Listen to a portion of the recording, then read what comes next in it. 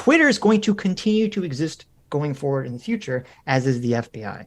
And you better believe that that's going to be a huge deal 2 to 3 years from now. So I don't think that, in my mind, that's not like an actual concern that I see materializing in the future. It's going to be a big deal whenever that comes out. Unless President Braden is gone, then no one's going to give a fuck, agree to right? disagree, but I guess we'll find out. We'll reconvene 2 to 3 years from now and find out. Today we're joined by Rob Noerr. How you doing, Rob? Doing great. Happy to be here. Yes, I still don't have Rob in the video, but I'm working on that, guys. He's gonna be on screen any minute now. What is this amateur hour? What are you talking about? Look, I had to experiment with the filters before I could. I had other things. There you go. Priorities. Yeah. That's right. Adam was giving Rob some advice for what kind of visual filters he could use to really, bring his content to the next level. Yeah. I'm not sure the creepy pedo mustache beard sunglass combo is the right one, right filter. No. Okay. I'll switch it up. I'll change it up. I don't know. On Twitch, that might be the go-to look. You're right. There's a lot of porn stashes on Twitch, or I don't know. Look, I started the beard. I'm 38, so the reason I grew a beard when I was young was because I was lazy, and now every hipster has one. So I want to go to just mustache, but my wife won't let me, so I'm stuck with this.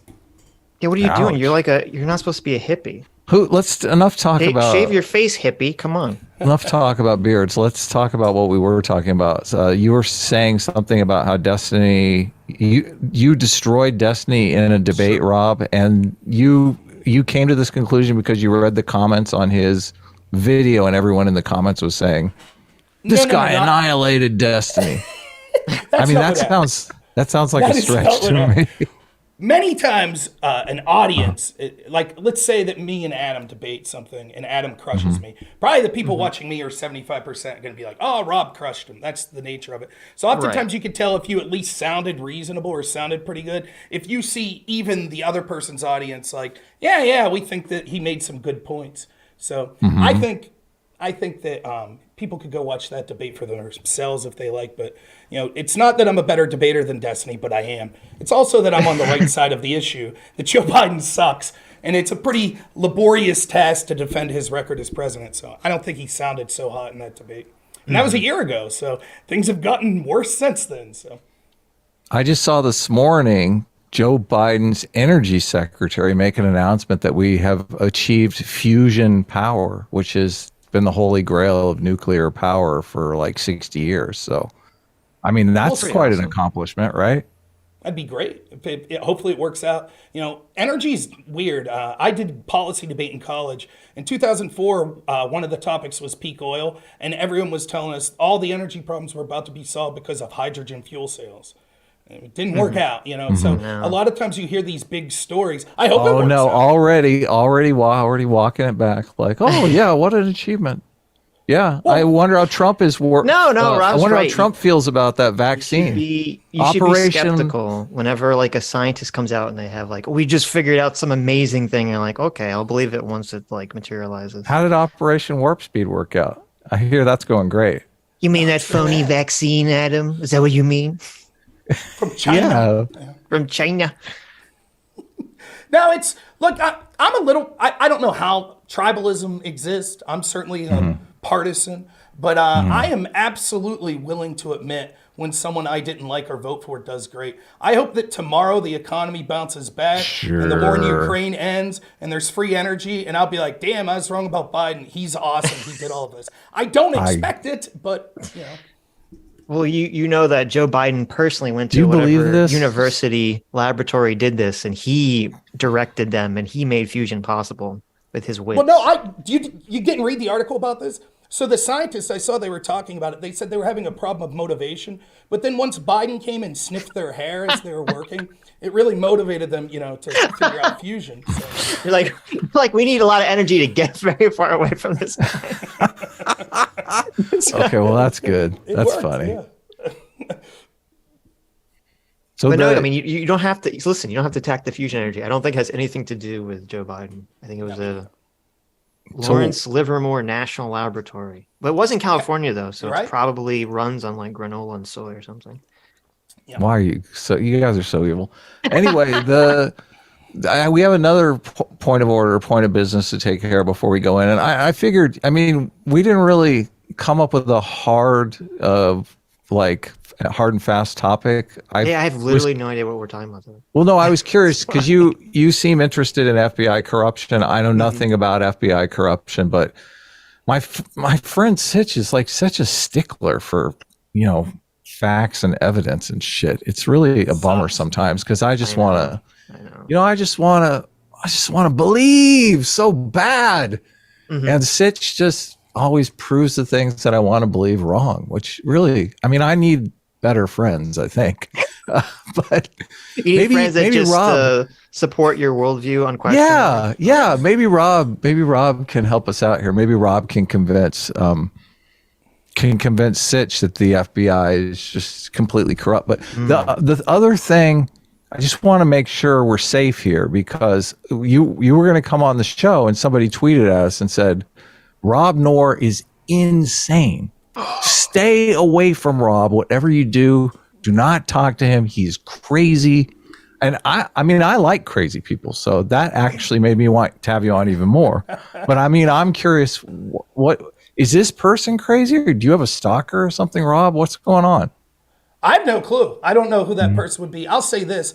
Many of the big left-wing streamers that have had interactions with me don't want to debate me because they can't defend on many of these issues. And so you get these ad hom attacks where people are just like, well, you're a conspiracy theorist. Here's some things I was called a conspiracy theorist for on left-wing panels I did. I was a conspiracy theorist. Destiny called me a conspiracy theorist because I said that Governor Cuomo was hiding how many people died in nursing homes. That story literally broke the day that I made that claim to Destiny, and he called me a conspiracy theorist and said, what are they hiding the bodies in the ocean? No, they were hiding how many their disastrous policy killed. I was called a conspiracy theorist for talking about how good natural immunity was called a conspiracy theorist by talking about the low effect on transmission of the vaccine, was called a conspiracy theorist for citing public knowledge that basically every European country decided early on it was a bad idea to lock down schools, and yet for some reason after the teachers union suggested that's exactly what our CDC recommended. I was called a conspiracy theorist for saying that the FBI used unverified opposition research paid for by Hillary Clinton and the DNC to spy on the Trump campaign. I was called a conspiracy theorist for pointing out that the Mueller team wasn't going to be able to prosecute anyone for the actual case of colluding with Russia. So that's what their go-to is. They just say, no. I debated Chud Logic on is social media censoring conservatives more. I was laughed off as a conspiracy theorist. That was 2 years ago. Well, maybe we should define conspiracy theorists. Well, because... wait. Before we define conspiracy theory, what did you get wrong? Give me an example. So I was adamant that I did not think that Joe Biden would end up being the nominee. Way back in 2020. Well, that's like a prediction, though. I mean, was there something that you were like pretty sure was a conspiracy? Yeah, that's not a conspiracy. I guess I was wrong about this one. I think the closest I could come to, I was highly skeptical when the CIA and the FBI was coming out saying Russia was about to invade. I said that I did not see evidence of that, and that happened. Right. So I would say but most of the time, no, it's easy. And it's not because, you have to understand, I work 70, 80 hours a week. My job is, I take care of people with developmental disabilities. I have a family, so I'm not like a full-time streamer. But when you look at these things, it oftentimes doesn't require huge amounts of research. It just requires seeing a pattern and then looking into things independently, not listening to what Fox News is telling you or what CNN's telling you. And oftentimes, you're able to see that even people like us that have shows, as an individual, you oftentimes will be able to see things emerge that people aren't talking about. Like if you read the Twitter files once they release all of them yourself, I guarantee you'll find things in there that well, that's interesting, and I didn't hear anyone talking about that. And so that's how I came upon this, was just incident after incident of seeing that the FBI is showing this incredible bias and corruption. And this goes back to the days of Hoover, but I'm just going to limit it to basically the last 6 years. The game was afoot when Chuck Schumer, who has no incentive to lie or to favor Donald Trump, before Trump was sworn in, went on national television and said Trump criticizing the FBI was a mistake because they'd find 6 ways of Sunday of getting back at them. Every single American should have said, so you're telling me that the most powerful elected leader in the world has to be fearful of bureaucrats that work underneath him? But that's exactly what it is. And from there, you could see a predictable step. The FBI has been screwing with Trump and other populist conservatives and populist left-wingers and centrists ever since. Mm-hmm. You don't believe the U.S. cooed Ukraine stuff, right? In 2014. So U.S. coup, it's a difficult question. I think that there was some sort of color revolution going on. But these things happen so frequently, and it's not just happening between the U.S. and Russia. It's occurring from all sorts of governments, the UN, NATO, individual European countries.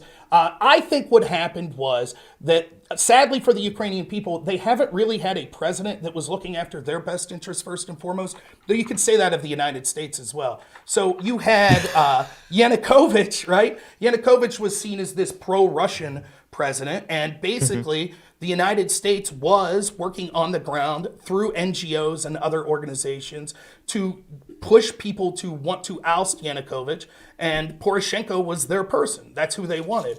And so now the people of Ukraine go from basically being a vassal state of Russia to being a vassal state of the United States. Regardless of if Poroshenko was installed by the U.S. or the U.S. just used him as an ally once he was there, it is beyond doubt that the United States and the Obama administration and their State Department basically used Ukraine and Poroshenko as a vassal state. For example, the NABU, which is the National What's a vassal state for what? What is the vassal state for? Well, what does the United States need Ukraine for? Because it's about encircling those that are seen as enemies to the United States, Europe, and globalism. Why does NATO exist? Right? Why is NATO? NATO, it's a defensive treaty, so nations don't invade one another. It adds economic stability to nations. They want to be a part of NATO. Well, the United States, right? They realized that Russia, and NATO realized this as well, that it was created to basically encircle Russia. Hold on. So you're saying that we took over the government. The United States took over the government of Ukraine because we're trying to encircle Russia. That's our game plan. Why would we do that when we could just nuke them from here? We have these things that they're called nuclear missiles. They fly up over the pole and they hit Moscow. Like, why do we need to be in Ukraine? But that's like the stupidest thing ever. That's a childish way of looking. That would be like saying, well, why did we lie about weapons of mass destruction and invade if we could have just nuked Saddam? What's your answer to that? Because of terrorism, obviously. September 11th. Well, no, because they wanted to create I believe they wanted to create a stable trading partner in the Middle East and someone they could use that was like a base besides, Israel, and Saudi Arabia, essentially. Which, I mean, just nuking them wouldn't really solve that problem. Right, it's the same with Russia. Nuking Russia, it's not feasible. It's not just that they want Russia wiped off the face of the earth. You have to understand actions like that, right? Actions like that, in order for sort of a global alliance of, what I would call globalists that you see in places like the UN and sort of a Western alliance through things like NATO and things like that, they still have to appease their people. They're not going to be able to get away with just nuking countries off the face of the earth. So what's going to be far more profitable and sustainable for them in the long run is to diminish those countries' economic and soft power. That's what the game's about. Have you looked at any evidence to falsify your narrative that the color revolution was not, astroturf? Yeah. There's actually reason. I won't make the definitive claim that revolution wouldn't have occurred without U.S. involvement, but there certainly was U.S. involvement. And the issue isn't why did the revolution occur. Well, U.S. involvement how? Like private organizations, but not necessarily government organizations. Well, no, we had people from the State Department that were in communication with the people that were running for president in Ukraine, like Poroshenko. Victoria Nuland. We have ambassadors with every nation, so. But Victoria Nuland. Having an ambassador and working in an advisory capacity is not like calling the shots. We don't have any political pull. Well, I guess we do in the form of like foreign aid, obviously. Well, sure we do. Like, for example, if we had an ambassador from China that was pushing and putting money into a candidate for president, right? And then private conversation is admitting this is the guy we want installed. Then that guy wins, and then that guy starts to do. I don't want to go down the Ukraine route because we've covered the call like ad nauseum. Okay, obviously, you have a take on the call that I think is incorrect. So no. What I wanted to ask was because I don't. I kind of do because I'm always interested to talk about the Ukraine stuff, but I assume the audience doesn't because we've gone over this. Like, I know so they many know times. our position. Right. But Obviously, you get people tweeting at you that are like, "Well, we just don't like your position." So. Right. But what I am curious is that because we talked to Dave Smith a week or two ago. We've talked to other people about this, and I'm just curious as to like when people say that, oh, America was or had NGOs or there was American government involvement in getting the protests going and doing all this stuff.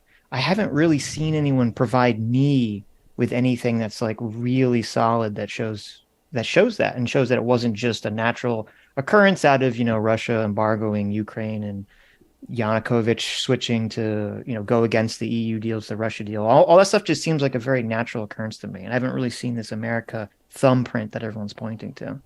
There are things that occur, right? There are connections between the United States, State Department, and NGOs that were doing things, funding this. We do have that call from Victoria Nuland. But I'm you not keep going to the call, but the call is not evidence. But again, we're asking for something aside from the call. But you're missing the point that what I'm saying is... No, I'm not. You're missing the point. No, listen, because I'm not the one who definitively came on here and said, absolutely, it was a color revolution, there was nothing organic. That's not what I said. I said, but you did reference the call, and he asked you for evidence aside from the call. Okay, well, yeah, let Rob answer. Right, so there is evidence that we've seen. I don't have it in front of me. It's not an issue that I ever talk strongly about, but there is evidence that people like Aaron Matei have put forth, that there are financial records that show from NGOs that are backed by the U.S. State Department. We could see afterwards, this is the part I'm interested in with Ukraine, right? How is a non-governmental organization, that's what NGO stands for, backed by the State Department? Because they get money and through the State Department to these organizations. Yeah. For example, get State Department money? Yes. So let me give you an example. Funding from the United States government? Yeah, they can get. Give me 1 minute, and I'll explain this briefly, right?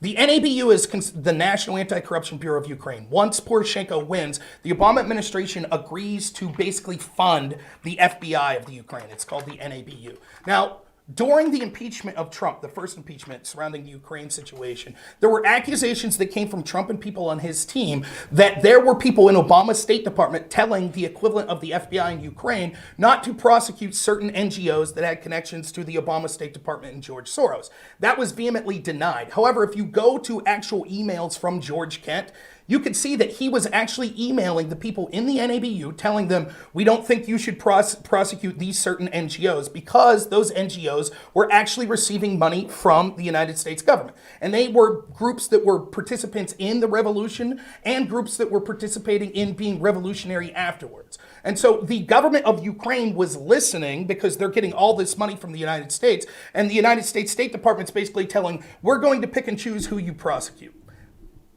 So it's been a while since I know what you're talking about. It's been a while since I looked at that. I thought there was an American set up anti-corruption task force in Ukraine, but it wasn't an NGO. I could have swore it was a direct U.S. government agency, and they wanted to investigate someone involved with that, and that's where they were saying, "Oh, don't investigate this person. They're involved with the U.S. government or whatever." No, they were actually, it was like the anti-corruption something, like it was the organization. I'll look, as we go on here, I'll look for the exact email from George Kent, but he actually perjured himself in testimony because he said that they never did that. And you can see the emails directly from George Kent, directly citing these NGOs saying, we don't think that you should go after these NGOs. And it gets even worse when you start to see the connection that the NABU was regularly in communication. And this was said from the former prosecutor, Viktor Shokin, who was a prosecutor of Ukraine. He said that they were constantly being told who they could go after by the United States State Department. And that starts to make sense why, not in my words, but in the words of Obama's State Department. Where's that piece of information come from? Let me find it. Well, I mean, I wouldn't trust anything Shokin says because he's horribly corrupt, but yeah, he's obviously serving. Well, I mean, he had like, it was either his driver or he put a driver who had no legal experience to be, a top lawyer in the state. And then those lawyers under him were soliciting bribes and coercing bribes from companies. And then when that came out, he tried to cover it. And he tried to cover it up until other lawyers who were mad at him basically got a warrant and they kind of busted in these guys' apartments and exposed this. And I mean, that was really the scandal in Ukraine at the time that got Shokin fired, was when that all came out public. No, Yeah, what they got had Shokin? a businessman murdered. They shook down a businessman, and he was actually ended up murdered after he Oh, that's filed a right. I forgot complaint. about that. Yeah. This was directed at the behest of George Kent, or of Victor Shokin. Victor Shokin, yes. Yeah. I would like to see the evidence. Yeah, the reason that Shokin was fired, and it matches up, right? What we were told was after Biden issued his quid pro quo. Remember, it's not me that called Zolchevsky, the guy who ran Burisma, which was a gas company, and employed Hunter Biden. I'm not the one who called him corrupt. That's the Obama State Department that called him corrupt. And Biden was the point man for dealing with that corruption. And we could see what happened was we were told repeatedly that the reason that this quid pro quo was offered, which has been admitted, $1 billion. This is, I mean, I don't want to, this is just all not true. Like, so that's why I'm like, maybe we shouldn't go down this What's route, not Sitch. true? What's not None true of about this is true. Everything you're saying is untrue. Okay, so let's go step by step. Did Joe Biden issue a quid pro quo to fire? Everybody in the world wanted Victor Shokin fired. The entire world. Yeah, Ukraine wanted Victor that's Shokin not fired. So The businessman that wait, got wait. assassinated wanted Victor Shokin fired because they shook him down and stole a bunch of product from his business. So it is true that Biden, I don't remember when it was, if it was in December or was it in January, he went and he said that they should fire Shokin. I mean, that's true, obviously. Biden Yes, admitted to it that. is. The question, or what I don't believe, is that it was done at the behest of protecting Burisma. That is not an evidence that Right. I've ever seen. Okay, right. So what we were told, so this is what happens. Like, let's just go through this. Do you believe based on the public, because I think what you're citing is sort of this appeal to authority. It would be no different than saying everybody said Iraq had WMDs, so they must have. And to me, that's not an argument. It's not an argument. Wait. It's not. Everybody it's not an appeal- says the world is round, too. They just so happen to be right. Okay, it's not an appeal to authority, because an appeal to authority is sort of just saying like, oh, I have a blind trust in an authority giving a fact claim or something. Right. And so exactly. the question with, oh, why did Joe Biden fire or want them to fire Shokin, is you say, well, it was the conspiracy claim is, oh, it was to protect Burisma because, the son was working there and it was corruption, yada, yada, yada.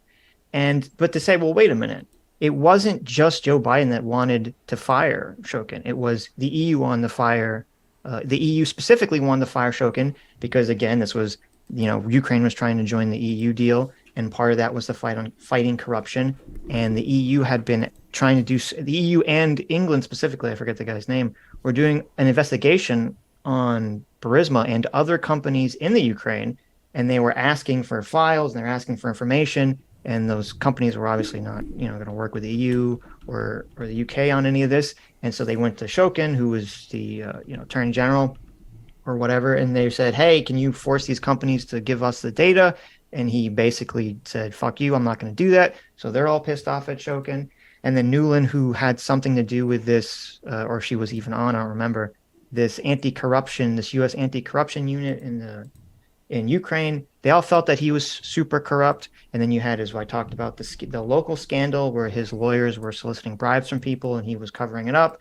So it's not an appeal to authority to say, oh, all these people wanted Shokin fired. It's just saying, look, there's all this reason for why people want Shokin fired that has nothing to do with trying to talk about a Burisma cover-up. Again, a lot of these people had a stake in wanting the Ukraine to get into the Western sphere of influence. And so a lot of them were making large amounts of money and filtering money through Ukraine and things like that. And Victor Shokin was a prosecutor who was at least looking in to those crimes. That's so not true. It is true. Victor Shokin. You keep saying Victor Shokin was convicted of shaking down businessmen for bribes. He literally hired his driver, who is like a muscle man, to shake people down. Let's assume He got fired for bribery. Look, they wanted Ukraine to clean up their act with corruption because we didn't want our businesses going in and investing a bunch of money in a country that investment was going to go to waste because it was corrupt. Look, Okay. I'm sure you admit that Ukraine has a problem with corruption, right? A lot of people on the right say Ukraine is as corrupt as Russia. We shouldn't be there. It's a mafia state. It's run by mob bosses. But now you're telling me Viktor Shokin, the guy who is one of these corrupt assholes that keeps shaking people down for money, oh, he's squeaky clean. Okay, now, if you'll allow me to respond here, right? Let's say that you're right. I haven't seen this evidence that you're talking about, but let's say that you're right, that he hired this driver that did shady things. Could it be that he did that and simultaneously was seeking to prosecute Zlochevsky, the person who owned Burisma? Is that a possibility? Sure, Okay. because So when you say that, do you realize Burisma received a bribe that was like, what was it, Sitch, like $10 million or $2 million in cash? Like Burisma was corrupt. Shokin was getting paid to look the other way. So obviously, there's tons of corruption going on. They wanted people fired so that they could deal with corruption. So if you'll let me respond. So the central criticism. So put this in the perspective of, this is what we know. You tell me if I say something that you disagree with, right? I'll just try to outline the bare bones, right? Joe Biden was one of the point people to deal with Ukrainian corruption. True or not? Correct. Yeah. Okay. Joe Biden thought that Burisma and the person who owned it, Zlochevsky, was sort of corrupt pro-Russian that was kind of bilking money from that company and from the people of Ukraine. Biden thought that? Burisma is corrupt. Yeah, exactly. And Biden thought that, and the U.S. State Department thought that, correct? Yes. Let's go with the next step. The United States government was primarily the funder of the National Anti-Corruption Bureau of Ukraine, which was basically their FBI, correct? I haven't seen that, but I'll take your word for it. Sure. Okay. And lastly, you said the reason for the quid pro quo is we don't want to give $1 billion to a country where this sort of corruption is possible, because maybe we send that money and then it could. Okay, so then let me ask you this. Given what we do know is Viktor Shokin got fired, right? And now the investigation into Burisma goes to the NABU, which is basically the ally of the United States. So then you expect they solved that corruption and they prosecuted Zlochevsky, correct? Well, solving corruption, whether or not Viktor Shokin could be standing in the way of solving the corruption, but the next guy could. Well, yeah, Viktor Shokin is out, right? In corrupt countries, a new corrupt boss can take over. You can't just say just because we fired the. Wouldn't you hold the $1 billion back then? Wouldn't you say, geez, we got rid of the last guy, so then we gave you $1 billion, but now it turns out the new. In fact, find me one. Well, you don't know. You don't know on day one if the guy is corrupt or not. Obviously, right? You gotta I think wait it'd be over a time. logistical issue, because then they'd have to say, well, they're gonna wait another year to send the money to see if this guy's corrupt. Well, even still, don't you think that if it was true? Now, picture this, right? You're the Biden administration. Now, all of this is ignoring, while this was all going on, Biden and Obama and everyone in that State Department administration full well knew that John Kerry's son and Joe Biden's son was working for the very corrupt organization that they claimed to want an investigation. Rob, it's very simple. Look, if I am a corrupt head of Burisma, I am going to attempt to get Hunter Biden on my board. So the president of the so I've got some leverage over the Americans who are trying to weed out the corruption. I'm getting rich off of corruption. I totally So I don't doubt that they got Hunter Biden on their board as a way to, throw the dogs off from the anti-corruption league that's out to, make us run a legitimate business. Yeah. But what does that have to do? What does that have to do with anything? Let me finish. So your claim is that Joe Biden's quid pro quo had nothing to do about his son. And yet you're saying that implicitly we all understand that that's the exact sort of things that happen. That if you're a shady...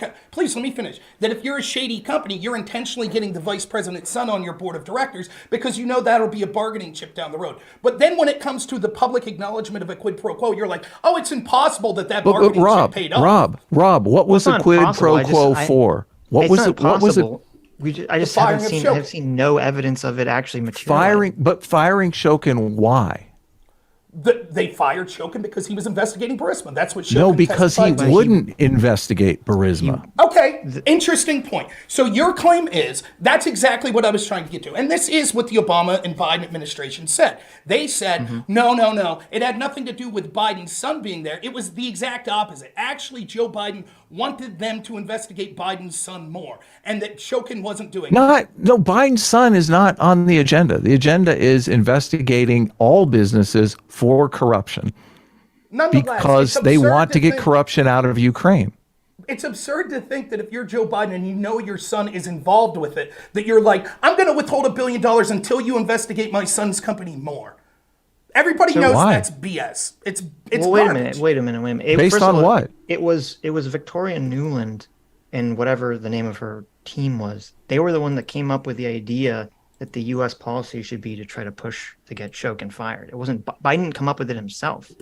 So unless she was doing it at the behest of like, well, let me do this thing that I think Joe Biden's going to like to protect his son. I mean, that seems a very strange case to me to make. That's not. And then on fact that the entire United States department or the entire United States as an apparatus is going to say we're going to withhold, foreign aid to Ukraine just because the vice president's son is on the board of this company. Of course not. It's ridiculous. I don't know, it doesn't It's read not to me ridiculous. that makes sense. So you've already made statements that are factually incorrect. At least you have, Adam. You said that he was not. Victor Shokin was not investigating. Correct? That's what you said. There was an investigation that stopped. He stopped investigating them, and I know a lot of right wingers claim, because that investigation was getting close to Biden, and the Americans wanted him to stop. It's far more likely that Burisma paid him to stop the investigation handsomely, and that's why it ended. Can I share some like sources here? Sure. Do you mind? Yeah, of course. Please do. So I don't know. I'm not a Zoom user, but here we have an article. This is from the official Ukrainian news agency. This is from April 2nd, 2016. Court seizes property of ex-minister Zolchevsky in Ukraine. The movable and immovable property of Foreign Minister of Ecology and Natural Resources of Ukraine, Mykola Zolchevsky in Ukraine, has been seized, according to the Prosecutor General's office. The PGO filed a petition to the court to arrest the property of the ex-minister. This was April 2nd, 2016. Not a week after this, Blue Star Strategies, which was the sort of PR firm for the legal team of Zolchevsky and Burisma, they reached out to the State Department and personally met with Obama's State Department, which I could provide all the links for this. After that meeting, it took less than 2 weeks for Joe Biden to be on a plane saying that they demanded the firing of this prosecutor. Now, you said that Shokin actually wasn't investigating him. Do you think that freezing the assets of the leader is a serious step in an investigation? I guess I'm not following what you're... Okay. April 2nd, Victor Shokin, the guy who supposedly wasn't investigating Burisma, had his prosecutor office freeze the assets of Zolchevsky. Immediately, Zolchevsky's legal team writes to the Obama State Department and says, Hunter Biden works here. We'd like to have a meeting with you. Then they get a meeting with the Obama State Department. 2 weeks after that meeting, Joe Biden gets on an airplane and goes and personally issues a quid pro quo until Shokin gets fired. Shokin gets fired, and then all of a sudden, the NABU, which is the ally of the United States, that the United States has told who to and who not to prosecute previously, they mysteriously drop the investigation, unfreeze the assets. And this is the guy that Biden and Obama said was corrupt, and not one word since then saying, oh my God, we gave $1 billion to a country that allows corrupt Russian oligarchs off the hook. Not one time have they said it since then. It almost looks like, geez, they were more than happy with all of these politicians' kids making huge amounts of money there as the United States laundered money through there. They were really happy to see that investigation buried. And so we hear all these lies like, well, Victor Shokin wasn't prosecuting. Yes, he was. You said this was April 2016 or 2015? Yes, April 2nd, 2016. Wasn't he? I thought he was already fired by then. No.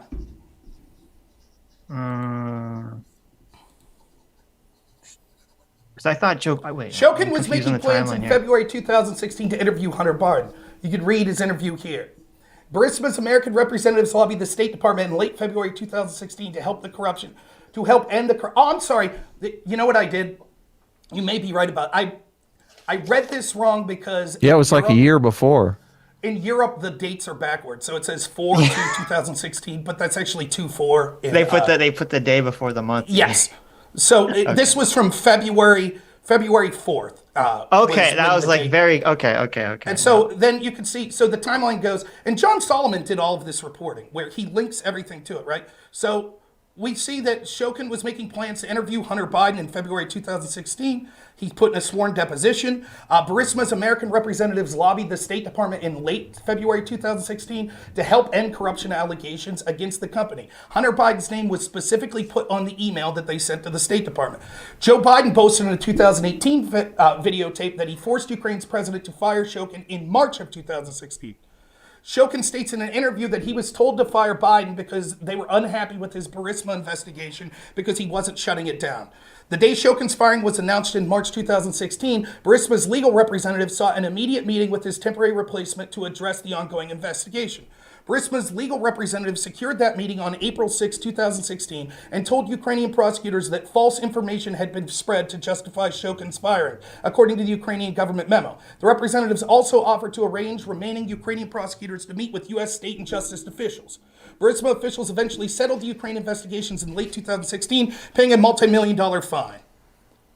Can you? Can you send me that? Yes. Yeah, because I thought, and it's been a while since I looked at this, I thought that Biden, I could have swore he told them that he wanted them to fire Shokin twice. And the first time was in December 2015 or January of 2016. And so it sounds like he could have told them, like, hey, you should get rid of Shokin. And then Shokin's like, oh, Joe Biden's asking me to get fired. Well, I'm going to investigate his son. Like, it sounds like it could be very retaliatory. Because then there was the whole thing where in February, they asked for his resignation. I think Shokin gave it, but then he rescinded it. And there's like this whole thing in Ukraine about, whether he was really fired or not. And then it took another month or two to actually fire him. I don't know. I don't know if he, I would be willing to look at that if Biden suggested this in December. Even if he did and it wasn't acted upon, you have to admit that the timeline is very suspect and the way things play out is very suspect. And I could go through the litany of reasons and explain it real quick if you want. But the fact the way you lay out time, like obviously, yeah, if the U.S. is just like totally fine with Shokin and then all of a sudden, he freezes this one guy's assets, and suddenly the U.S. is like, oh, we got to get rid of this guy. Like, yeah, obviously that's super suspicious.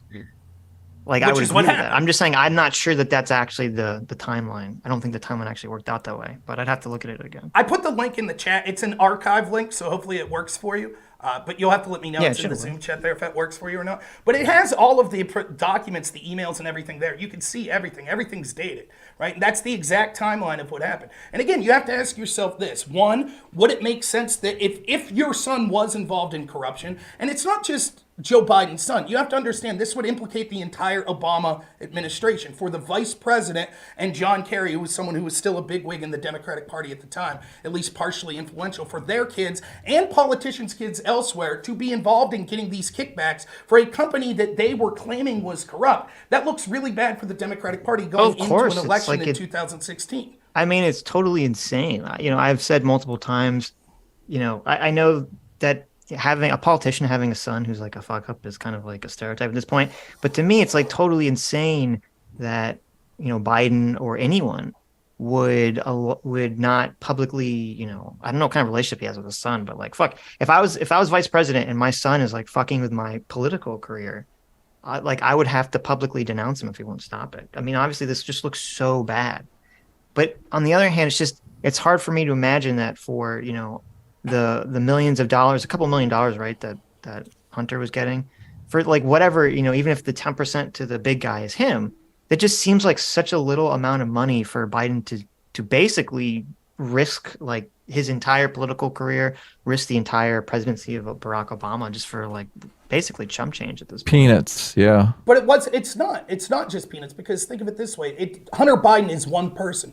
But one of the ways, if you wanted to kick back money to political, people that are on your side politically, would be to send money through the State Department to countries that need aid, and then that money to be kicked back through business interest in the European Union, in the United States, via politicians Biden's kids, family members, businesses that they were involved in. And for that to be exposed, that's the real value of this, right? They couldn't risk that the same people that were telling us that Ukraine was corrupt in 2014, and so we're so happy that Poroshenko got installed and he's an ally of the United States, and so we had to send billions of dollars there. They can't risk the public finding out, wait a minute, you knew that these people were corrupt and your family were getting kickbacks from it and you knew it? They can't risk that. That would be a death sentence to them politically. So it's not just the money, it's once that money was flowing, once the game is on, it's on, and you have to do everything you can to cover that up, which is exactly what they did. And this sort of thing was happening at the World Bank with Christine Lagarde. It was happening in the European Union as well. And so when you hear, that's what's frustrating to me, when you hear people say, well, everyone said Shokin was corrupt. It could entirely be possible Shokin was corrupt. But let me ask you both this. Do you think the Democrats and the FBI, if the shoe's on the other foot, and it turns out that it was Don Jr. that was receiving money from a company that the United States was calling corrupt oligarchs? Well, wait, what was the first question? Well, do you think Go if ahead, it was the finish shoe it was up. on the other foot and it was Trump's family? What that about was receiving what these about kickbacks? Donald? What about Don Jr.? Wait, You want to talk about corruption at the FBI? What standard should we hold them to? wait, I'm sorry, I didn't hear that. So is the question that if Donald Jr. was doing this, that the FBI would have acted differently? I'm sure CNN would have buried the story. I'm sure that if there was reversed, Don Jr. politically reversed, that this would have been a major talking point. Trump would have been news, impeached 4 times. Yeah, he would have That's been right. impeached again. Yeah, Well, of you're course. joking, yeah, but it's let's agree with absolutely that. true what they would have said. Because you have to look. Trump got impeached for an alleged quid pro quo, correct? Well, I would not say it was alleged. I'd say it's pretty proven true Well, that it was it's an not- attempted quid pro quo. But You're saying your intent, even though he never officially said the words, you will do this or you won't get your money, that you we assume sent that's what he Rudy. meant. Well, a lot of people testified that Rudy was making that far more clear when he sent over there. He was saying, no, you got to do this to get this money. Right, And that's that what people at the Zelensky was I trying to remember who it was. He was about to go on some CNN show. I don't remember if it was Wolf Blitzer And make the announcement. or Gupta or something. And he was about to make the announcement, and the CNN anchor testified. He didn't testify, but he said that he was going to talk about opening investigations into Burisma. And then as soon as Trump campaign dropped it because it got too hot, all of a sudden that interview ceases to happen. So Again, I would say that it's alleged. We don't have it, but nonetheless, let's say that you do believe that it was an actual quid pro quo. Well, that's having to look into what other people said about it. From the actual transcript of the phone call, there was not a physical quid pro quo. With Biden, we have a quid pro quo. We absolutely have it. Now, the question is... You keep saying that, but... You don't think so? Well, what is a? Well, I mean, it's a quid pro quo if you believe the narrative that he was doing it to protect himself from some investigation of his son. At the same time, though, everybody wanted Shokin fired because he was corrupt. So is it a quid pro quo if the entire nation of Ukraine wants to get rid of this prosecutor because he's corrupt and he's shaking down the citizens? You're conflating multiple things. It's not a question of it had to be that it was to help Hunter Biden if it was a quid pro quo. Yes, it does. Otherwise, it's not a quid pro quo. That's not true at all. That's not true at all. You could have quid pro quo literally means you're doing me a favor for this. Okay, so wait.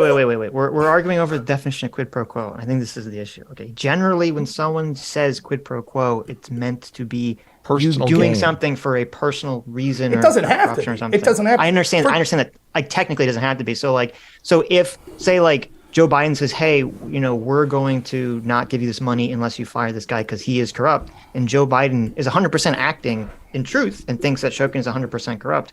I mean, technically, I guess that could still be a quid pro quo. Yeah, but it's not. But when you say what the people- term, it kind of implies something more nefarious. right. So Trump was doing it for selfish reasons. Biden there was you not go. doing- There you go. And that's the Biden point was not doing it for selfish reasons. Right, and that's the supposedly. difference. Here's the point that we wanted to get to, right? This is it. So it's still a quid pro quo. For example, your quid pro quo could be to benefit the United States as a whole. Look, Russia, we will Rob, give- Right. the reason you're saying quid pro quo, though, is to do a little fancy song and dance about how, these are equal engagements that took place. One got Trump impeached. The other one didn't have any effect on Biden because he had the entire world behind him when he was advocating to get Shokin fired. Again, you don't know. What I'm doing is laying the groundwork for exactly what happened. We said that the problem, for example, we don't have a problem if the president of the United States would look to like if Obama talked to his counterparts in the UK and then the UN and said, there are allegations of something happening with Trump. Have you heard anything? That doesn't rise to the level of corruption of if Obama said, I will give you money if you find proof of these allegations. We understand those are two different things, correct? Mm-hmm. Right. So that's why the issue of quid pro quo is so important. We're not saying that you can't have the leader of our country talk to other leaders about possible corruption. We're saying it's a problem when they attach U.S. tax dollars to it and say, if you do this, then you get something in return.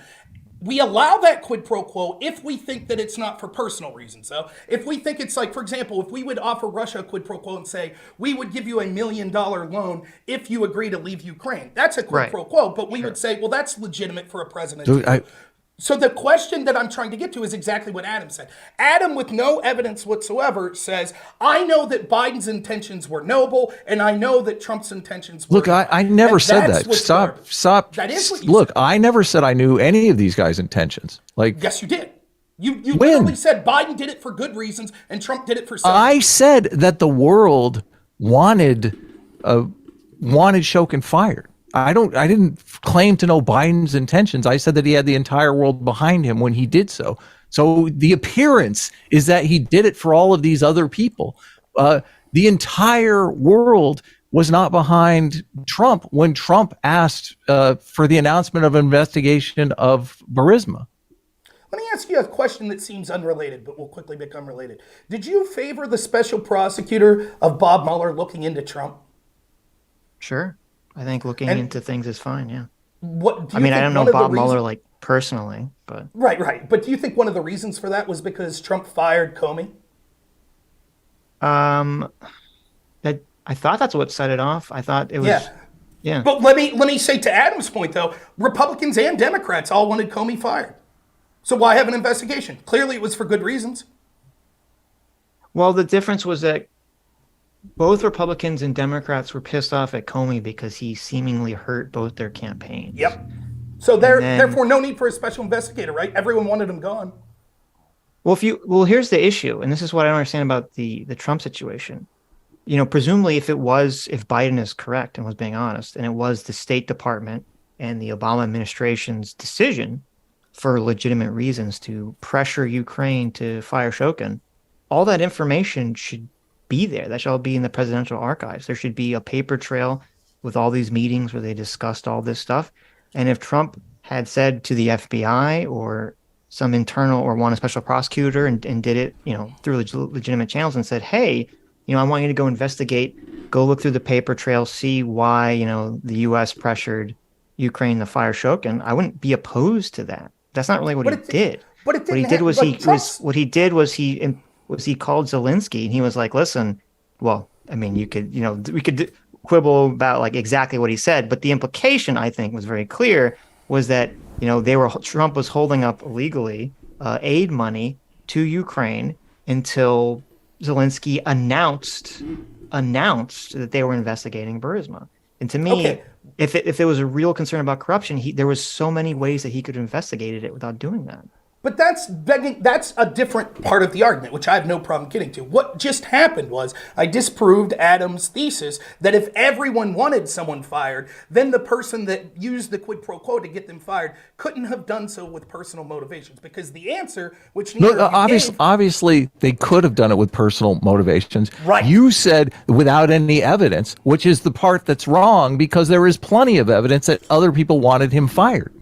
That is the evidence. That's true, but that doesn't. But the evidence that I'm saying, you're saying without evidence, I'm trying to read his mind. I'm not trying to read his mind. I'm saying there is tons of evidence that everybody wanted this guy fired. There were investigations. There were Ukrainian citizens that were making complaints against Shokin. He hired his driver. His driver was caught with a bunch of goods that were shook down from these business owners because that's basically how their scam went. They would shake down, they would start these investigations into business owners and they would seize a bunch of property and say, okay, well, we'll stop the investigation if you forget about all the stuff we took. That was Now, like when the you're way saying- that they did it. When I said that you didn't have evidence, I didn't say you didn't have evidence that people wanted him fired. I Well, said that's evidence. Please, That's please, evidence. let me finish. You don't have evidence to speak to the intent of Joe Biden and the intent of Donald Trump. That's what you don't If have. somebody okay, is well, a wait, fucker and fucking with people, and somebody wants to get them fired because they're fucking with them, that's evidence. Okay, is the question obviously, we don't know with 100% certainty anyone's true intentions, right? I mean, no one's contending that. Yeah, I'm not saying that. But listen, if I could finish my point here, what most people say when you bring up this question of, well, if Republicans... Look, you're the only guy that showed up here without any evidence. Wait, let Rob finish. I linked you a bunch of evidence. I read directly from the Ukraine news agency. I could read from George Kent's actual testimony and letters. Like, I could read from the emails to the State Department. Sure, from let's get the Victoria Nuland call out next. That's your evidence for shit. See, I think it's interesting you keep going back to something that I didn't speak strongly of because you're not winning this side of the argument. That's an interesting tactic. I understand. Well, your evidence is not really evidence, so that's all I'm saying. If I may get my point out, right? Look, if you're saying the Victoria Nuland call is evidence, then I question all of your evidence. Okay, that's fine. I'm going to keep going with what I was saying. If you listen to what people normally say about, well, yeah, Republicans and Democrats wanted Comey fired, but the reason we needed to investigate Trump doing it is because Trump stood to personally benefit by getting this guy out of office that was investigating him. So it's not just a matter of, oh my God. You mean Biden, right? No, I'm talking about Trump firing Comey. Just because all Democrats and all Republicans wanted Comey fired, or a huge swath of both, we would still say, but that doesn't mean Trump didn't do it for the wrong reasons, right? Sure, and Biden could have done it for the wrong reasons. We had, I believe, exactly. Right, it's possible with Trump though. He supposedly, I don't think he ever denied saying this. Comey said that he asked him to drop the investigation into Flynn, and that was, he said he wasn't going to do that. Okay. Nonetheless, so it's far more direct evidence than I'm aware of anything we have. The argument that seems to be justifying Biden's quid pro quo was, yeah, but everybody wanted Shokin fired. And what I'm telling you is that's not the standard that we should look at, because it might be that everyone, in the sense that you're saying, had a stake in that corruption continuing. But it's irrelevant anyways, because the question should be, just because there may have been legitimate reasons to fire Shokin, should it be looked with a raised eyebrow when a vice president of the United States is using $1 billion of our tax dollars for a quid pro quo to fire a prosecutor who happens to be looking at his son's company? Yeah, I have no problem with people investigating that and to look into it. And I think if Trump wanted to do it through a legitimate way, I wouldn't have a problem with that. But the way that he did it seemed very clear to me that it was done just so that he could publicly point to this and accuse Joe Biden, his direct, who he thought was going to be his big direct political rival, and point to him and say, look, he's corrupt, he's bad. And using the office of the presidency to do that is pretty shocking. Oh, do you think it's shocking when the office of the presidency or the administration of the presidency in their State Department was actually taking calls and meetings with this company that they were saying corrupt with their lawyers? Do you think that's shocking? And then 2 weeks later, offering a quid pro quo to get the prosecutor fired that put a hold on their accounts? Obviously, if that narrative is correct, that would be shocking too. Yeah, of course. Okay, well, so this is part of the discussion of the FBI's double standard and corruption. Are you against quid pro quo? Here's the issue. So, yes, I agree in theory that just because everyone wants someone fired, that alone is not evidence that makes it justified, obviously. But I don't think it's a fair comparison, because with Comey, everyone knew the reasons. It wasn't like a secret. And I'm not even sure that Democrats wanted him fired. I just knew they didn't like him because he came out and he made the comment about Hillary Clinton's emails right before the election. But he gave that kind of waffling middle of the ground comment where he also said that they didn't find anything. So he didn't make friends with either Democrats or the Republicans in that. And then when he was investigating Flynn, that pissed off Trump and the Republicans.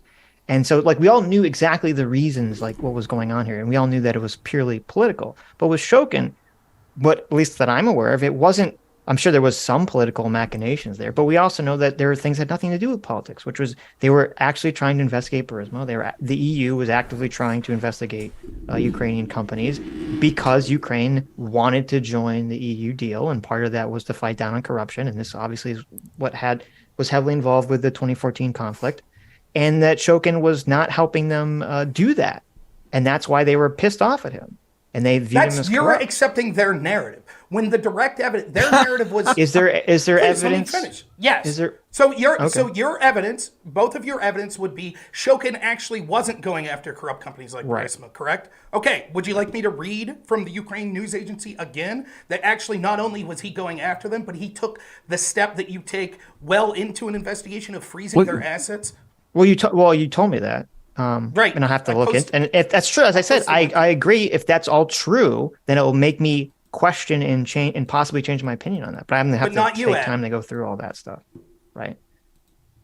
If you want me to screen share, I could put. Well, no, it's one source. We got to dig in a little. Well, bit no, but you understand. Like I have to read it, go through it. It could be a state-funded news source. Right. Shokin did get in a battle with basically people within the government because he had his corrupt cronies that were fighting for him. Public opinion was against Shokin. I mean, I read a lot of shit on Shokin, man. People wanted him out of office because they saw he was corrupt. I think that people wanted him out of office because they wanted the corruption that was benefiting them. And so they saw corrupt that people doesn't mean did, that but the Shokin, people that were losing money because they were being like Hunter Biden and John Kerry's son. Look, there are these people who live and work in Ukraine. Okay, if a guy shows up at your business and says, "Hey, we're investigating you. We're going to seize a bunch of your property," and then they call up and say, "Hey, we're going to drop the investigation, but we're going to keep your property," I'm going to be pretty pissed. And it's got nothing to do with Hunter Biden or fucking Joe Biden. Okay, it has to do with this guy Shokin. It's just a coincidence that then Burisma's lawyers reach out to the State Department, that talk to the State Department, that the first thing they mention is Hunter Biden works there. Then 3 weeks later, Hunter Biden's dad's on a plane saying, "I demand this prosecutor be fired." Look, again, as I said, if all that plays out true, that could definitely point to something. I'm just gonna have to look into it because the problem is that it's like, well, I'm just not going to accept it, obviously, here and now, right? I mean, that's a fair statement to say. No, that's absolutely fair. But what I'm saying, the difference between you and Adam's just like dismissing it full heart, and you're saying what you should say, which is, "Oh, I'll look into this." But I'm providing evidence. I put all the links there. Here's another thing that I said. Well, hold on. Do you believe that people in Ukraine wanted to clean up corruption, that there were people fighting against corruption in Ukraine? Yes. Okay.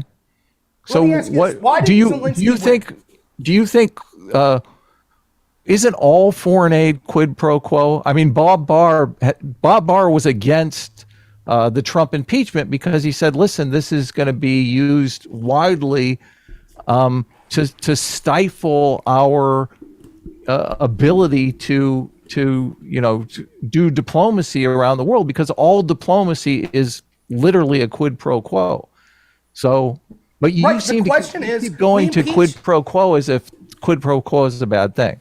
That's not what I'm saying. I'm saying the exact opposite. All I want is an even standard applied. With one standard with Trump, we said that his alleged quid pro quo, that was evidence that it was to personally help him in his campaign, and therefore that required an impeachment and it required a massive investigation. On the other hand, when we had a vice president's son and other prominent Democrat figures whose children were making money off these very organizations that they called corrupt, when they are in communication with the lawyers for that very corrupt organization, then 3 weeks later demanding the firing of a prosecutor, and then the end of the story is, then it gets kicked to the agency that we trust in the United States that we're funding, the NABU, and they quickly bury it. They allow him to get away with a small fine and unfreeze all of his assets. And we don't hear word one about the Obama administration or the State Department saying, "Oh, we're furious that now the NABU is corrupt. It's allowing this corrupt Russian oligarch," because they got the result they wanted. They wanted the investigation buried, and that's what happened. That's why no one spoke up. Do you accept that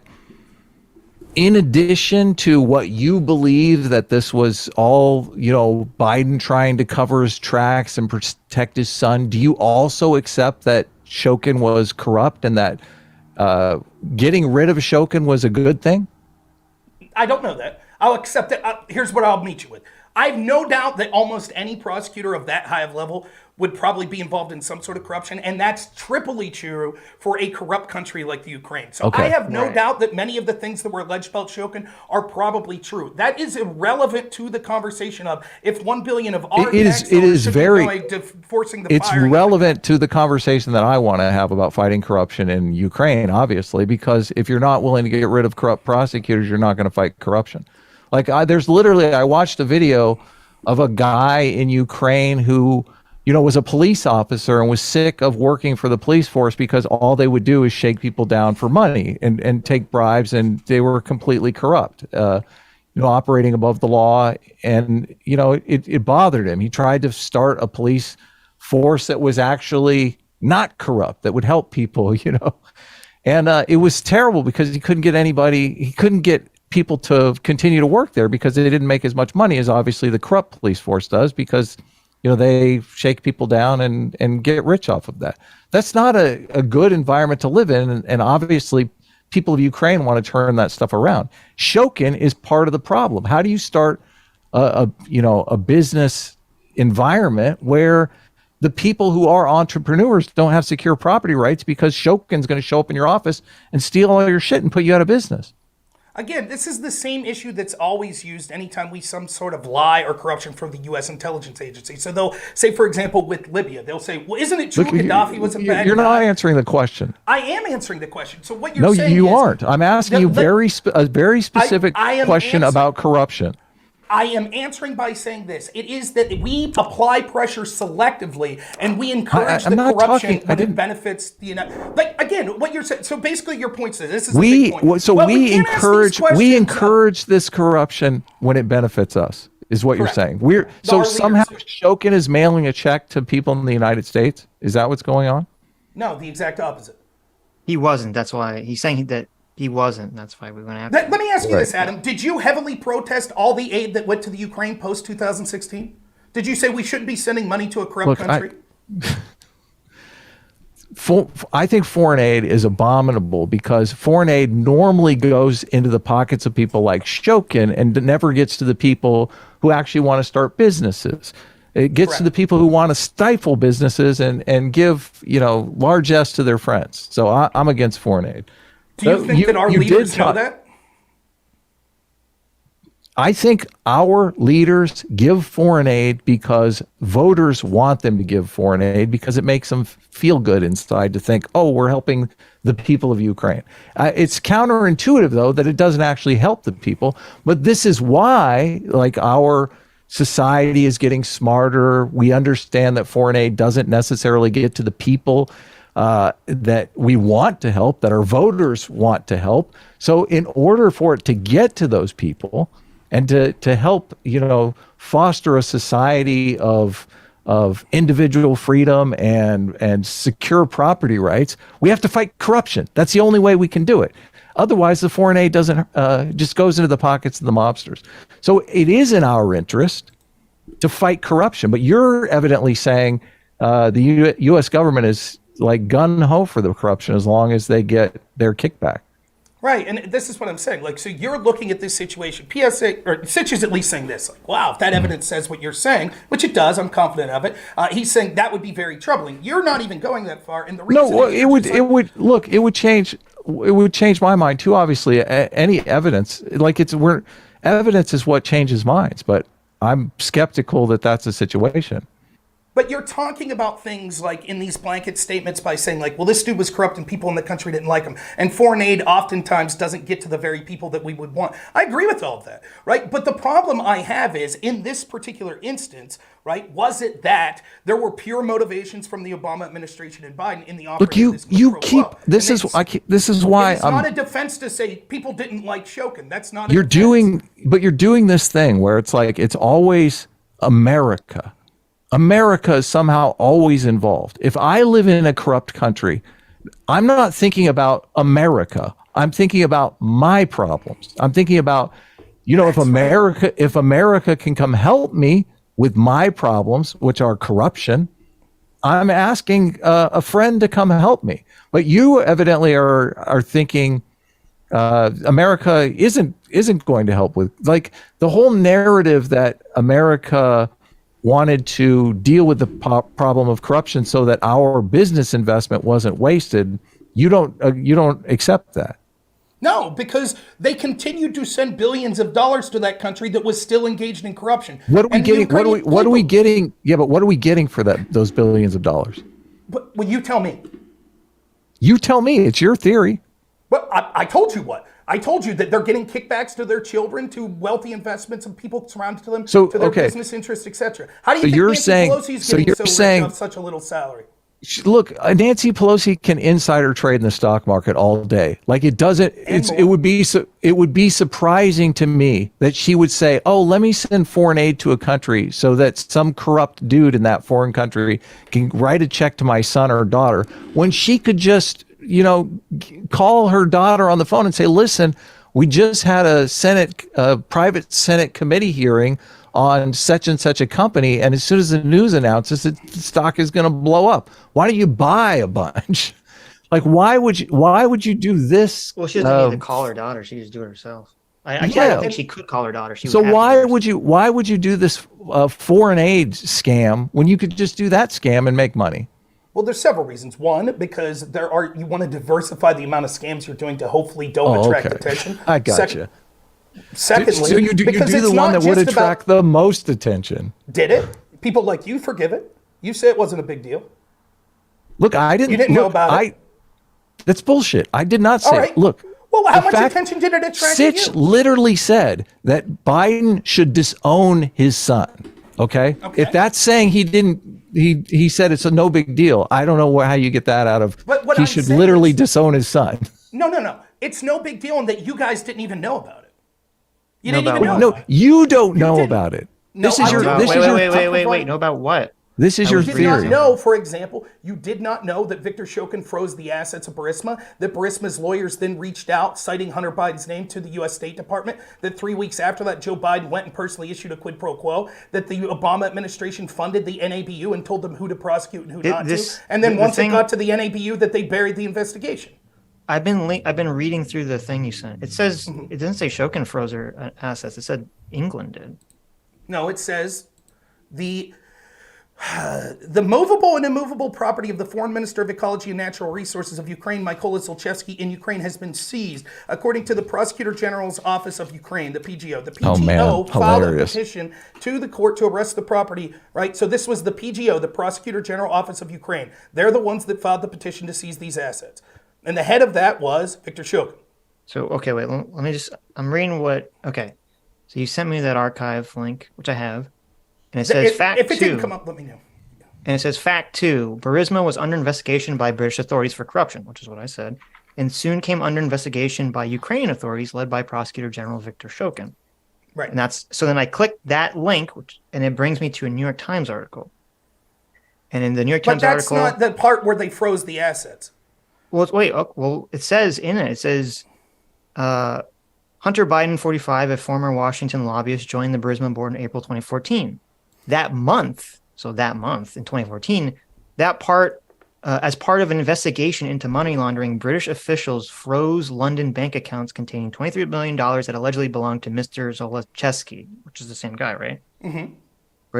Britain's Serious Fraud Office, an independent government agency, specifically forbade Mr. Zalewski, as well as Burisma Holdings, the company, chief legal officer, and other company owned by Mr. Zalewski, to have access to the accounts.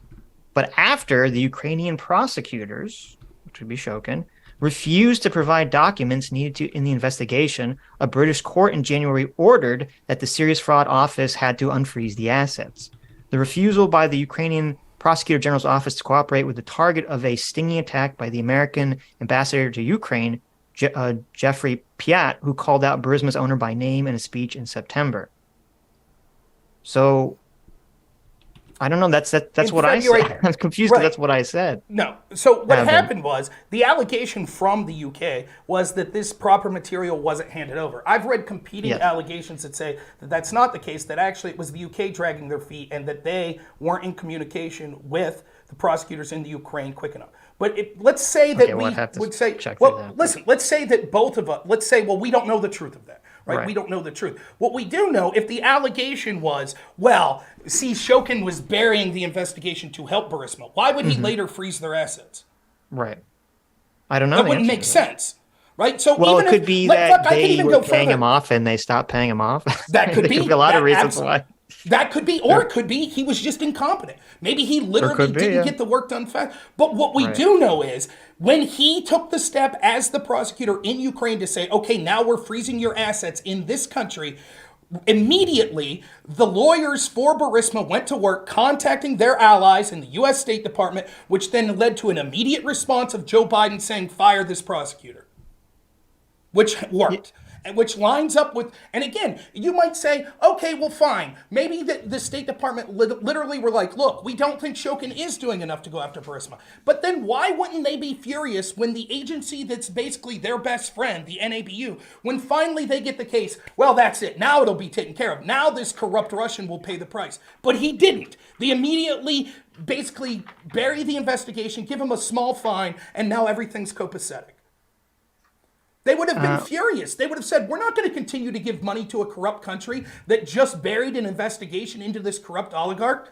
And the idea that it's like, Biden is so benevolent that he would have had no interest in burying this investigation that his son was implicated in, or the Obama administration would have no interest in this. It's just nonsense. And we wouldn't give that benefit of the doubt to other politicians. I wouldn't give it to Trump.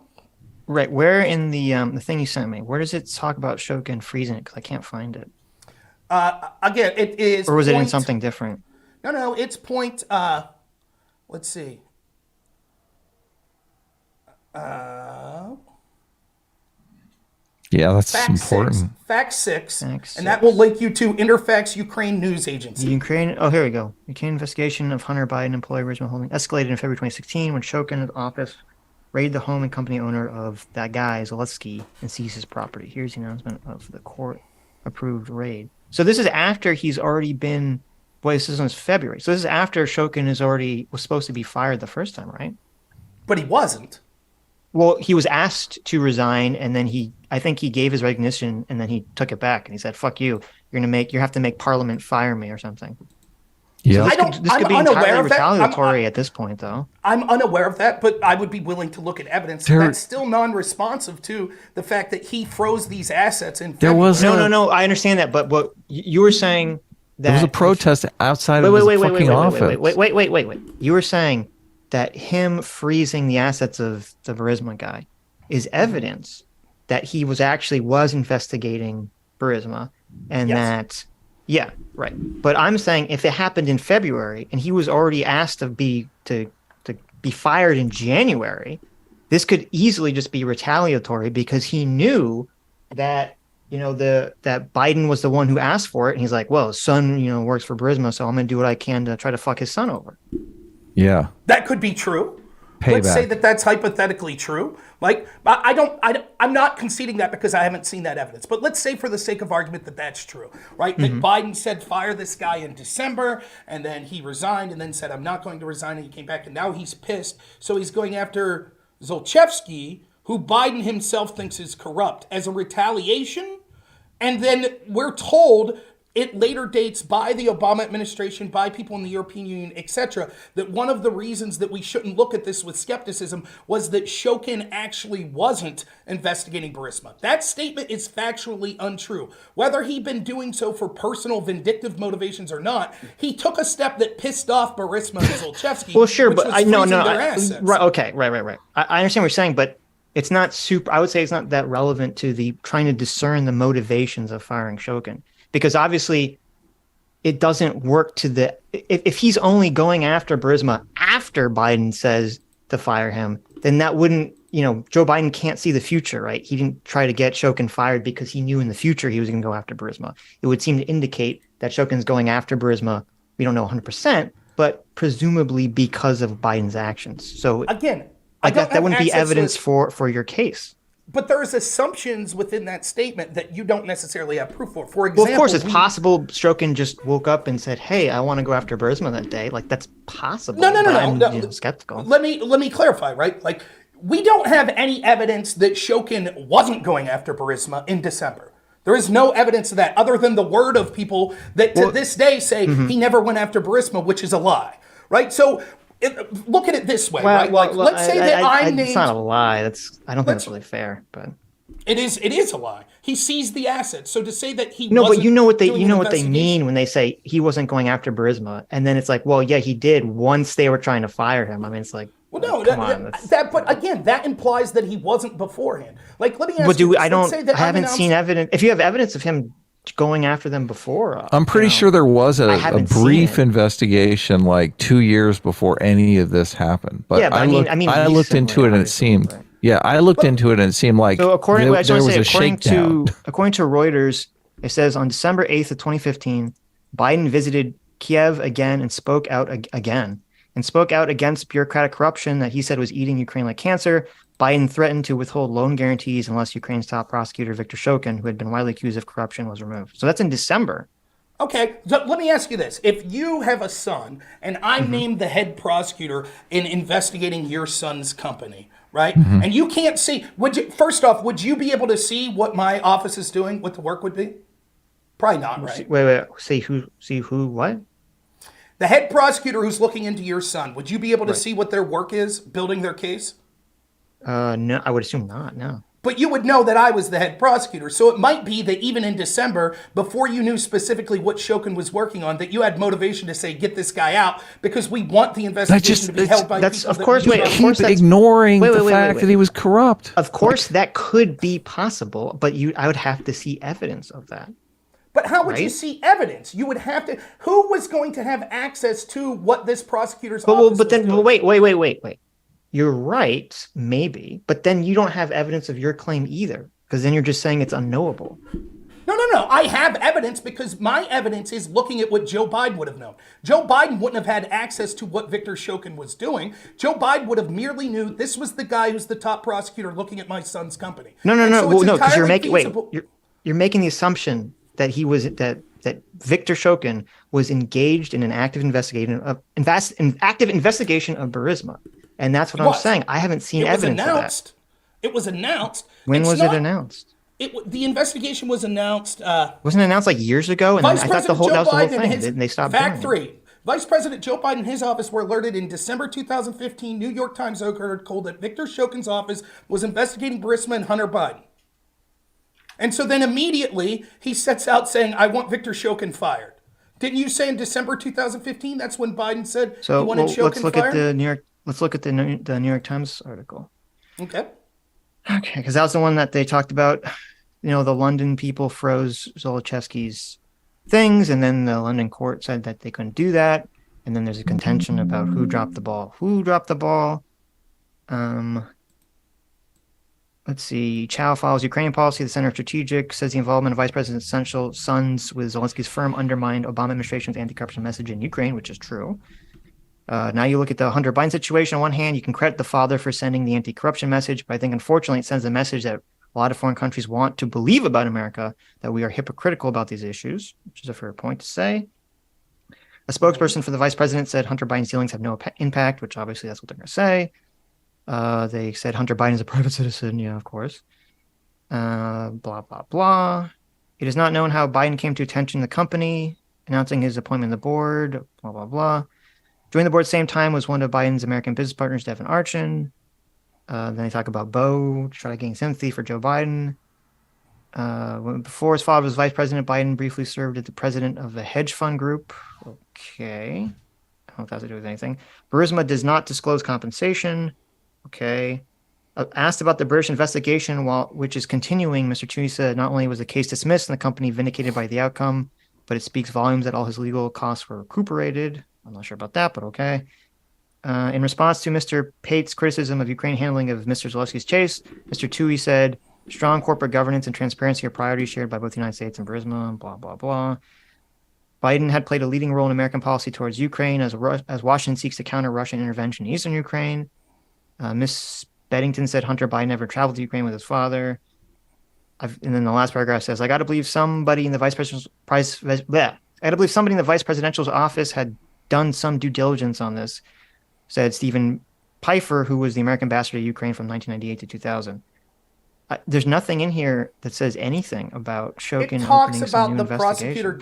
It talks about the prosecutor general's office investigating, and through the cooperation of the investigation of Britain, right? And it But mentions that was in there is- 2014, and it said that they didn't cooperate.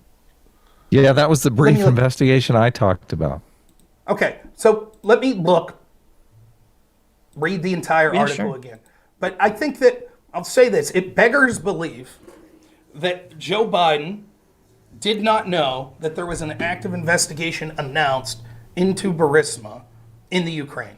No, he knew because that was as we talked about earlier, that was part of the justification that the US itself gave, was that there was an active investigation into Burisma by the EU and that Ukraine wasn't helping that investigation. Yep. But the I mean, idea that he public was knowledge. unaware that Ukraine had publicly announced an investigation into Burisma. Well, like if you have if there's like an article or source which is like in November or December before Biden flies out to Ukraine, where Shokin says like, I'm going to publicly investigate Burisma, we're going to go hard at them, then I'd say, okay, like that would look really weird and bad and you want to look into that. But I haven't seen that. I think that's a key piece of evidence that I haven't seen. So I'll look. So what we need to find is when the start of Ukraine announced that they were starting an investigation into Zlochevsky. Right. That's what you need, right? Yes. And so you would articulate that you don't think that that was publicly announced until after. Well, I don't December know. I'm 2000. not articulating anything. I'm not aware of it. So the problem is most of the articles when you're trying to search it are talking about the reopening of this investigation I know. by the following prosecutor, who, by the way, Joe Biden at the end of that quid pro quo speech says he seemed like a good guy, but they actually reopened that investigation in 2019 because it was pretty.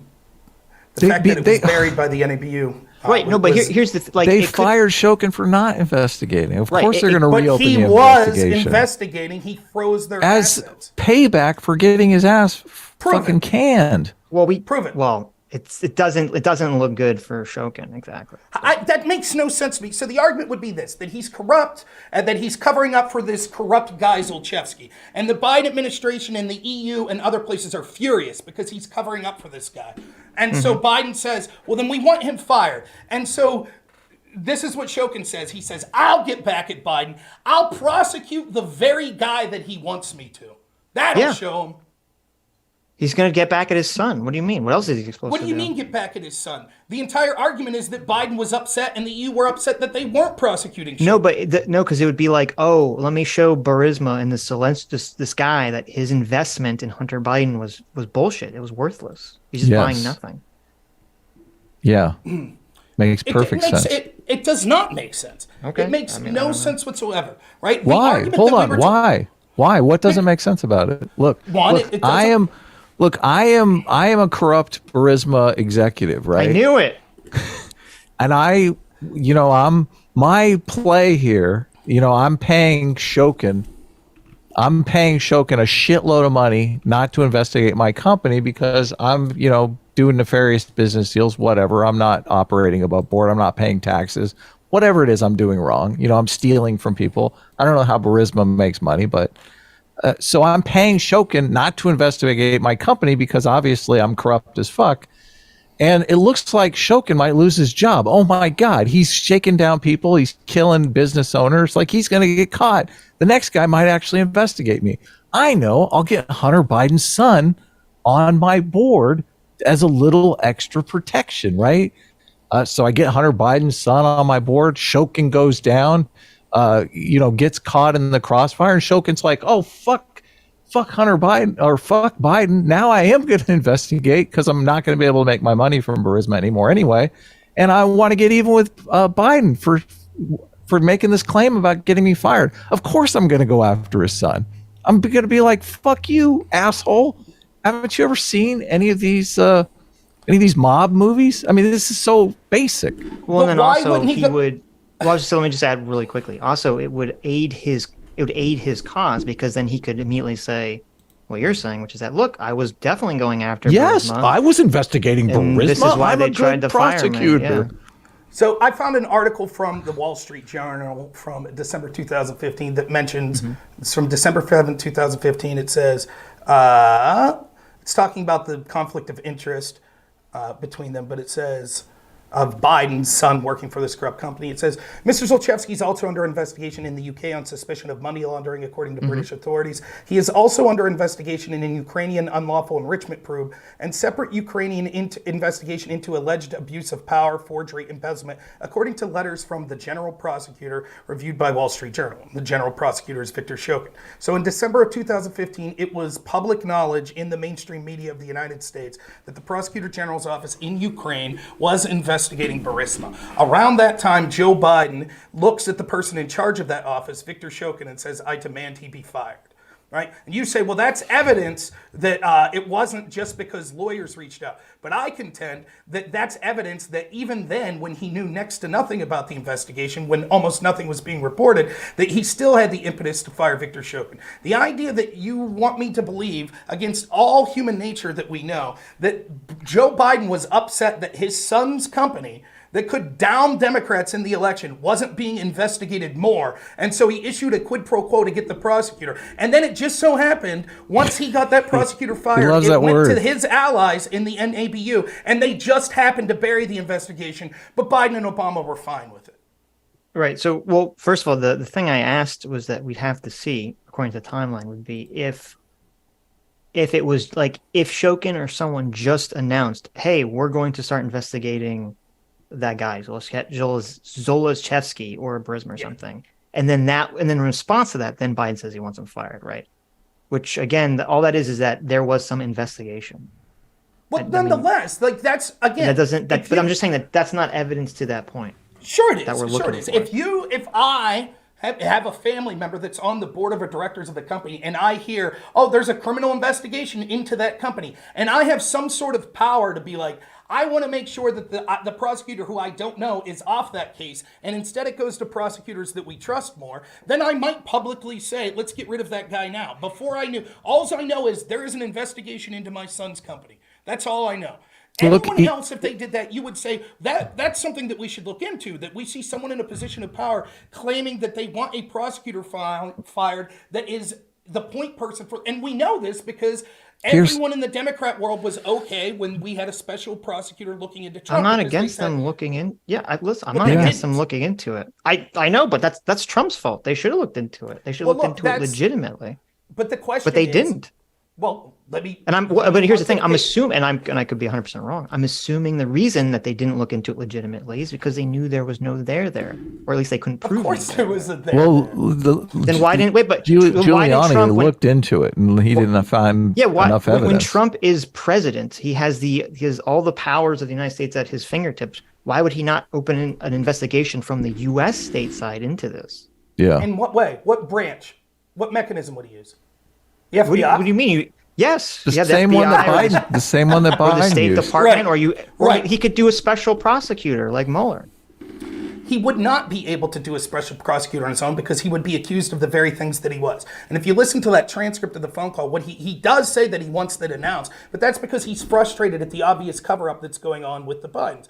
And what he says, though, is that he wants Zelensky to cooperate with U.S. authorities because he was trying to get people at the State Department to start an investigation into this. And the fact that it was covered up and wasn't looked into by the FBI for so many years, and then you say, well, Trump could have on his own as an executive demanded this and that would have been okay. It would have been the exact same calls. People would have said, oh, Trump's being political. He's weaponizing law enforcement agencies to go after his opponents.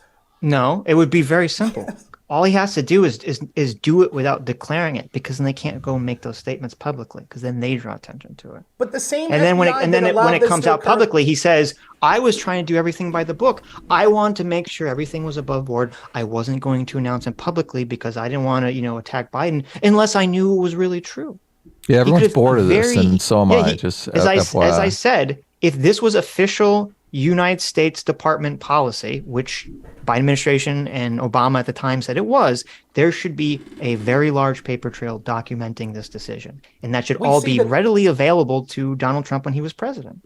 again, Trump's failures to out the corruption that was around him are Trump's failures. I've criticized it heavy. We'll move on from this. That's fine. Yeah, I want to say one last thing before we move on. Just you seem to be like a dog with a bone on this because you want this as evidence that Biden is corrupt, which neither one of us really give a fuck about. Like, yeah, of course Hunter Biden was corrupt. Of course Burisma was corrupt. Of course this was a corrupt move. Okay, and we're not saying that it wasn't. The thing that bothers me is what's standing in the way of you saying that Viktor Shokin was corrupt and that Ukraine has a corruption problem, and the goal of all of this was to help Ukraine fight actual corruption so our business people, Wall Street people, could go in, the neoliberals could go in and make investments in Ukraine that were going to pan out in the future and not be lost because of conflict in the region.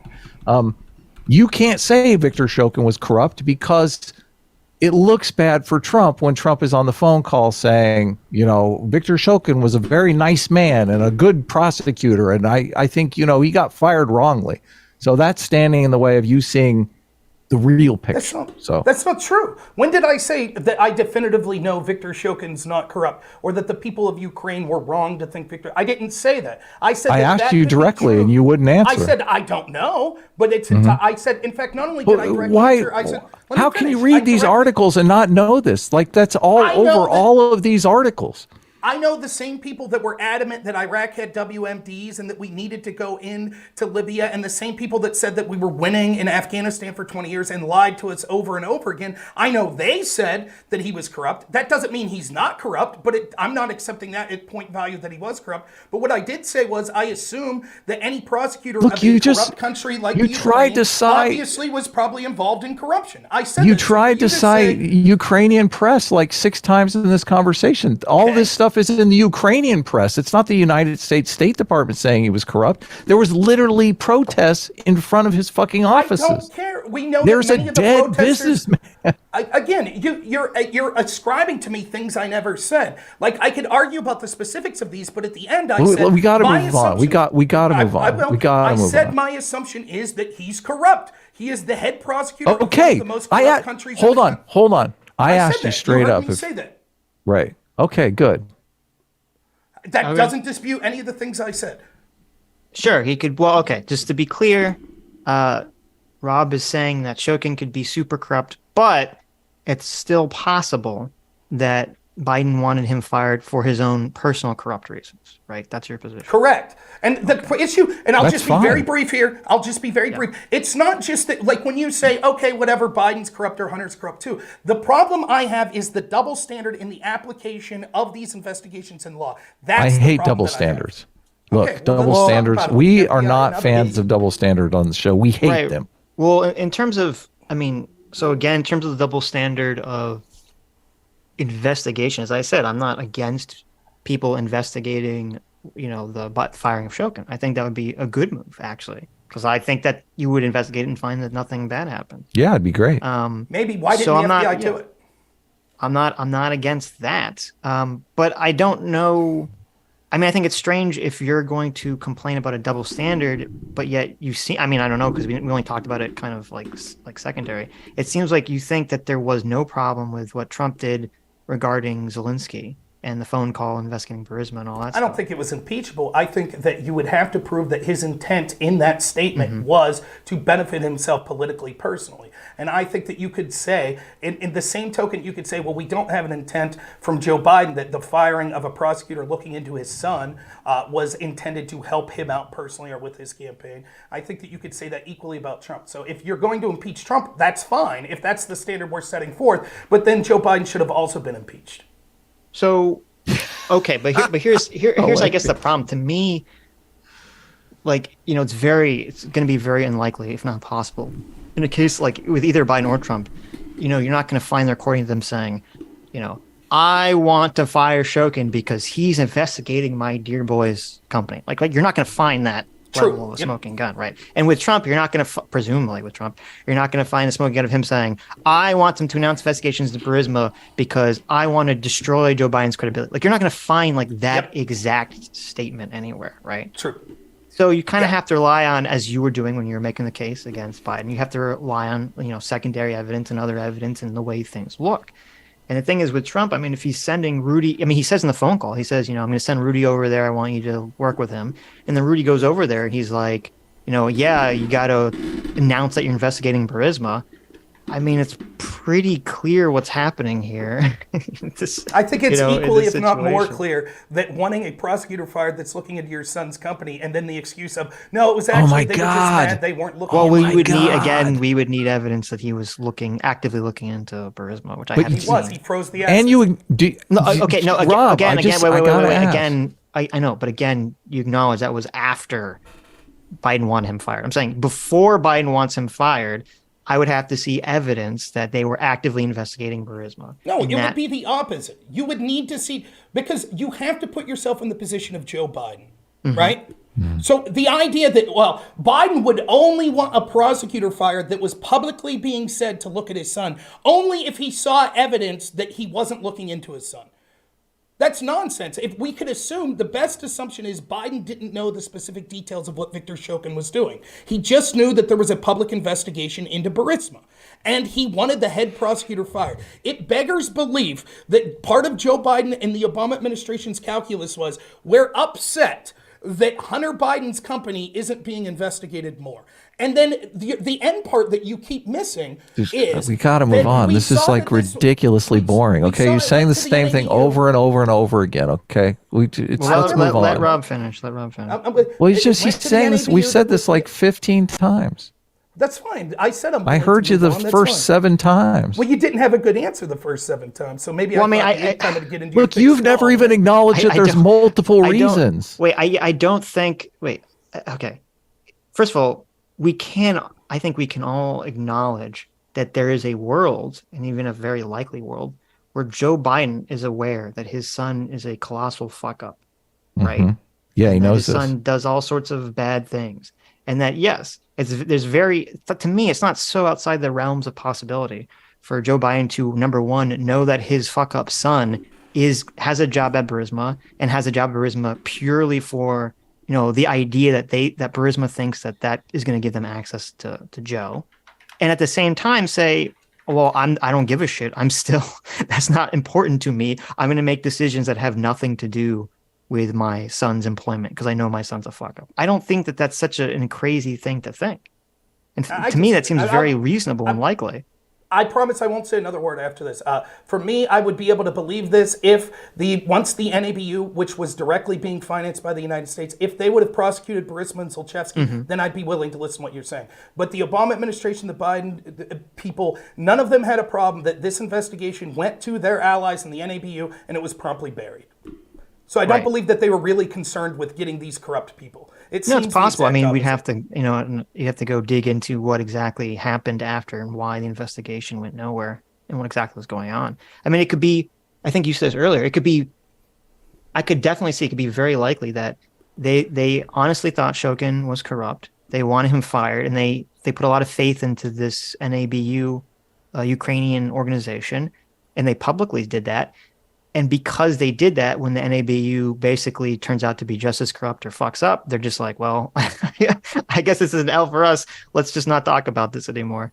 So that seems very likely to me. But how about this to move on? Can we admit this? Can we all agree on this? That anytime a quid pro quo with a huge amount of tax dollars is used by a government official to force the firing of a prosecutor who happens to be looking at their son's company, there should immediately trigger an investigation, even if we suspect it wasn't for bad motivations, because the propensity to allow that to be personally beneficial would be so big that you could use billions of dollars of tax dollars to possibly benefit your son, that we should automatically investigate anytime that happens. What if there's a private investigation that finds nothing? You still want millions of dollars of tax money to go towards a public investigation? Yes. Well, I would say this. If I was President Barack Obama and I hear from Newland and Biden that they want to fire Shokin, and then I find out that that Hunter Biden works for Burisma and all that stuff, I would say, yeah, let's conduct an quietly, obviously. Let's conduct I want an internal investigation to see all the information about why we're firing Shokin, and, does this have anything to do with Biden, trying to protect his son? Yeah, that's what I would do if I was Obama. So I'm not opposed to that idea. It should be public. The findings have to Well, be you public. wouldn't make it obviously Biden's. I mean, Obama. Why he's not gonna make it public, obviously. Right, but it should be independent of Obama. Right? That when you say, well, Trump should have done X, I don't disagree. Trump did an awful lot that was stupid and that I would criticize, but it shouldn't have been up to Trump. If we had a FBI that was actually interested in serving the public to make sure that there wasn't even an appearance of corruption, then they would have immediately launched a public investigation and gave public results. I'm not. I mean, 100% honest. I'm not 100% aware on how the jurisdiction of the FBI would come into play here. If they can just make a determination, and say, oh, well, we're going to investigate Hunter Biden because of this, Well, it's or not what Hunter Biden, exactly it's the would quid happen. pro quo that would be investigated.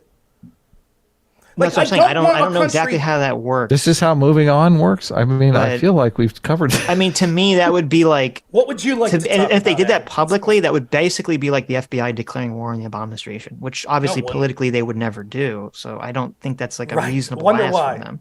Look, Why would Rob, they the big politically government declare- guy. I've heard enough already. Rob's a big government Well, they guy. didn't He even. wants No, but wait a billions minute. They of didn't even. investigations Wait. that are gonna go nowhere. Wait. They didn't even do that with Trump because the investigation started before Trump was even president, and it was just the continuation of it.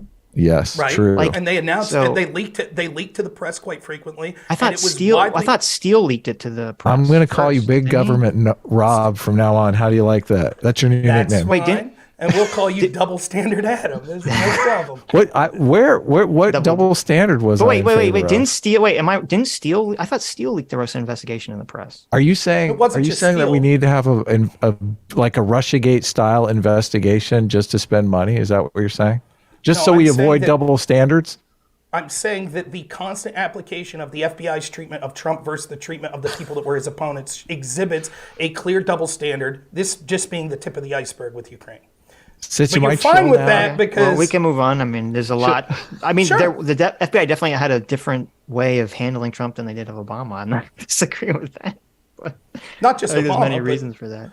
But, First of all, I'm against double standards, and I'm only joking. I figure you're probably a small government guy, Yeah, so I'm obviously I got the saying that to joke. like.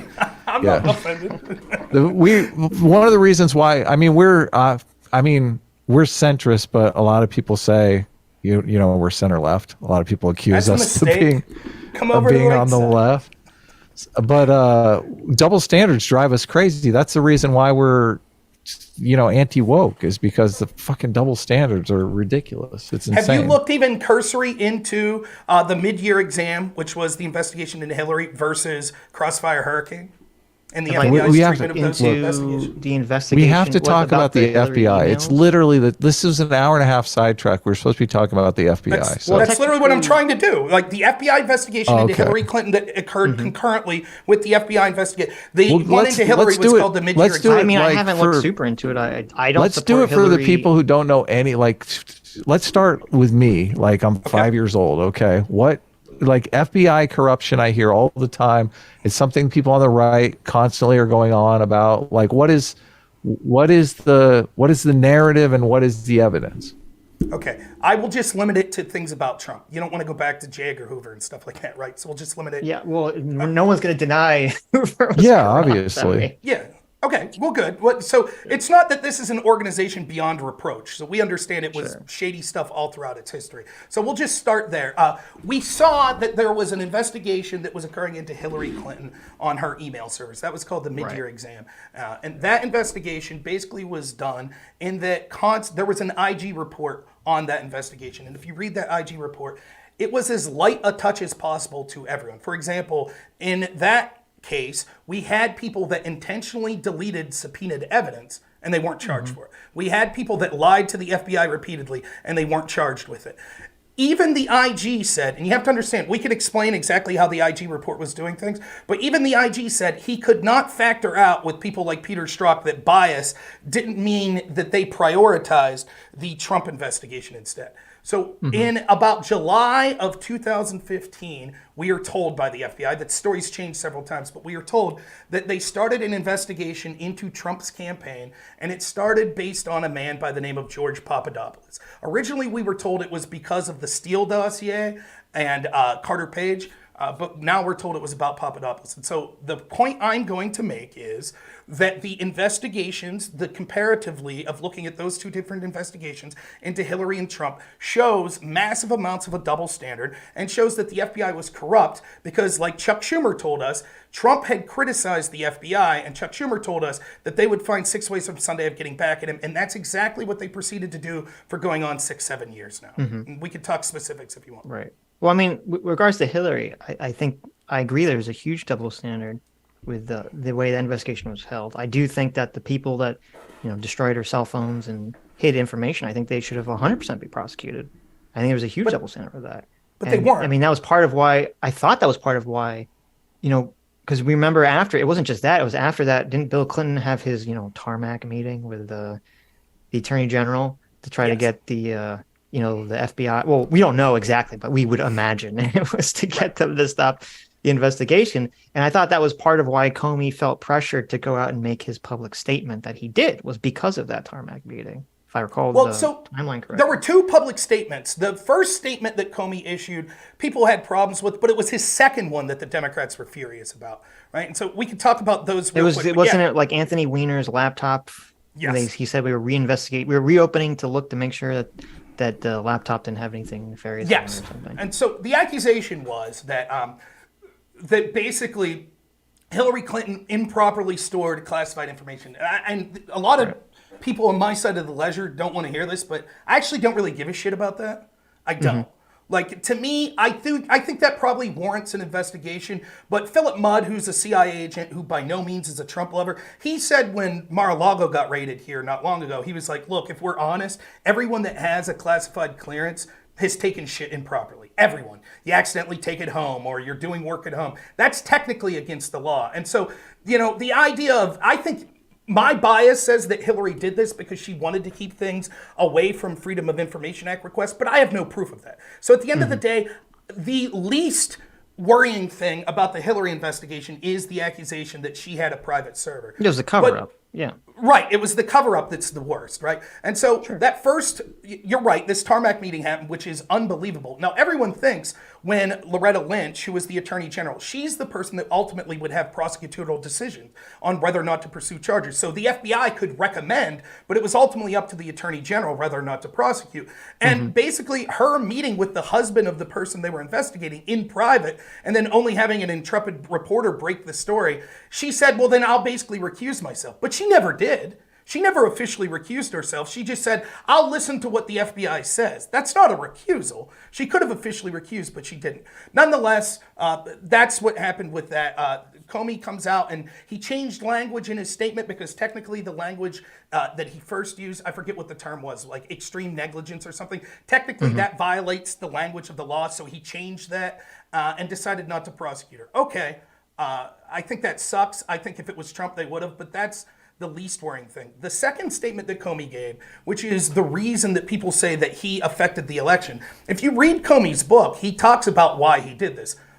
He said that he assumed Hillary would win, and he was afraid that he would be accused with the FBI and Hillary Clinton of covering up, that they actually found more of her emails on a laptop. And the reason that he came out when he did was there was actually an FBI agent who was a whistleblower who went to the Southern District of New York because he repeatedly was going to Comey and the top brass at the FBI saying, when are you going to investigate this laptop? And they were trying to run out the clock and not look at it until after the election. So basically, when that whistleblower went outside the FBI to the Southern District of New York, Comey was like, well, shit, we have to say something. And so he was like, okay, we're reopening. And they were able to go through 500,000 emails in 3 days. Now, maybe they could technically go through that because a lot of them were duplicates. But it wasn't that the FBI was actively sabotaging Hillary. It may have harmed her. But the point was that Comey and the FBI were trying to help her. It just backfired. Well, I mean, he did. That was his rationale. Like you read his book, didn't you, Adam? Didn't you say that too? I didn't read Comey's book. I read Bill Barr's book. But I'm gonna read Comey's book now. It sounds interesting. I mean, Bill Barr says Comey's like a report here, but not right. It sounds like, I mean, you could interpret it that way. It sounds to me more like he was concerned with the image of the FBI, and he's trying to preserve that image there you go, rather than help specifically Hillary Clinton. Institutional. I think both things could be true. I think both of these could be right. I think, but he said that he thought this would be an. It's just like Biden. Both things are true. Right. Like, so what I'm saying, because what he doesn't want is he doesn't want Hillary to win, and then this story breaks, and then everyone says, "Oh, the FBI is in Hillary Clinton's pocket." Exactly. That's exactly right. Well, he also says, but he also says, and it would harm the FBI's reputation and his, but it would also harm Hillary's. Right? Because then the argument would be, well, she wouldn't have won if the FBI didn't help her, right? So that's what he's saying. But the story you get from the Democrats was that, like, this was some malicious attempt by James Comey to impact the election against Hillary. That's not true. That's not what was going on. Now, conversely, the investigation into Trump, it was absolutely nonsensical from the get-go. The way that they were caring about the investigation, the way that the double standard of how they gave basically everyone immunity on the Hillary side and then said, okay, you have immunity. Do you want to flip on anyone? And they were like, no. Whereas on the Trump side, they went after people for unrelated crimes from years ago, the smallest amount of crimes, some crimes that have only been prosecuted like once or twice in the history of the country, in the case of Mike Flynn with the Logan Act, and they tried their best to stymie Trump and to get people to flip on Trump, and still they weren't able to find much. So for example, let me just ask Adam and you this, Sitch, do you think before the FBI gets a FISA warrant that they should have to attempt to verify the evidence they're getting to use that FISA warrant? Of course. And I know that with the Carter Page, that they definitely did not do that after the first couple of ones, I think. Well, they never did it. Here's what they did, right? First off, they got the information from Christopher Steele. Think about this. The accusation that we needed was so important that the FBI needed to investigate Trump was he was colluding with Russians to get dirt on his opponent to win the election, and then possibly was going to help them after he was elected. Mm-hmm. Is that a fair... That was the fear, yeah. Okay, so in order to prove that he was trying to get dirt on Hillary from Russians, what did the FBI do? They got dirt on Trump from Russians, from a guy named Igor Dushenko. Hillary's team literally did what they were accusing Trump of doing. She went out of her way to communicate with Christopher Steele and with this suspected Russian spy, Igor Dushenko, to get a bunch of dirt on Donald Trump that ended up being disinformation. And the FBI took that dirt, made Igor Dushenko a suspected Russian spy. They made him a confidential human source, and then used that information to spy on Trump and his team under the accusation that it was him that was working with Russians. So going back, because first of all, it's been a very long time since I've thought about the Mueller report, which I unfortunately read, and all everything surrounding that. If my memory serves, it was originally Steele was working, or his company was working for the RNC or some kind of Republican organization that was trying to dig up dirt on Trump. And then basically when Trump wins the nomination, they obviously stopped paying Steele and his organization. And then Hillary comes in and she kind of takes up the ball and she starts paying him to dig up dirt. And essentially I don't think Steele thought that I'm pretty confident that Steele actually believed the information he got, whether it turned out to be true or not. And so he took this and he thought what he discovered was so explosive that he runs to the FBI with this stuff. I don't think it was like a nefarious intention from Steele, at least in the beginning. He could have been wrong. I think he was wrong about a lot of stuff, but I don't think it was like a conspiracy. I just want to say one other thing, which is that not everything that he found turned out to not be true anyway. Yes, it was. There were things that did turn out to be true. Right. There's a person named Donald Trump. Carter Page went to Russia. One of the big things, and talk about interesting things that were not prosecuted, was what's his name? Eric Prince. So Steele said that Eric Prince had a secret meeting in the Seychelles Islands with a Russian, I forget the Russian guy's name, some Russian guy connected to the government, and this was about establishing a backdoor communication route with Donald Trump when Donald Trump was running for president. And Eric Prince goes before Congress, and he, under oath, says that he didn't do that. And then the Mueller report comes out and says he 100% did that. And then you ask the question, well, why wasn't Eric Prince, why did they not charge him for lying to Congress? Is it just a coincidence that his sister was literally on Trump's cabinet? I don't know. That seems very suspicious to me. So, but again, we're accusing. So the big story is here that he was talking to Russians, and that was setting up some backwater channel. We know the accusation that he was trying to set up a backdoor channel between Trump and Putin when Trump was running for president. Okay. Yes. Well, nonetheless, like maybe they should have charged Eric Prince. Maybe his station at Blackwater and his connection to both parties was more of a reason that he individually wasn't prosecuted. But we can Probably. see that right. So I mean, he's got his hardly, own army, so right. I hardly think that this was like beneficial to Trump. But yeah, that guy, like, all I want. Well, it is weird that his sister was just happened to be on Trump's cabinet. Look, a little strange, one of the things that Trump supported. Look, I volunteered for Trump's campaign. I was offered a small job with him, right? But I criticize him heavily. One of the things that Trump did the worst was the idea that he was draining the swamp and he's putting people like John Bolton and Mike Pompeo around. That's bullshit. Those are, as far as I'm concerned, figureheads of the swamp. So Trump had a lot of shady people around him. The question is, though, more importantly than an individual, Hillary Clinton or Donald Trump or a president, are these agencies that are the most powerful law enforcement agencies in the world and intel agencies in the world, are they putting their thumb on the scale? Are they operating at a double standard? And that's clearly the case. So to answer some of the Well, things I don't you agree. said, That's your idea. right, which is what the discussion's about, right? So to answer a couple things you said. First, you said Christopher Steele was being paid by Republicans. I do not believe that's the case. Fusion GPS was being paid by people like John McCain and Jeff Flake, those type of Republicans, for opposition research against Trump. But my understanding is that Christopher Steele was not hired by Fusion GPS until after the primary was done and Republicans stopped paying for it. But I might be slightly wrong. He may have technically already been on the books while Republicans were paying, but what I do know is this: he did not begin compiling the Steele dossier until after Republicans had stopped funding it. So the claim that which it wouldn't have mattered anyways, my contention is at the top level, John McCain finding it doesn't prove that this wasn't nefarious. Yeah, he don't like Trump either. It's all part of the establishment. It's not necessarily Republican, Democrat.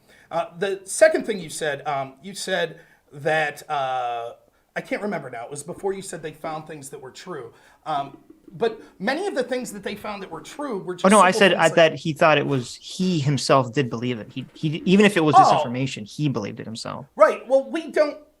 Again, we don't. It would be irrelevant if that was the case. I suspect that's not the case. It seems evident from listening to the IG talk about interviews that Christopher Steele had incredible bias against Donald Trump, anyways. But it is possible that he believed what he was saying. He was unable to verify any of it. But let's say that he did believe it. It's sort of irrelevant anyways. It wasn't just that this guy stumbled onto something. Well, I just brought it up because of what you said. I mean, I understand that it's not super relevant to the overall claim. I'm just responding to what you said. There were allies in the Hillary Clinton camp, like Charles Dolan, who's someone who's been a longtime ally of the Clinton camp, that's personally meeting with Igor Dashchenko. Now, Igor Dashchenko is a Russian national. He is someone that lived in the United States in 2008, which prompted an FBI investigation because as he worked, I believe it was at the Heritage Foundation, Igor Dashchenko, he was caught on record. People from the Heritage Foundation whistle blew on him because he was basically announcing to them that he would like to get dirt to take back to the Kremlin government. And so the FBI thought that he was a spy enough that they were actually investigating him. And the only reason they stopped that investigation was he moved back. And so once he was no longer in the United States, the FBI didn't clear him. They just said, okay, no need for the investigation anymore. So this person who the FBI in 2008 suspected of being a Russian spy is in direct communication with Charles Dolan, who's working with the Clinton campaign. And then after the Clinton campaign, Charles Dolan is talking to this spy then talks to Christopher Steele and says, just like Hillary Clinton wanted, that, this was all Russia. One of the things they did was spread the Alpha Bank story initially that was complete garbage. That this story that these banks, these sick pings were coming from Trump Tower, from Trump's office to this Russian bank. They're doing all this. Okay. Right. Well, I just want to say, the issue I kind of have with this is that, if you place yourself as the FBI or you're Obama or someone in the Obama administration when all this stuff is coming about, we know now that the Alpha Bank story was BS, but they didn't know that at the time. And I think that's what has to be considered is that at the time, if you're the FBI and you say, okay, Donald Trump gets Paul Manafort to be his campaign manager, a guy who has obviously a lot of shady connections to Russia.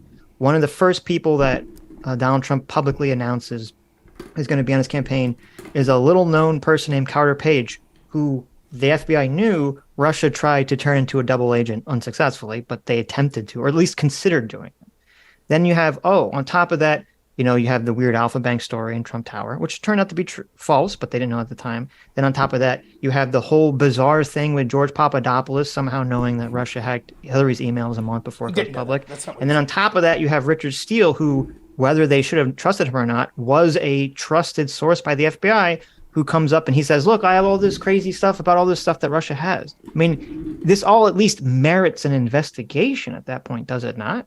Okay, so your standard would be if there are significant connections from a presidential campaign to Russian nationals, that would warrant some sort of FBI investigation. My claim is that when you have a million things that look like fire, when you have all this smoke, it definitely merits an investigation. Okay, so let's do this. I don't see how this is any different from the Biden thing. To me, this is even more smoky than with the Biden thing. Say, look, all this smoke, we should definitely investigate this to see what's if there's any fire here. Well, but they did investigate it, and they said that there wasn't, and I'm totally fine with that. But they didn't investigate the Biden thing, and that's what I'm talking about. Oh no, I'm talking about Trump. Yeah, I know. But what I'm saying about the double standard is that's fine if we're going to say that these type of connections warrant an investigation, fine, but why isn't it applied equally? So let's look at the other side. So Trump was running against someone named Hillary Clinton. Hillary Clinton her team was personally talking to a suspected spy named Igor Dashchenko. That seems pretty shady, right? Yeah, but her emails got hacked by Russia, so obviously she wasn't working with Russia. Prove it.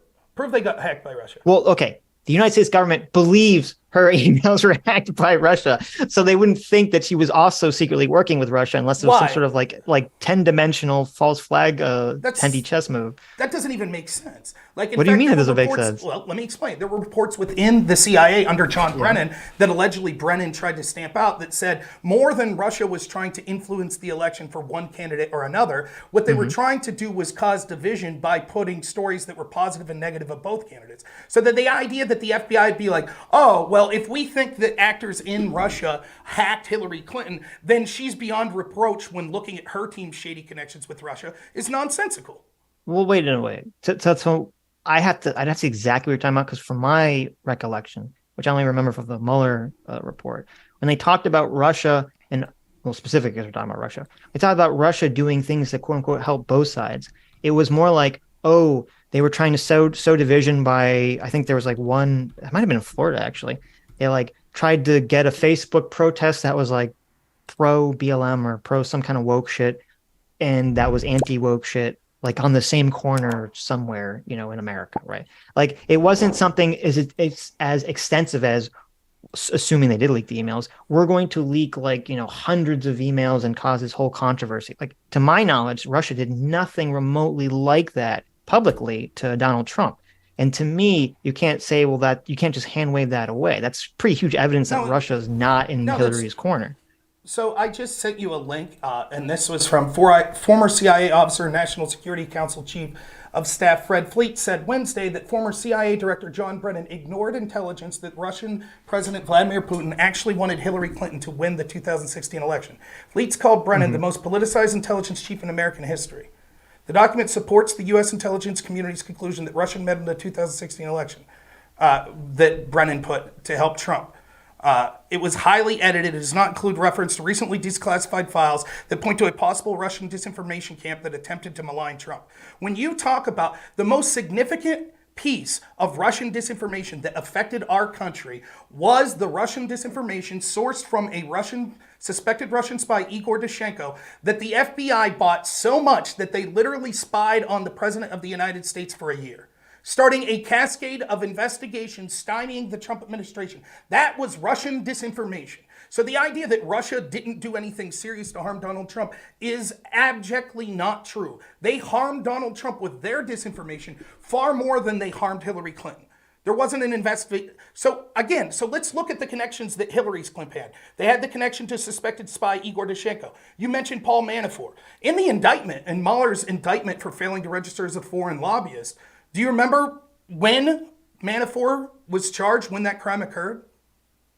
No, I don't remember the date. It was 2013. And he was accused of lobbying for Yanukovych, who was the pro-Russian Ukrainian president. Right? And if you read the indictment, it says that he worked with Group A and Group B. Group A was Mercury LLC, which is basically a Republican lobbying firm. Group B was, you ready for this? Drum roll, the Podesta Group. Hillary Clinton's campaign managers Right. group. Yeah, you remember that. Yes. Right. So we're talking about, well, Manafort had shady connections to Russians, right? Working with Hillary No, but Clinton's wait. campaign manager. I feel like you're somewhat missing my point. My point is that from the FBI's perspective, first of all, I don't know 100% the validity of how much Steele got his information from some Russian actor, so I'd have to look into that. But secondly, assuming that's all true, the FBI obviously, well, maybe you don't believe this, but I'd say the FBI they're not aware of that. They're not aware that Steele was getting his information from some sort of Russian agent, at least at first anyway. No, and so from the FBI's point of view, then their behavior makes complete sense. The primary subsource from the outset of the Steele dossier being released, primary subsource one was Russian. They knew that. Yeah, but doesn't mean that guy is in the pocket of Putin just because he is Russian, does it? Nonetheless, that's the FBI's assumption when it comes to the people connected to Trump, right? No, that wasn't. Why is it when it's Trump connected to Russians, these people are in the pocket of Putin? For example, they didn't make the assumption. That's why they had an investigation. An assumption be like, oh, he's guilty. Well, yeah, they made the assumption with Hillary's team. Why wouldn't the assumption be equal? Why is it when Hillary's team's meeting with Russians, we assume they're the good guys, but when Trump's team's meeting with Russians, we assume they're the bad guys? Because the FBI knew, or at least believed that they knew, that Russia had actively attacked Hillary Clinton in a very public way. They didn't know, or at least didn't seem to be aware, assuming what you're saying is accurate about Steele, that Russia would be planting all this false information about Donald Trump. They were not aware of that. But again, the prioritization, what you're also not factoring in is we could see through the IG report that there was extreme levels of bias for all of these people at the top level. And so to hand wave this away and go, well, in their heart of hearts, they truly thought that Russia was interfering to help Trump. So even though there were a bunch of Russian connections to the Hillary side, I justify not looking into them. I think that that's ridiculous. And I think if your argument is that the FBI, the people in the FBI were biased against Trump, I completely agree with you. I'm not going to argue against that. I think people in the FBI were biased against Trump, but I think it was through their own personal failings. I think they believed the fake news narrative. I don't think it's because they were sort of like insidiously, rubbing their hands together, like, how do we keep Donald Trump out of office? Like why would it matter? It was Peter Strzok, right? That was the guy that, said that he wanted to try to keep Trump out of office no matter what. Like policy.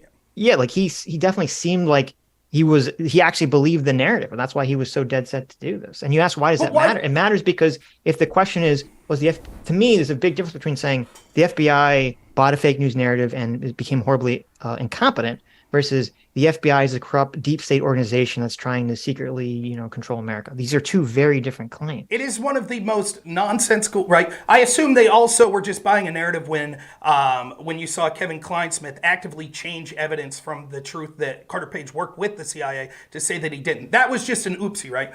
To me, I find it one of the most irrelevant, boring arguments to say, all of these things that the FBI did wrong, it's just because they're incompetent. To me, it's relevant if you're. It's only wait. It's relevant. It's relevant if you're prescribing a motivation. Then it's entirely relevant. It's not. I prescribe the motivation. My assumption is that it's corruption because the preponderance of evidence shows that they're not imbeciles that are running the FBI, that they exhibited bias against Donald Trump, and that these actions were a double standard that occurred over and over. But what I'm saying is, why aren't you enacting the double standard? Because earlier you were asking for like the direct smoking gun of Donald Trump, doing the quid pro quo with Ukraine, and now you're not asking for that with the FBI's motivation.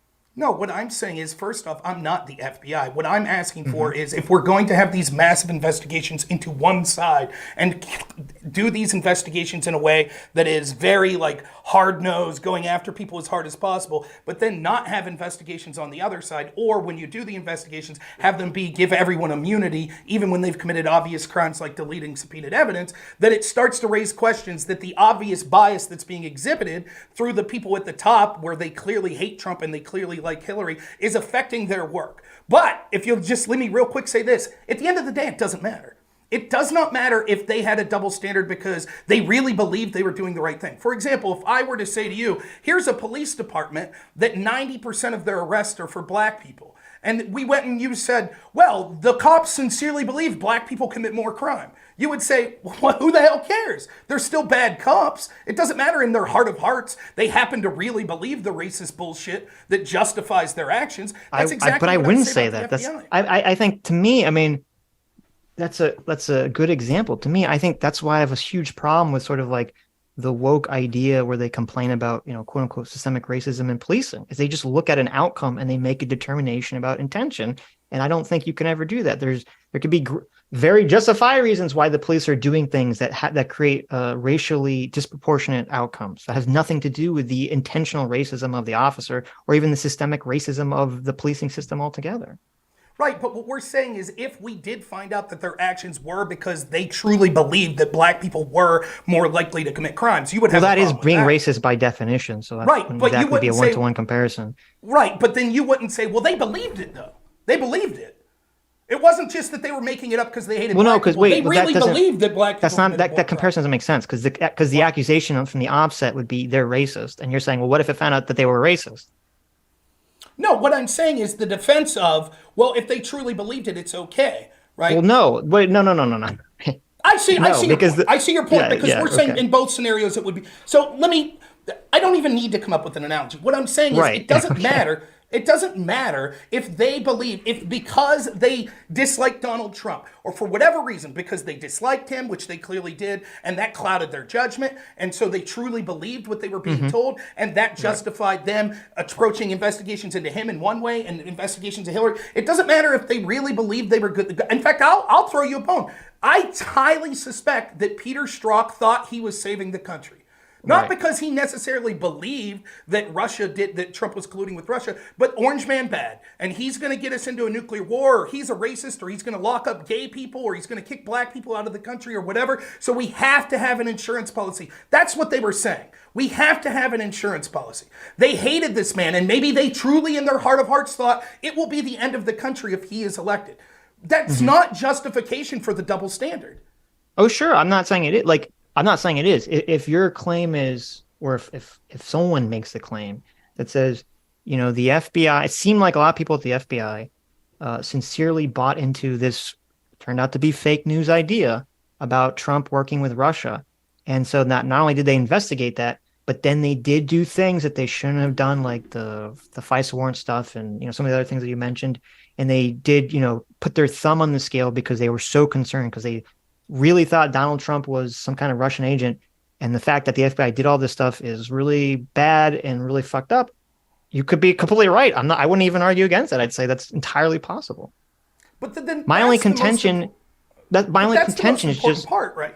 Well, it depends what we're arguing. My only contention and what I thought we were arguing about is that I believe wholeheartedly that even the most even if you had a robot if you had a Vulcan with no emotion, that was the head of the FBI, at the offset of this, there were so many things that merited to be looked into that I don't fault the FBI for at least beginning the investigation. They may have totally fucked up down the road, but at least beginning it to me seems completely legitimate, even if they dropped the ball on That would only Hillary. make sense if the investigation began on the other side as well. So we got the connection to John Podesta, we got the connection to Igor Dushenko. How about this? Did anyone in Trump's orbit ever personally meet with Vladimir Putin? I don't believe so. But we know Bill Clinton did. Bill Clinton personally met with Vladimir Putin right before the Ukrainian One decision was being applied. And then 2 weeks later, he got $500,000 from a Russian state-owned bank. Yeah, I understand. But again, since it was publicly huge and everyone was aware of it and everyone believed, maybe it wasn't true, if the FBI believes that Russia hacked Hillary's emails and released them to the public, why would the FBI think that Hillary was working with Russia? And why would, even if Hillary had been working at Russia before that point, wouldn't they immediately think, well, if she was, she's definitely not doing it now because they just fucked her over? No, because the FBI, presumably, don't look at things in a total binary way. For example, the FBI would understand that when it comes to foreign adversaries interfering in our system, that it's not just that they pick one side or the other, that it's more complicated than that. Again, I showed a link that said at least one FBI agent alleges that John Brennan was actually bearing evidence that said they actually preferred Hillary Clinton, right? So the idea, and how can, the idea then that, well, if we think that the Russians did one bad thing to Hillary, we'll let her off the hook and won't look at any of the shady connections. So much so that we're actually paying a Russian national who we one point suspected of being a Russian spy. We're actually paying him as a confidential human source. And none of this justifies behavior such as not verifying opposition research to spy on a presidential Right. campaign and then president. Okay, well let me ask this. So like let's say hypothetically, everything that you're pointing to or that you believe you're pointing to with Hillary Clinton, say that none of that existed. That's all gone, okay? And Hillary Clinton is the most squeaky clean fucking person in human existence. I know it's a huge stretch, but just for the sake of the thought experiment, imagine. Do you think that then, if there's not like a comparison, do you think that it's fair for the FBI to look at everything that's going on with Trump and say, hey, because of Paul Manafort, because of Carter Page, because of what Steele is claiming, because of the George Papadopoulos, who somehow knew about the emails being leaked a month in advance, do you not think that merits the FBI, or at least seemingly justifies the FBI to look into any of this? So I'll give you as straight as an answer I can, but then I want to kind of explain it. Yes, they could look into it, right? Here's the problem. It's not just Trump vis-a-vis Hillary. One of the worst kept secrets in our country is how deep lobbying connects to foreign adversaries, foreign interests, right? The problem is it wasn't just, well, they're going after Manafort, they're looking into Trump because his campaign's connections. If you would look at almost any national candidacy for presidency, you would see all sorts of connections to China, to Russia, to Iran, to all of these places, right? And the fact that just this one time the FBI was like, well, we're going to look into this. All I want is, let me give you an easy example, right? Do we think it should have been a crime for Don Jr. to meet with a Russian national, a woman by the name of Vetselnetskaya, in Trump Tower? An argument that the Democrats made was this should be a crime. Oh, yeah, I completely forgot about that. Yeah, that was that. Right. So Trump met with this woman who was a Russian national, Don Jr. did, and he sat in the meeting for 15 minutes. Who said she had information damaging to Hillary Clinton, yes. Right. Do you think that should be a crime? No. Right, me neither. Yeah, but it's still, when you have like 5 or 6 different things that look very suspicious, I could say, well, that merits at least looking into. Right, but again, I could say the same about the Hillary camp. We could talk about all the things that look suspicious with them. Okay, but I'm just trying to say, for just hypothetically, if you assume all the Hillary stuff is not a factor here, you agree that there was enough there to look into Donald Trump. What I'm trying to say is this. To me, but this is why I have a problem with this argument, is that to me, if the FBI didn't look into Donald Trump, and maybe you make the same argument with Hillary, it would be such a dropping of the ball, because there was so much smoke there. There's so many weird things that happened with the Trump campaign that definitely merited to look into. And again, what I'm saying, if the reason I bring up the Trump Jr., I don't have a problem saying, yes, he should have been looked into and possibly charged with a crime, as long as we say, and the Hillary camp that was meeting with Igor Dushenko should also be looked into and charged with a crime. My personal preference is neither should have been. So what I'm saying in your specific example here is, why should they not be investigated? It hinges on what terms like investigation mean, right? Mm-hmm.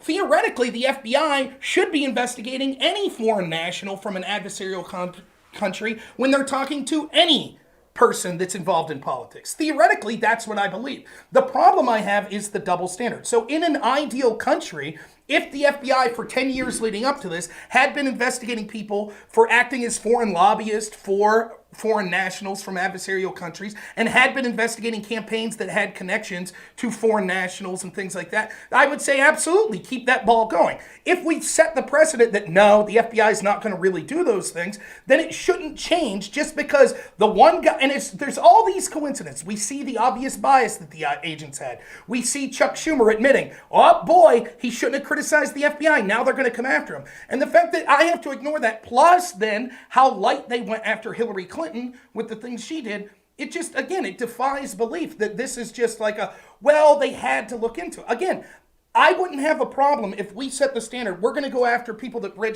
fail to register as foreign lobbyists really hard. That's fine. That's good for me. That'll get rid of so many corrupt people in Washington. But what you can't do is just target people on one side.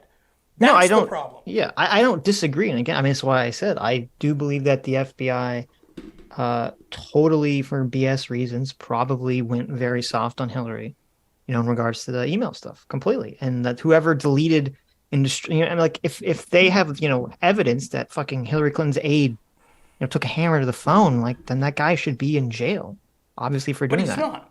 Yeah, I understand that. And obviously that's a huge double standard. That's Completely. right. And that's My what I'm only, yeah, contending. right. So I don't disagree with that. My only point is that that is without respect to a double standard or some idea about a double standard, which I would argue in some respects acts as a whataboutism in this exact situation, is that there was so many crazy things again related to Trump that looked like weird connections to Russia that it 100% at least merited an investigation. And if you want to say that they handled the investigation poorly, maybe they did. But I don't see how anyone, if you're the FBI, could make the determination that with all this crazy shit, with the Russia leaking Hillary's emails, with Papadopoulos knowing about it, with Trump for some bizarre reason naming Page, to be like one of the first, like I think it was like literally one of the first people he named, with him getting Paul Manafort. There were just so many fucking weird things Let's go that by you're like, this one what by is one. going on here Let's with go Donald by- Trump? Let's And go so by that's this one by one. it just Can seemed we? like it was like they had to look into this. Let's go one by one. First, Papadopoulos Sure. knowing about the emails. He did not. Right. That's not what he said. Papadopoulos, What did he first off, Papadopoulos was set up because Joseph Misfit, the Maltese professor, all of his friends and family said that they always thought he was involved in Western intelligence. And at the end of the day, if we ever get to the truth of it, that's what it's going to be. Joseph Misfit was working for Western intelligence, UK intelligence in the United States. Well, that's a huge if, though. Well, it's an if, but that's what we'll find out. But let's say we didn't. Well, wait. find that out. First of all, wait. You can't say he was set up. You could say, well, I believe he's set up. There's no evidence that he was set up. That's Sure, a there's evidence that he belief was for a specific narrative. Okay. Sure, there's evidence he set up. For example, we know afterwards that he was talked with Stefan Halper, who we actually know was a spy that was sent, who had a honeypot by the name of Azra Turk that met with him, trying to get him to do illegal things. We know that the FBI gave him a briefcase, or we know that he was given a briefcase full of cash to get on an airplane, and when he got back, he was met by the FBI, who arrested him because it would be illegal to carry that briefcase You're full talking of about cash. You're talking about Papadopoulos? Who's the Yeah, they? Papadopoulos. Yeah, Papadopoulos. Papadopoulos was given a briefcase of cash by an FBI agent. He alleges that he was given a briefcase full of cash, and then as soon he chose to not bring that case on the airplane, and he was immediately met by the FBI when he got off because they were trying to arrest him for that. He alleges this. Yes. Is there something else besides his claim? Like, does he have I'd have to look into specifically. Special counsel Robert Mueller revealed that Papadopoulos received a $10,000 cash payment from a man that the former Trump aide believed was a spy. An Israeli-American businessman named Charles Taywell allegedly made the payment to Papadopoulos. And then when he got that payment, he did not. He was immediately stopped, I believe, when he got off the plane. But nonetheless, let me just say, I shouldn't have made that statement because I have not read enough into it. So let's wipe that. I do believe that I'm accurate in that portrayal, but let's say that we don't factor that in to our conversation. Papadopoulos was met with this guy, Mifsud, right, who said, hey, I know this Russian you should talk to. He then talks to the Russian, and the Russian says, we have dirt on Hillary Clinton emails. That's not saying we hacked Hillary's server. What that's saying... I thought he said specifically that it was going to come out publicly within a month or so. He may have. But that's exactly what you would say. Right, but that's not proof that they hacked. Huge. Right, but that would be the huge red flag. It's like, oh, he knew a month before the emails came out that they were going to come out. That's not a red flag at all. Everyone and their brother was worried that every country that was our adversary had Hillary Clinton's emails. No, wait. I am unfamiliar with anyone, except for these people, knowing a month beforehand that Hillary's emails were hacked and were going to be released. And that, because then didn't George Papadopoulos go and he started bragging this to some other guy, and then that guy alerted, it was some Australian guy, right? He was told some Australian guy that he heard this information. That Australian guy goes and he tells the Australian government, the Australian government tells the US government, and that's how George Papadopoulos gets on their radar.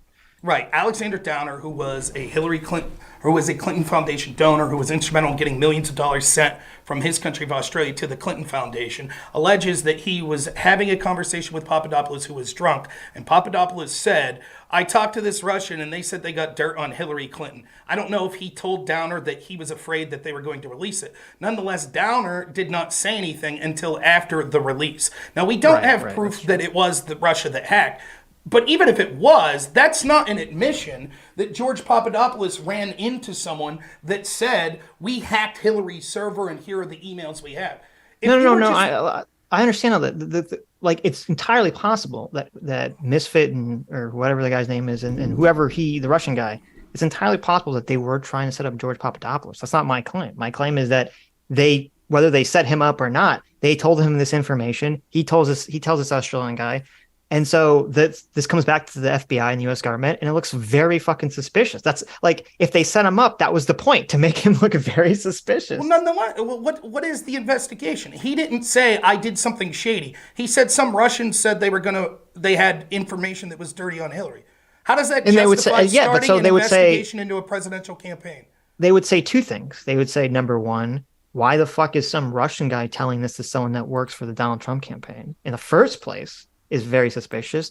And number two, why the fuck doesn't he tell the U.S. government or a Hillary campaign? Well, why would you? Maybe if he would have seen the emails, he would have. But to just hear someone allege that they got dirt on, it's the same with Don Jr.'s meeting in Trump Tower. Yeah, but when that lady showed up, it turned out she didn't have dirt on Clinton. Right. If it turned out that she did, right. and then Donald Trump Jr. did nothing about it, or he just used it to his own advantage, I would say that's horrible. That should definitely be like prosecuted at that point, depending on what they told him. Well, but that's what I'm saying. We don't know. He may very well have got the information and then once it was released, went to the FBI. Nonetheless, there's not a crime from that. There's no crime that warrants investigating. Well, he wasn't charged. Some random person told you that they had what everyone already suspected. That because Hillary had a non-private server. It wasn't that. It wasn't what everyone suspected. It wasn't what everyone suspected. Sure. No one knew Hillary's emails were going to be leaked a month before they were leaked. That wasn't like a widely I would be interested idea. to see. I would be interested to see that Papadopoulos alleged to Alexander Downer that they're going to be released within a month. That's what I was told. I'd be interested to see that. We'll have to look up the conversation. But nonetheless, right? When we look at this situation, like real quick on Joseph Misfit, Joseph, would you agree that the FBI and the Mueller team specifically was going after for people that lied to them and was charging them? Sorry, repeat that? You would admit that one of the things Mueller's team actually did charge people for was lying to investigators. Like Papadopoulos, his charge was lying about dates. Yeah, they were. I mean, to me, it seemed like very obviously they were trying to use that as a mechanism to get people to, work with the investigative team, which I'm assuming is pretty common tactic. But yeah, and then only not when they're investigating Hillary. It's the exact opposite. Well, they didn't investigate Hillary, which is the problem. But give everyone immunity was the deal with Hillary's team. Nonetheless, would you also agree that they went after low-level Russian people, like these 12 Russian trolls? I'm not exactly familiar with the specific thing you're talking about. The Internet Research Agency was this institution where 12 the people that were making the bad yeah. And Mueller's team originally charged them. They were forced to drop the charges because they couldn't provide evidence that these people were working at the behest of Putin. Right. So they just happened to be Russian people, which isn't a crime. But originally they charged them, right? Sure, I'll take your word for it. Yeah. So in the Mueller report, and more specifically when Mueller testified and Jim Jordan asked him this, the most central figure, Papadopoulos, we all agree, was the start of the Russia investigation, correct? That's what the FBI tells us. I believe that was what they said, yeah. Yeah. So that and Carter Page's bizarreness, yes. Right. So that means the central figure that started all of this, the first bad actor, was Joseph Misfit, correct? That would seem to be the case, sure. Yeah. So would it surprise you that the FBI interviewed Joseph Mifsud twice, and both times they said Mifsud lied? About what, though? He lied to the FBI. They didn't About say what? specifically. They didn't say specifically. Nonetheless, lying to the FBI is a crime, correct? Okay. Sure. And so if this is the central Russian spy that started this whole thing, right, and that had prior knowledge of Hillary Clinton's emails being hacked, why didn't Mueller's team charge Mifsud? Because maybe he made a deal with the FBI. He made a deal. What deal? Because it turns out I don't there know. was Maybe nothing there. they got a lot of information from him. I don't know what's going on in the investigation. They let him go. They let him go because most likely he was actually U.S. or he was Western intelligence. That's you can't wait. You can't make that claim with no evidence. Okay. There is evidence. There's evidence that the official FBI story that we were told was this was the guy who was the original Russian spy that's responsible for getting the whole thing kicked off. This is really, wait, you're making the opposite argument conceptually that you just made that for like 2 hours, the Biden administration going after Shokin. Because I agreed. I said it's entirely possible, though I haven't seen evidence of it, that Shokin was super corrupt and that Biden was corrupt. And I agree with you that they could both be corrupt and that the firing is not necessarily based on one thing or the other, right? Okay. But then you're saying with this one, you're not accepting the idea that it's possible that the FBI, that these people involved with the Russia stuff were corrupt, or that it's possible that the FBI was completely legitimate, even if they were biased against Trump, completely legitimately saw this as something worth investigating and investigated.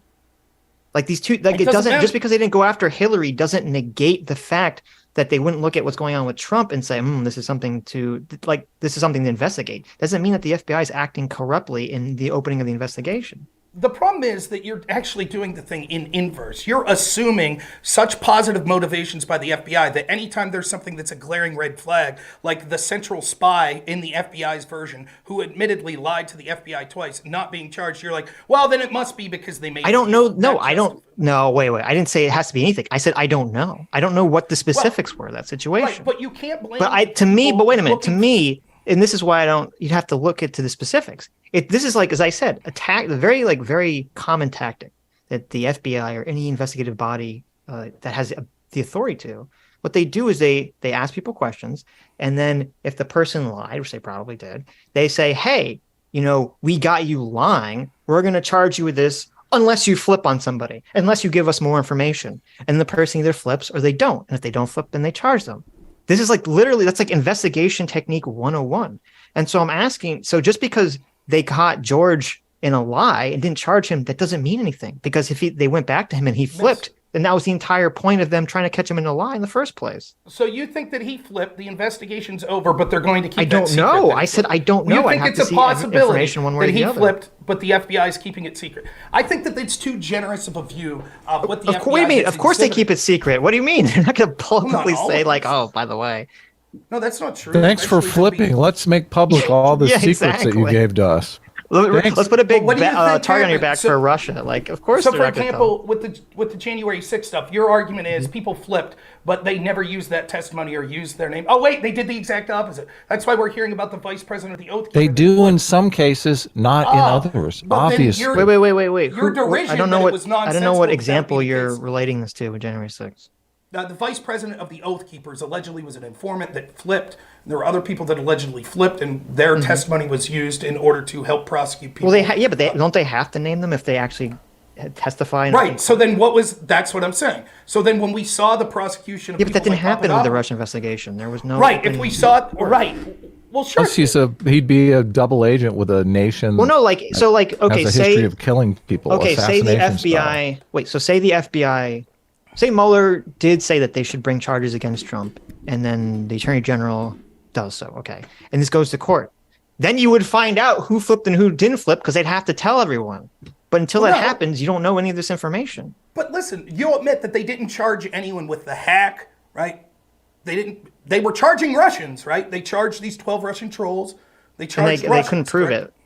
Well, they couldn't prove it, right. Now, if Joseph Misfit, who was this central figure, who was the one who knew that they had hacked Hillary's emails, if he flipped, right, and was like, okay, this is what you do, why have we never heard that information that said we could prove that it was actually Russia that did hack? Because we don't know. We have a confidential source that told us. Wait. We don't know what I never said that he knew who did the hack or anything like that. We don't know what exactly he told the FBI.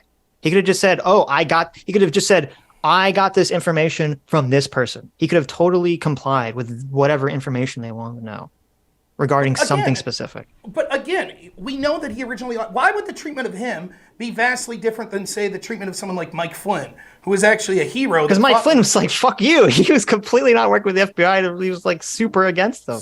It's not true at all. In fact, he met them without a lawyer. Yeah, and then... Well, that's true. The first time he did, yeah. Right. He's become very violently against them, which I guess is fair. Well, no shit. They used the Logan Act to go after him, which John Kerry publicly acknowledges to violating on a regular basis. before he Right. was with the Biden administration. So no shit. After they threw the book at him, no shit, he wasn't very cooperative. But that's the thing. I don't know what they were. I don't know what they were charging, what they thought Flynn was doing specifically, and what they wanted, what information they want from him. Because if you remember, they even had there was that note. I don't know if it was Strong again or someone else, who said like, "Oh, they caught Flynn lying. Were they going to leverage this to try to get him?" Didn't they literally say that? Didn't they literally say that when they caught him lying, are we going to charge him? Are we going to like leverage to flip him? Papadopoulos? No, Flynn. Yeah, that was the point. The whole point was. But that's but he didn't flip it, so then they charged him. That's exactly what I'm saying. Flip? What was there? I don't know whatever they were asking him. Right, but the point is that was what a judge said. He thought that it was never about getting Flynn and these low-level people. That the FBI was constantly doing whatever they could to get Donald Trump. That's exactly obviously. I don't disagree with that. That's the entire point of the investigation. Why didn't that's the entire point of any of these investigations? Rob, will you just acknowledge the investigation strategy that Sitch just articulated? Yes, I will. Okay. In fact, so then we all acknowledge what it. happens? We all acknowledge yeah. it. Okay. Good. Okay. So then Now, I'm let's not talk sure I about the FBI follow what the investigation issue is. The issue that they shouldn't use this technique? Is that what the issue? No, is? the issue is the double standard. Now let's do the Hillary investigation. That's what Okay, they but did, I'm right? okay, They but went what? after, real quick, I don't real care quick. about They the went double after- standard. I don't care about the what about it. That's double standard. right. I've said That's the point. You don't care about the double standard. No, in terms That's of exactly the point. no. Wait, Yes. whoa, calm down. And I already opened this conversation by admitting and agreeing with you that they should have investigated Hillary. I've already ceded that entire position. I'm saying it doesn't matter, and I don't care in the argument of whether they should have investigated Donald Trump, which it doesn't matter. It has nothing to do with it. Yeah, and your position is they shouldn't investigate any political people. How are we going to get rid of the deep state if there's no investigations? That is not my position. Nor has it been Well, you anywhere did say near close to that. my You said definition. your preference was nobody gets investigated. No, that's not what I said. What? I said that my preference in the situation of Don Jr. and Hillary Clinton talking to Russians would be that they're not charged with crimes with that. When it comes to issues of failing to edge, I already said when it comes to FISA violations, Okay, well, I'm glad we made it. I'm glad we made it clear then, because we need to investigate. How are we going to keep these people honest? But again, the problem is, and this is the problem, I hear this all the time. It's like, yeah, I guess they should have done something different. It's not as if the double standard. You don't hear that. You don't hear that. Everyone's very partisan on this. Oh no, that's not true. This is the defense I hear from lefties all the time, right? Mm-hmm. All the time. Well, they all hate Hillary though, so maybe they do say that. But it's even like they do this with everything, right? Right? When you're like, hashtag believe all women, you're like, oh well. Should we have done that with Bill Clinton? Would it have been different? And they're like, yeah, maybe we should have done it. Or they'll say, any litany of things. Nah, Bill Clinton did nothing wrong. We should all aspire to getting a blowjob in the Oval Office. Well, obviously. Hell I don't have a yeah. problem with that. But the problem is like the accusations of like Juanita Broderick that said that. I know. But yeah, you know what I'm saying. But it's constantly this thing where I talk to people now and they act like Russiagate never happened. Yeah, I thought it was a red herring. It was too much time invested in it. Whatever. Let's move on. Because what it shows is a massive double standard. And then at the same time, we're finding out day by day that the FBI is involved in other things that massively influence our elections, such as communications with social media companies at Twitter and things like that. They haven't changed their double standard. They raided Mar-a-Lago. And it's every one of these situations in a vacuum, you could say, well, was there an appearance of impropriety that would justify the FBI investigation? I guess. And yeah, I guess that sometimes there's a double standard. And yeah, I guess the way they did the investigation was a little, off the books and it wasn't done properly. Well, at some point you have to say there's a pattern that we see this constantly. And we can see the bias of the language they have in private. We can see even like people like Chuck Schumer admitting that this is exactly what was going to happen. And yet still, I'm frustrated when I talk to centrists and they're like, well, I guess fire one or two people, it'll be all right. Anyways, moving ahead. If we don't solve this double standard and this corruption of the most powerful intel and law enforcement agency in the history of the country, they could have more of an influence on our day-to-day culture and our elections than anything Russia collusion is accused of doing. Do you? I mean, I would agree in theory. Obviously, if the FBI is horribly biased in favor of the Democrats, or horribly biased as maybe they're just anti-Trump, specifically, it would be more likely in my mind than them being really in favor of the Democrats. I mean, I'm not in favor of the FBI or any of these institutions being corrupt, and I'm in favor of that not being the case. These should all be neutral arbiters of information. Blah blah blah blah blah. Right? I'm not against any of this stuff.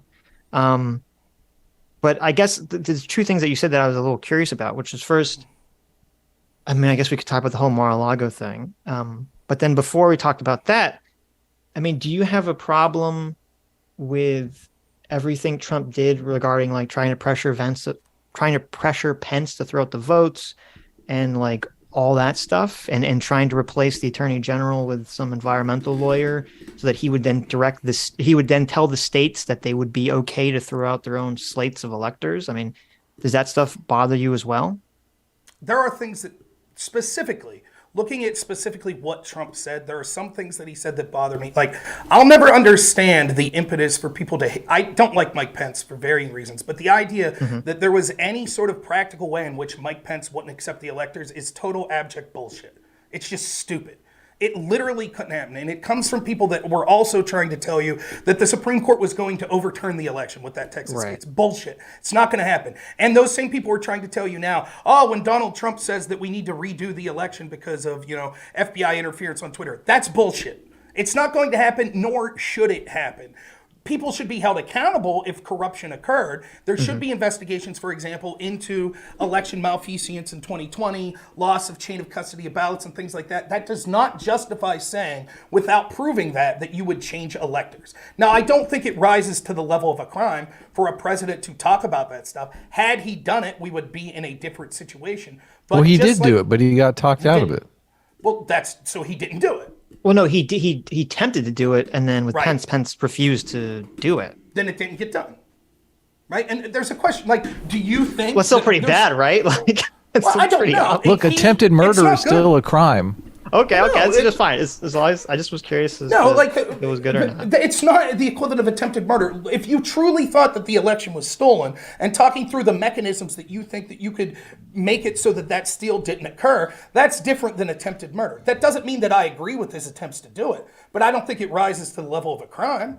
I would say the problem is that I don't know if you listened to all the January 6th hearings or anything, but listening to, Bill Barr and listening to the other attorney general that replaced Bill Barr, it didn't seem like, when this was all happening, I didn't hugely buy into the election was stolen narrative, but I didn't make like a huge statement on it or a big deal about it, because every time I tried to look into all the election fraud claims, it's like this, I'm sure you know this, it's like this never ending rabbit hole of, someone makes a claim, someone makes a counterclaim, someone makes a claim. It's just like never ends. Yeah. I just I don't have the patience or really care enough. Well, let's be clear. Some of the stuff.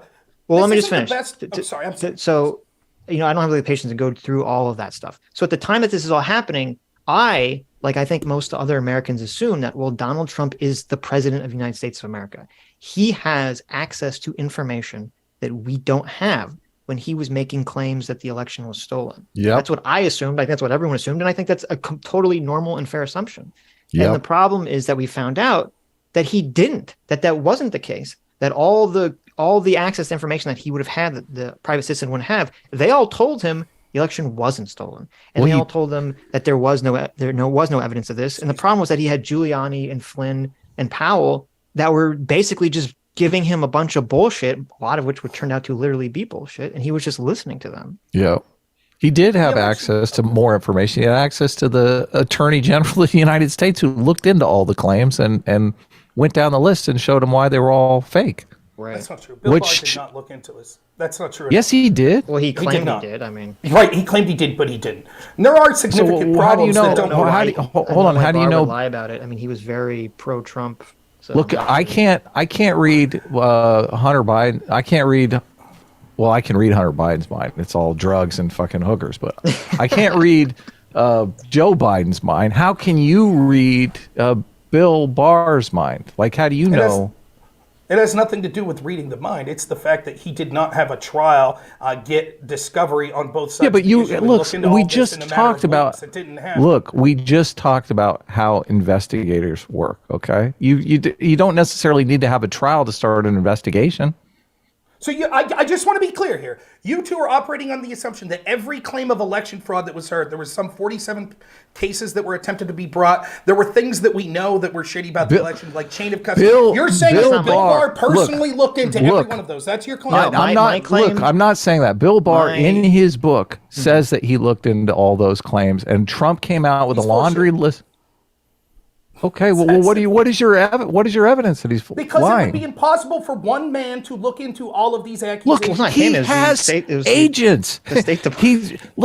All of these agents came in, all these claims came in, and Trump had like a list. He talks about this in his book. He had a list of like 40 or whatever things to investigate, and Bill Barr went through all of these and said, "Look, we looked into every single one of these." Bill Barr wanted Trump to be president. He voted for Trump. Okay, like, why would he not? Why would he not look into the claims? Now listen, why would he not look into the claims? Listen, I'm arguing this as someone who doesn't believe the evidence was there, that the election was stolen. But why would Bill Barr not look into the evidence? If Bill there Barr was, didn't let's want just Trump- say. Bill Barr did not want Trump to be president. He was there to conceal the abuses from the FBI. That's what he did the entire of his time there. Why didn't he wait? That's what I don't buy that at all. But let me finish. It doesn't matter what you think, but let's talk about the specifics. So you're saying that there was this list of all these claims. Hold on. Please, what are you let me basing finish. this on, that Bill Barr didn't want Trump to be president? For example, Bill Barr that on? declined. A grand jury suggested charging James Comey with crimes for improperly handling evidence and giving it to the press. Bill Barr declined. Similarly, Bill Barr told accepted Trump he should have fired Comey. Bill Barr nonetheless, so Bill Barr Okay. allowed this corruption to occur at the FBI and the things that we've already previously talked about, and did nothing to stop it. Nonetheless, it's irrelevant to the point we're trying. Look, if Bill Barr tells Trump to fire Comey, and Bill Barr doesn't, and Trump doesn't fire Comey, what you're saying that? I don't know what you're talking about. Christopher Wray was the one that wrote the memo suggesting firing Comey. But you were just saying like Bill Barr was a Comey supporter or something. No, I said Bill Barr declined to charge James Comey with crimes. He declined to release things unclassified showing the double standard and the corruption of the FBI. Oh, okay. Nonetheless, But that doesn't have anything to do with why he doesn't like Trump. I don't really want to. Okay. Well, I just want to say that Bill Barr declining to charge Comey is not, unless you look at whatever exactly is happening. That's not indicative of anything. And to me, when you have Bill Barr comes out before the Mueller report is made public, and he kind of completely shapes the narrative in Trump's favor before it comes out.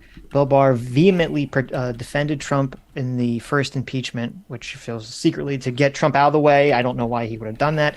Bill Barr told Donald Trump like a year before his reelection that Trump should be putting all this money in an account to get lawyers because they have to start fighting all these, purple and blue states where they've changed voting laws under the guise of COVID in order that this was going to hurt Trump. Like, Bill Barr really did a lot to try to help Trump. He did private meetings to try to get him to stop fucking tweeting all the time. Yeah, like I don't buy this narrative whatsoever that Bill Barr was some kind of secret operative trying to the idea that there's no evidence. The idea that Bill Barr wrote a memo and a sort of a synopsis of accurately depicting what the Mueller report said. The idea that Bill Barr was saying things to Trump that would be positive. That's fine. I don't anticipate that anyone would do otherwise because you want Trump to trust you. The point is, when there was an actual FBI spying on Trump, an actual FBI corruption that was going on, a double standard against Trump, he did nothing. Even when grand juries recommended prosecutions, he did nothing. At the same time, he was recommending. He did tell Trump to fire Comey. When? In the very first of his presidency, he says it in the book. He said it was a big mistake for Trump not to listen to him. But maybe, and maybe they would have listened to Bill Barr just like, remember, Trump fired Comey, which resulted in Mueller, right? Who appointed Mueller? Who wrote the memo appointing the special counsel? Do you know who it was? I don't recall, but Christopher Wray, the very person that recommended firing.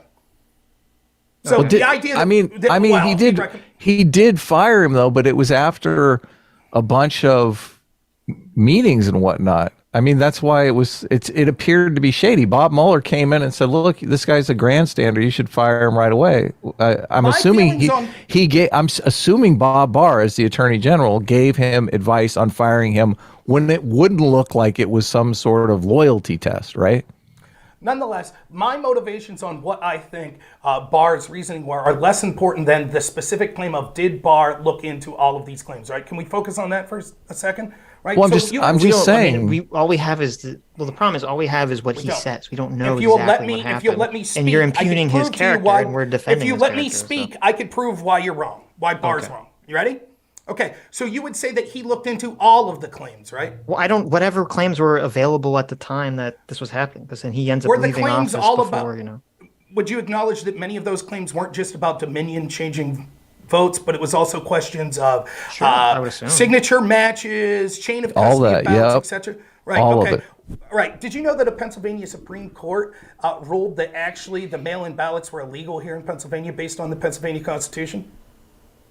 Didn't they say, well, first of all, we have to be clear here. Are you talking about cases of fraud, or are you talking about cases of where someone says that there's a procedural problem? Because those are two very different things. You said that Barr said he looked into all of this. I just asked. I thought it was a fraud claims. I don't know if it was these procedural claims. And if I recall correctly, I could be thinking of a different state. Was it Pennsylvania, or was it a different state where they said, yeah, what they did here probably violates the Constitution. However, wasn't it like the Republicans that implemented the change, and the fact that they didn't fight it for a couple of years, and they just said, well, we're going to not, change it till next election because it wouldn't make sense to do so? Was that Pennsylvania, or was that a different state? Barr gave him a heads up before the election on those shenanigans. There was a trial in Pennsylvania that suggested that. However, later there was a Supreme Court trial. Now, it's going to a higher court now, is what's going to happen. And they're not going to overturn the election. Let's be clear about that. But there are all sorts of problems that Trump was alleging and people were alleging that weren't just Dominion voting machines. For example, hundreds of thousands of ballots didn't have an accurate chain of custody. That's still true. So the fact that Barr looked into it and determined that's not true is bullshit. It's absolutely, and it doesn't even make sense. It doesn't even make sense. It doesn't pass the smell test that this guy was able in a month or so to look into all of the accusations and knew that it was all bullshit. Oh my God. You act like he shows up to office as like a one-man show. He basically does everything himself. He's got to type his own emails and do all his own investigations. Again, he's the head of the Justice Department, for heaven's sakes. They have thousands of employees. So let's just say hypothetically, right, that there is significant evidence of fraud that's later found 4 years from now. Maybe it's only 3,000 ballots, but significant. That would be we would agree that's significant, right? 3,000 ballots. Okay. Well, let's say we figure that out. 3 years from now, if we figure that out, will you come on and apologize and say, you're right, Bill Barr lied. He didn't investigate everything. Well, first of all, he could have been wrong. Right. There's two rules I have about apologies. I think public apologies are soy as fuck, but I think asking for public apologies is fucking mega soy. Mm-hmm. So I think you could say that you were wrong. My latte, baby, because I'm not asking you to apologize. I think you asking for a public apology is. I'm not asking for it. I think the problem is that you're asking us to take a position which we literally can't take. You're saying, did Bill Barr go through all of these specific claims? I don't fucking know. I don't either. Yeah. I don't know what claims he went through. But it doesn't even make sense that he could have. But wait a minute. But then that's irrelevant. He went through the claims that he could go through when he was talking to Donald Trump and said that these were bullshit. Obviously, if there were some that were still taking too much time, that were taking time, they were still going through the claims. And obviously Donald Trump did not have them if Bill Barr did not have them. Yeah, if you're saying that these claims require too much time to go through, then that means that Trump was just lying when he said that. Just making shit up. Again, what your claim seemed to be when saying Bill Barr said he looked into all of it and it was all bullshit was he didn't make that claim. Stop doing that. No, that's literally the claim. That was literally Bill Barr's quote. I said Bill Barr said that he looked into all the claims. You said that he's lying, and I asked you, well, what is your evidence that he's lying? Because it's not feasible that he could have looked into all of them. Okay, let's move on then. That's okay. So, and again, I don't even know why I'm just saying that when someone says, like, I looked into everything, that's just bullshit. You didn't. Now, having said that. Do you understand that he runs the Justice Department, and there are attorney generals in every single state, and every single state is interfacing.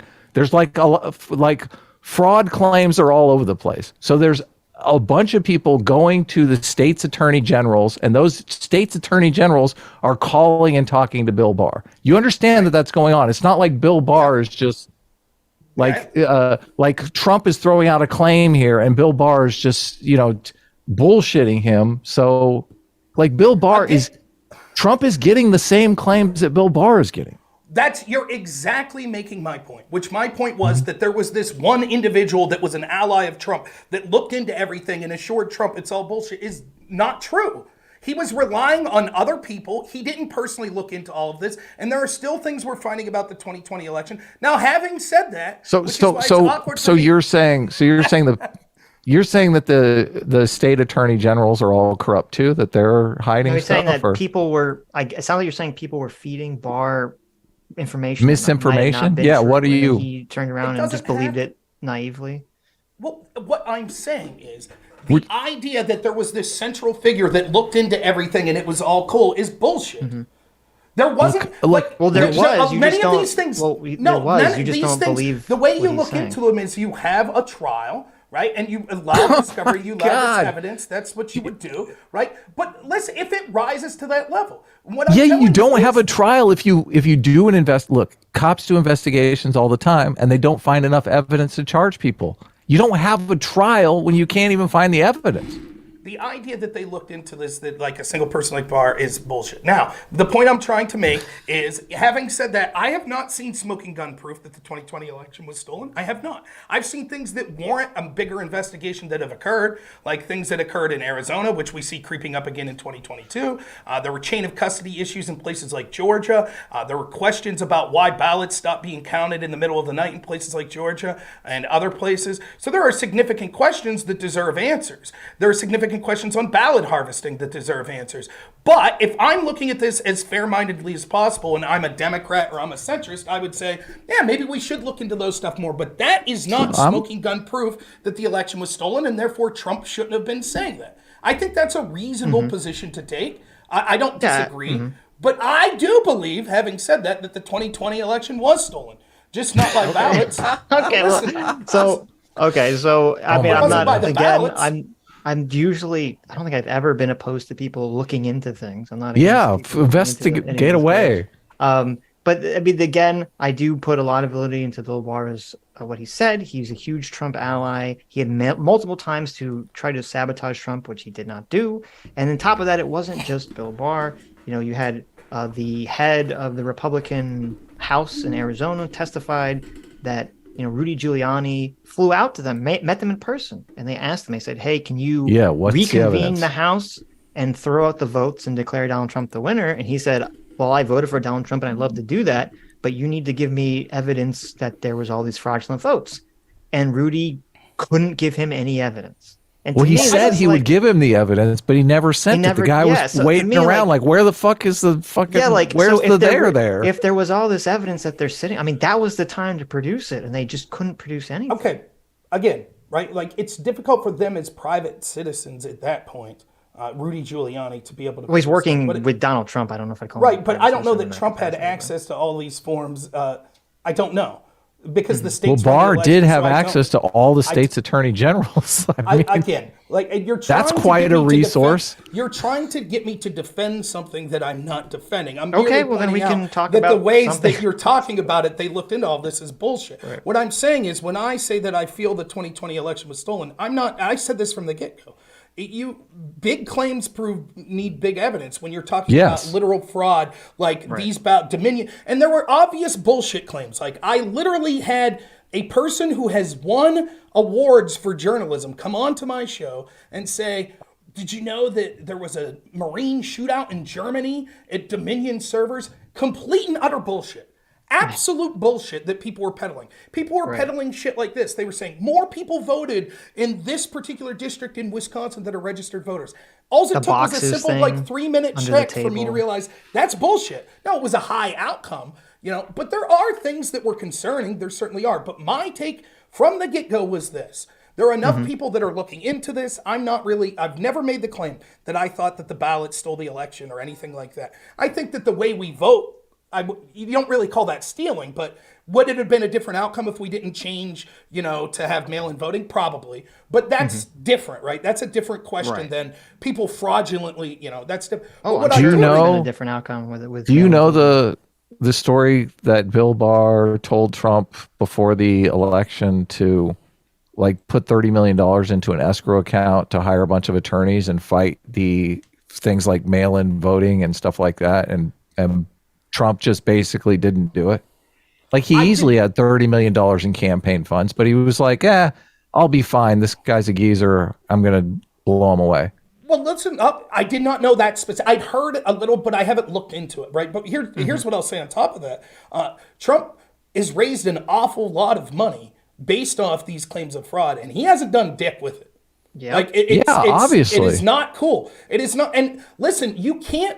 It is different to say, first off, it's different for the president to say something versus us three.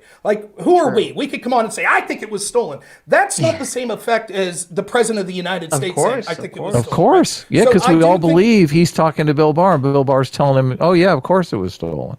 Now, I don't trust Barr, but that's irrelevant to the point I'm making here. That's what I'm saying. It doesn't really matter what my personal beliefs on that guy is, because the end result is I think that Trump never saw a smoking gun, that ballots were stolen enough to change the election. And so for him, he probably sincerely believed it, but that's still, he does this shit all the time, right? But during the election, did you believe it? Did you think he was talking to did you think Sidney Powell was a reputable source? Wait.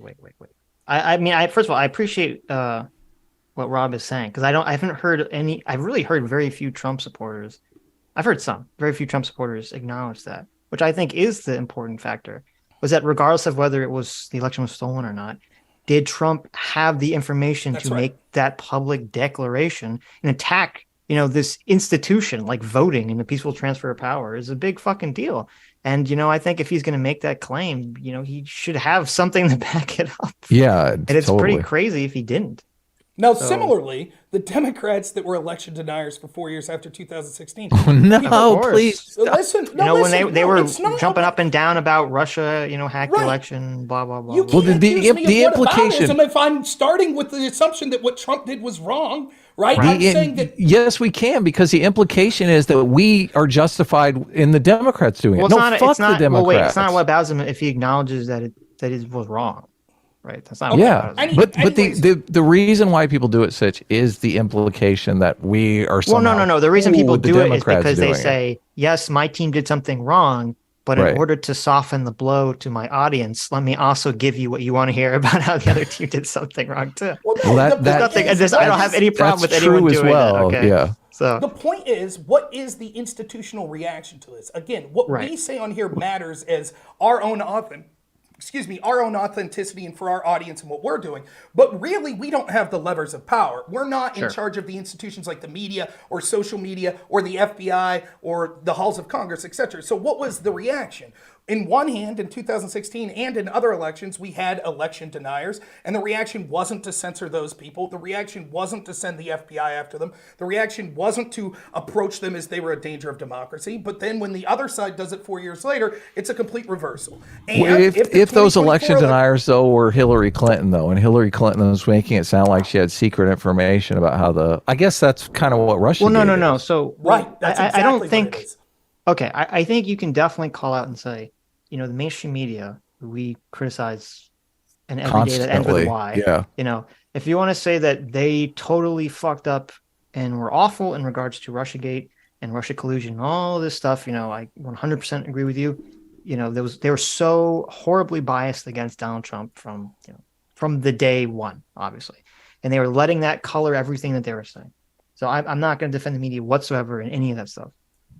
But I don't think that that's the same as the sitting president making claims about a massive institutional failure in our country that he didn't have evidence of. And then people, I don't buy the insurrection idea, and I don't think Donald Trump wanted there to be a riot.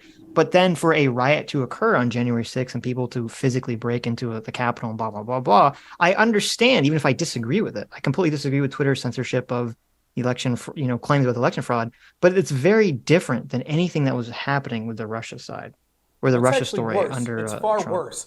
And you've already hit on some of the reasons why it's far worse. Let me ask you this. Post January 6th, do you think that what occurred on January 6th, whatever you want to call it, a riot, an insurrection, whatever, do you think that ultimately harmed Joe Biden be able to get his agenda passed, or helped? And I would say it ended up helping him at the end of the day. That's right. Now, that was a result of election denying, right? And that January 6th occurred. It ended up backfiring and helping Biden, if you want to look at it that way. Now, the election denying from the Democrats, they didn't have to rely on a bunch of angry people dressed up in Viking horns, that found zip ties on the scene, that were taking selfies. They didn't have to rely on that. Those are the lowest levers of power type people you could think about. Just average people on the street that were pissed off.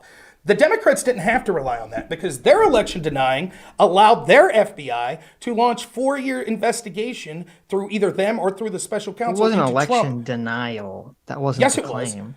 was. Hakeem Jeffries, who's now the Speaker of the House for the Democrat, or the top Democrat in the House right now, literally said that the election was stolen in 2016 by Trump. No. That's not what I'm saying. I'm saying that the FBI investigation of Trump wasn't based around election denialism. It was based around what the hell was. No, it wasn't. It was because it started before the election even happened. It was based around, was there some shady connection between Trump and Russia? It wasn't based on election denialism. Hillary's team seeded this as an excuse to be able to investigate Trump beforehand, to get so that all these leaks were coming out. But remember, we say with Watergate that it was a huge deal, one of the biggest political scandals in this country, because 2 bumbling fools went in to a hotel room to try to get dirt on their opponent.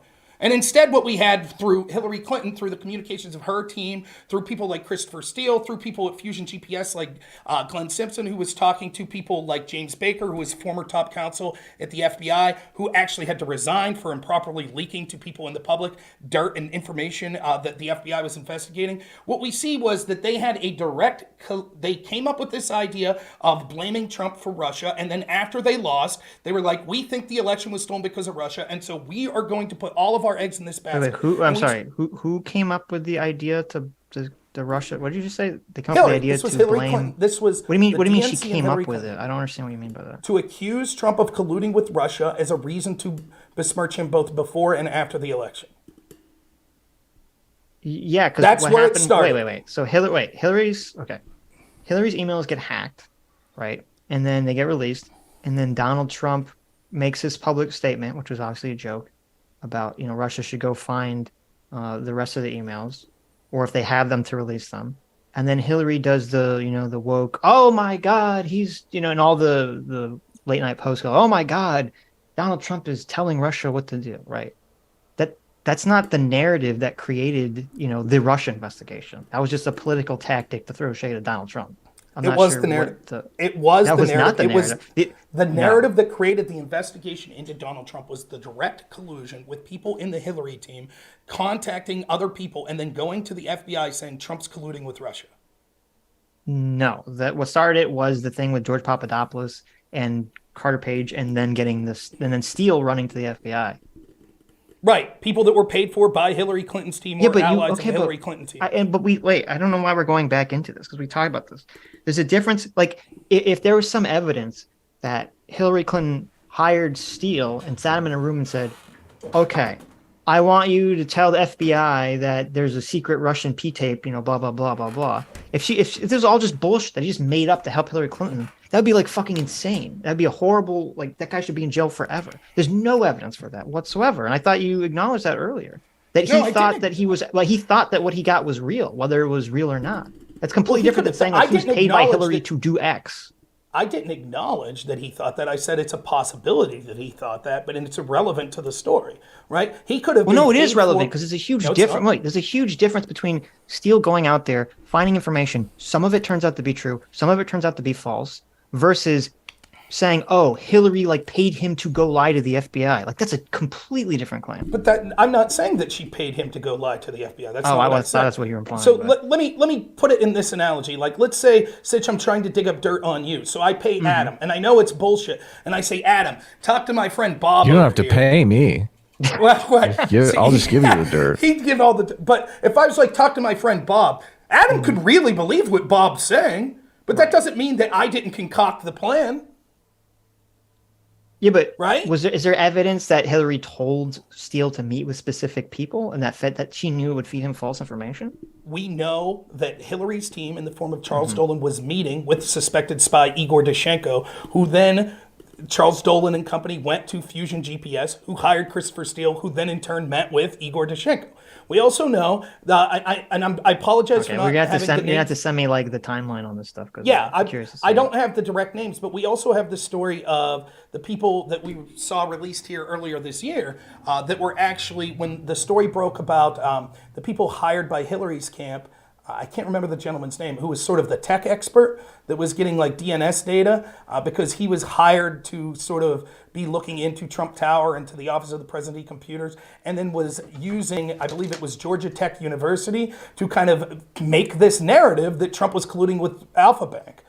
That was created, that was funded by someone that was being paid for by Hillary Clinton to make this shit up, who was improperly using his access as a tech expert in order to improperly get DNS data, not just from candidate Trump, but later from the Office of the Presidency to make this story up about Alpha Bank. Here's my issue.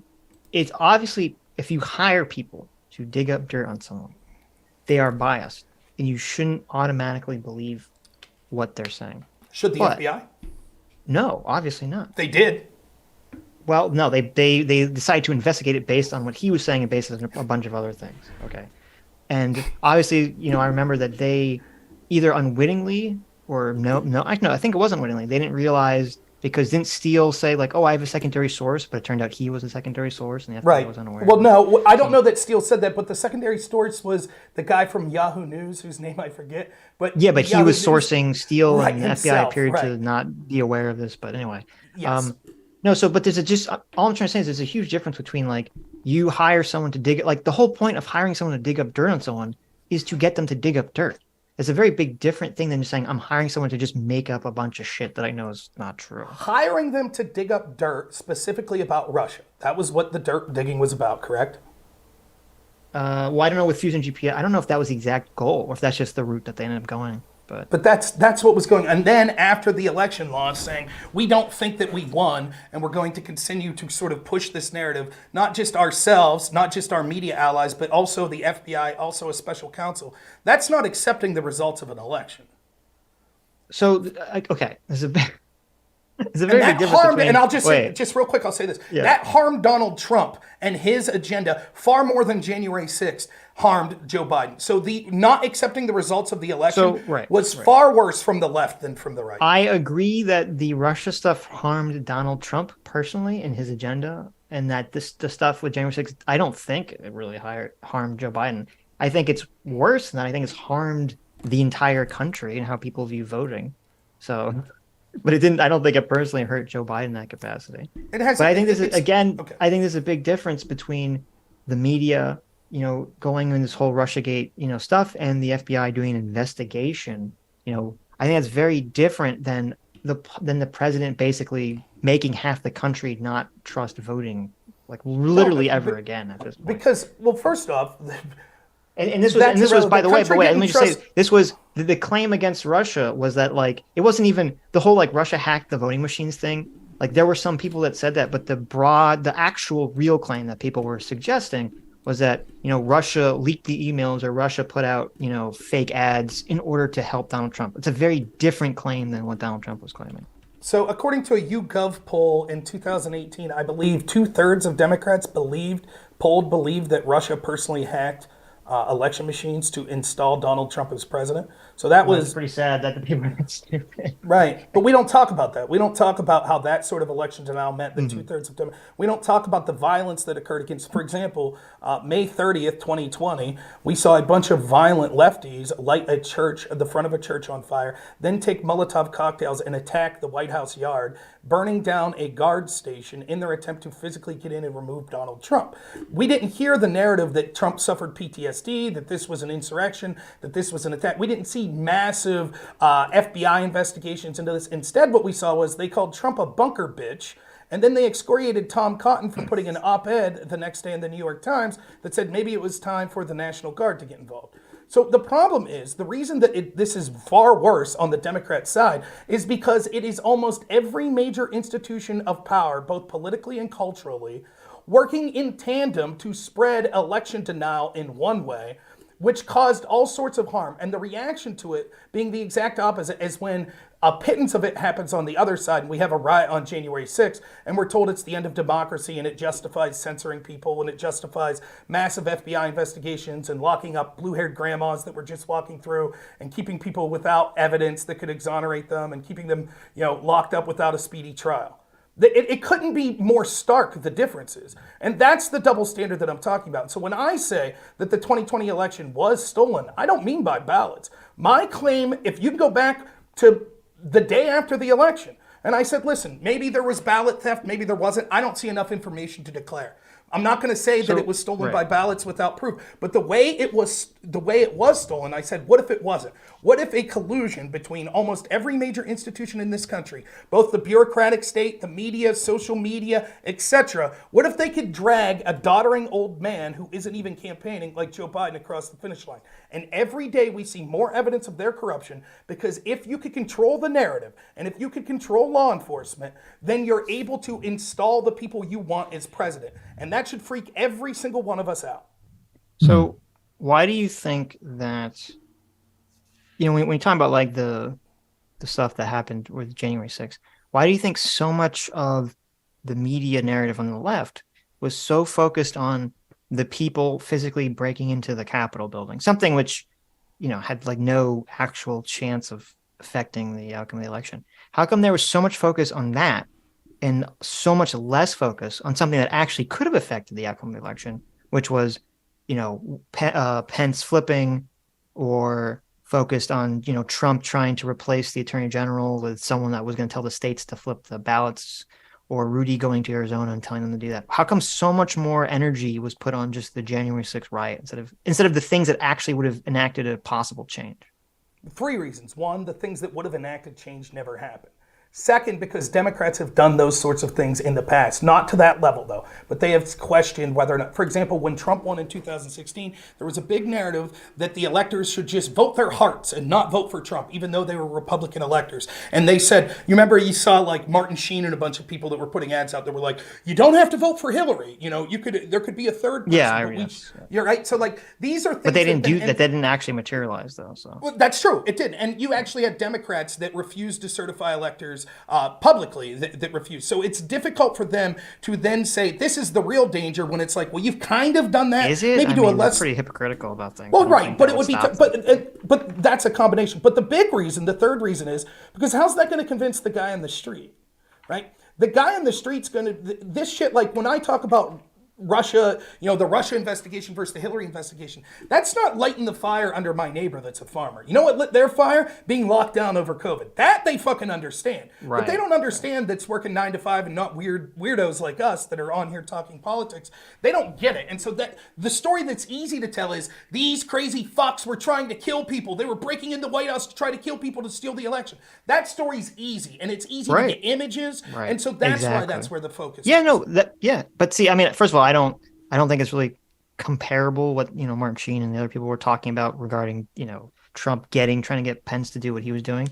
But I agree with the last reason. I think that's the main reason, and not the big reason, is because it's this photographic, visceral image of having people storming a Capitol building. Everyone sees that image. They see this on TV, and it just instantly locks in their mind this emotional feeling of, whatever side you're on, whether it's, joy or anger or disgust. People, I mean, I saw so many people. I remember watching this at the time. I kind of watched it then like, wow, that's really fucked up. But I wasn't really concerned about anything. But I remember seeing all the people around me who were on the left. They were like, just like this was like the most insane thing that's ever happened to them. Their brains were melting. Because they were they're foaming at the mouth. That's why. It wasn't a question of being hypocrites. They're just seeing this visual image. They're seeing this thing happen. And it's invoking all these feelings in them. Well, and when you talk about the difference, well, let me just say, what my point is that when you're talking about like the difference in how the public perceives these events, it's because of the psychology of this. It's because just that image of having these people run into this building, even though I agree with like no fucking chance of changing anything and actually hurt Donald Trump. And I would have been, I wish that they hadn't stopped Trump from showing up at the Capitol building, because I would have been curious to see if he would have tried to stop the people from going in. And I think that would have been, beneficial to the country. But it's just that image had such a psychological effect on people that's why everyone acted the way that they're acting. It's not like a conspiracy or anything. No. Yeah, but here's why. Because if that was true, then there would have been a commiserate psychological effect on those same people when we saw the left committing similar offenses over and over again. They didn't do any. There was no psychological visual image. Because what you're talking about is like, oh, the FBI investigated someone.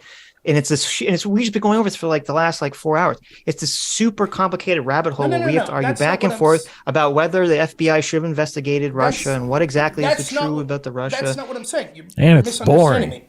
Jesus. You're misunderstanding. Okay, right? You think it's the important stuff. Like that double standard is actually what means all the issues that you care about and want to talk about are irrelevant. Because as long as we have a corrupt FBI and these corrupt institutions, then you better hope they agree with you. Because no, I was only making a narrow point about why the public perception of these two things are very different. Totally agree. But I do, and that's what I said. It's hard to convince my neighbor, right? This. But what I'm saying is the reason that I know that that's sort of bullshit, because it still requires a control of the flow of information and controlling the public narrative. Because for example, if a bunch of right-wingers controlled the majority of the mainstream media and the FBI, and of course, we'd be in the exact inverse situation. Yeah, they would have. People would have been looking and saying, "Holy shit! They literally are lighting a church on fire outside the White House. Now they're taking Molotov cocktails. They burned down a guard station. They're attacking the fence." Yes, It would have been the same, and that's what I'm saying. Well, the fact it wouldn't be quite the same, but you're right. In theory, you're right in practice. Yes, they would have been highlighting things that would hurt the left instead of downplaying them, which is what the mainstream media does. And the problem is not just, let's say for the sake of argument, I say, well, January 6th was the single worst event out of 3 years of political violence. Let's say that we've said that, right? But the quantity of the events that occurred on the left far outpaced the right. And so if all of these institutions, social media and the FBI, etc., would have been making task force and saying, here's our 50 most wanted people at the Milwaukee protest, and who's this person if you know them, and shame them, and report your neighbor if you see them on these pictures, and it would have been on all of the media and all the late night comedy shows and things like that, it would have been the exact invert. And the problem I have is that these institutions of power are all going in the same direction. These cultural institutions, these bureaucratic institutions are all pushing for the establishment, and in particular, the establishment Democrat left at this point. Maybe it's just because they hate Trump. Maybe it's because they really embrace it. But whatever, that's what's happening. And that is enough in an election with 40,000 people to change the results of the election. Well, before you ask your question, I just want to say that I agree with a lot of what you're saying. I agree that a lot of our institutions have become incredibly biased in favor of the left. And been completely blind to a lot of the problems on the left. And I mean, I think the greatest example of this is, all the BLM stuff. I mean, the BLM riots it was just so crazy. I'm sure you talked about this. It's like you had people protesting, you had all these people protesting the COVID lockdowns. And what was the narrative? Oh, these people are so selfish. They're going out there in these protests and they're just spreading COVID, blah, blah, blah, blah, blah. And it's 20 people protesting. And then when the BLM riots explode and you have literally millions of people in the streets, in close proximity protesting, suddenly, what do we hear? Oh, well, you're not going to catch COVID if you're protesting outside. Racism is the real pandemic. Racism is the real pandemic. Yeah, you hear all this bullshit. So, I mean, I completely agree that there has been this institutional capture, unfortunately, for many of our institutions. in terms of, this kind of like left-wing bias. So I'm not disagreeing with that point at all. That to me is what the stealing of the election's about. It's not literally that you don't have to steal ballots because here's what people stop. Well, no, I'm saying I'm not. That's why I don't talk about the ballot. I have a question. How do we fix it? Like everything you're saying. I mean, we do a weekly show on all the fucking overreach of the left, all the institutional capture of the left. Like our whole show is based on that. Like I don't want to be in a situation where I'm just sitting here, crying my eyes out about it. Like what's the plan here? Well, so it's a complicated question. There's not an easy answer, right? A lot of this comes about. More importantly, like how do we stop the right from doing this exact same thing when they have the cultural power? Because that happens. Wait, hold on. Okay, well, two things. First of all, I am curious if you have a solution. I mean, I don't have a solution for this either. So I don't think it's fair to be like, what's your solution? Because I don't know what the answer to this question is anyway. And then secondly, it's a different question. It's an interesting question, but it's a different question in terms of, what do we do or what should the right do to prevent themselves from just falling into that same pit, essentially? Yeah. Which I think they have to some degree.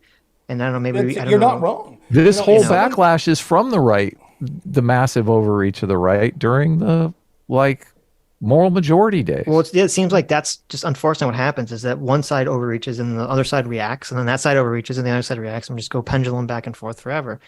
But the difference is, I agree with, I love stand-up comedy. One of my heroes is Lenny Bruce. Like, Lenny Bruce used to get arrested I'm for glad you didn't laws. say George Carlin. But Lenny Bruce, and because what Lenny Bruce represents to me is someone who, regardless if you're Christian or not, he challenged the Catholic Church and he paid a heavy price through the legal system for merely telling jokes. And I think that's absurd. It's someone who values free speech and humor.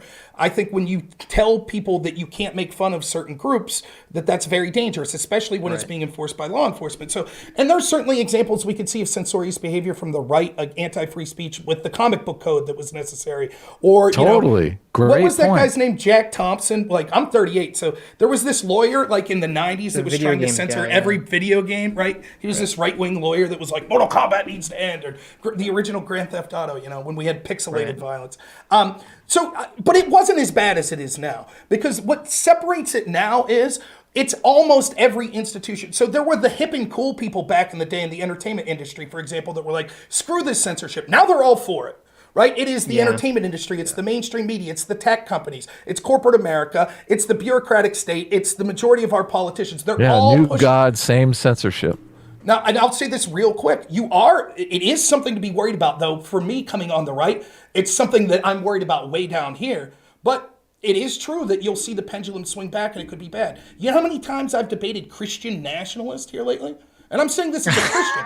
I do not want an authoritarian Christian government. I don't. Yeah. But the people are looking at it and they're saying shit is so bad. Fine, let's play the game they're playing. Except we'll install our people that are censorious and that use law enforcement to go after the people we don't like. Yes. And that is a worry. To me, the answer, and this is a bullshit answer, there's two answers. One, it's going to take decades because the establishment is using the language of the left, which they have indoctrinated in schools for 30 years. While people were concerned with winning elections, they understood, you could look at Yuri Brezhnev and people that talk about this. When you indoctrinate children in these sort of, call it what you want, communist, woke, whatever ideology, those children grow up to then whatever they do, inflict that ideology. So one, it's going to take a long time. But in general, the best thing, it's an overarching answer that we could do now is free speech. That's why the Elon Musk story is so important, because the only possibility you have of ending this is people in the middle seeing how insane it is. And if they control the flow of information and control the public discourse, then the average person, they're just trying to survive. They're just trying, gas prices are going up. They're working 2 jobs now. They're trying to get their kids through school. They don't have time like me and you to sit here and go, wow, what exactly is going on, with Hakeem Jeffries denies elections, but they don't know about all that shit. And so that's why the big fight is get free speech and get examples of corruption that all of us on the left and right can agree are being covered up. Things like Epstein and the clientele list, whether it's people on the right or the left. Things like Larry Nassar, gymnast coach that was molesting children that the FBI covered up for. Things like releasing how Twitter and those executives were pushing sort of ridiculous political biases that were helping influence election. That's the first step. And that's why I think, you see the sort of pushback from the mainstream media and these other institutions to, it's not a big story, it's a nothing burger. Because when they're saying that, they're trying to gaslight you to ignore this story because they understand. Listen, let me make it as clear as possible. I had to listen to Democrats tell me that 12 Russian trolls posting $100,000 of ads on Pokemon Go and Facebook could have potentially swung an election. But the entirety of our social media working in tandem to push for one candidate over the other is not a big deal. That's gaslighting of the highest degree. And it's an admission by them that they understand that this helps them win elections. And I would contend. Of course they do. Right. But do you think that if this system wasn't as biased on social media, that Biden wins in 2020? But it's very possibly one of them. No, I don't know. So isn't that a stolen election? Well, how are you defining stolen? Well, right. Yeah, it's not in the exactly. same way. Because to me, like, and we can start talking about the Twitter files too, because I guess what I was about to say would be relevant because when I didn't look at the last. Real quick? Yeah, sure. You can use the restroom. I'll read some super chats. Thanks. Yeah, what are you doing? Dialogue always. For $5. The real dialogue always. The real dialogue always. Yeah. When are you coming on, man? Come on, we miss arguing with you. Dialogue always for $5 says, someone please carry a stopwatch at a ledger to see how many topic shifts are introduced by Rob in a 5-minute period. I know. Jeez. Oh, man. Dialogue always on our side for once. It's like lift the glass. To be fair to Rob, I don't know if so much topic shifts, just that he throws out a lot of like information to back up a point. So it's not really like a topic shift. It's just like, here's a bunch of different little things that you could address. So yeah. That's called gish galloping, but if it's done maliciously, I don't view Rob as acting maliciously, in my opinion. So, I mean, not maliciously. He is definitely trying to win this debate. I mean, of course, it's a debate / conversation. Is that malicious? I mean, I wouldn't call it malicious, but it is. I mean, it is what it is. It would only be malicious if you're intentionally trying to win a debate. No, if you're intentionally trying to obfuscate or hide information that you know is true in order to appear that you're winning a debate. Which I don't think, I haven't seen any evidence that Rob is behaving in any sort of untoward way, in my opinion. I still, like, if someone asked me tomorrow and said, look, you just did a 6-hour live stream on FBI corruption. Can you tell me where the fire is? I would say, I have no idea. Well, I would say I'm not convinced, but that's not what we're talking about. The FBI didn't verify. Yeah, but I could not even give them the broad strokes. Like, Rob, your technique of debating is, let me throw out a million factoids, which I agree on the internet. That sounds reasonable and people will believe that you know what you're talking about. We're getting off. Oh my God. I don't want to talk about this again. I want to move on. We're just going to go into a circle. Okay. This is a pointless conversation. We only brought it up because I was reading the super chat. Read the super chat. I don't believe that Rob. I believe that Rob is acting in good faith completely, even if we disagree with him. Hold on. I believe Rob is totally acting in good faith. I'm not saying he's acting in bad faith. So if that's where you thought I was going, then no, I'm not going. Okay. There. I'm just saying that as a point of communicating with people generally, facts are like there and gone. It's like, I don't know the 17 different things that he threw out. That's the way people talk. Even if it's inefficient, that's just how people talk to each other. Okay, well, that I've noticed. You know how people, here's like 10 things that proves my point. You know how people listen. Well, I mean, I like to know what's going on, and I feel like even a lot of people in the chat were like, what's the point here? Okay, I understand. So, anyway, moving on. Talking about the Twitter thing, because I've completely lost my train of thought. Okay, what I was going to say is... Did you finish the super chat, though? Or I did. Okay, regarding, Twitter, and regarding whether... this is about the definition, because you said this is why you call the election stolen. And I guess this will be a definitions argument about how we define stolen. Because to me, stolen requires malicious intention in it. And so if a bunch of people on the left, including people at Twitter, buy into a narrative that turns out to be fake, or they just convince themselves, which is what I generally think most people do. I think most people tend to lie to themselves unconsciously before they lie to anyone else. I wouldn't consider that a stolen election at all. I would just say, well, that they're just heavily politically biased against Donald Trump. Yep. And that influenced their decisions, could be wrongly, but that influenced their decisions.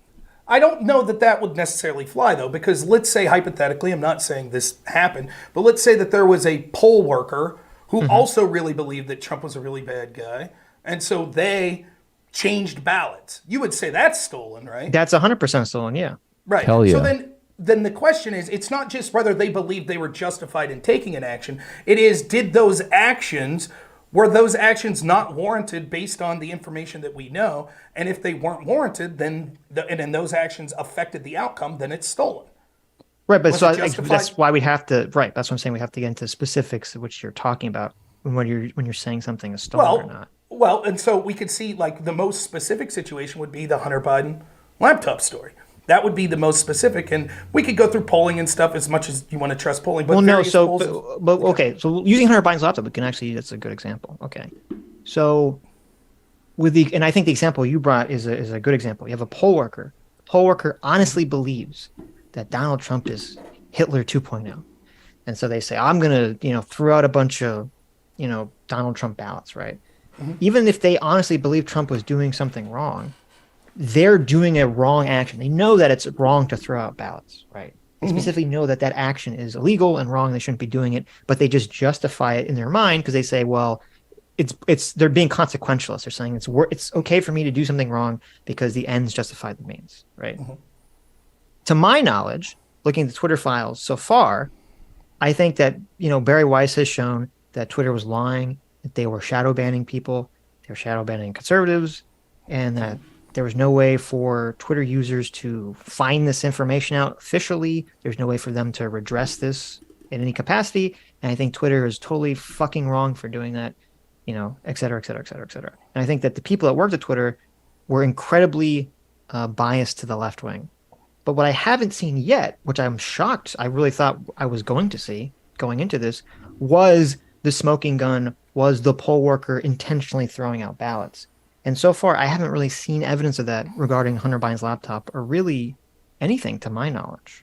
Well, before we get to Hunter Biden's laptop, let's talk what you've already said, which was you think that Twitter was wrong in shadow banning conservatives and that they lied. Or really anybody, but we only saw evidence of conservatives. But it was overwhelmingly conservative. You would agree with it? I would assume. I don't know if we don't know that until they release a list or something. Okay, so given that, wouldn't that itself, if that had the potential to swing enough votes, wouldn't that itself, that they took an action that was incorrect and lied about it, wouldn't you then say, well, if that would have resulted in the election having a different outcome, that you would qualify that as a stolen election?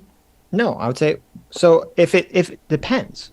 So if you had with the person throwing out ballots, if you had Twitter saying, oh, we think Charlie Kirk is too persuasive, because he was one of the accounts that was shadow banned.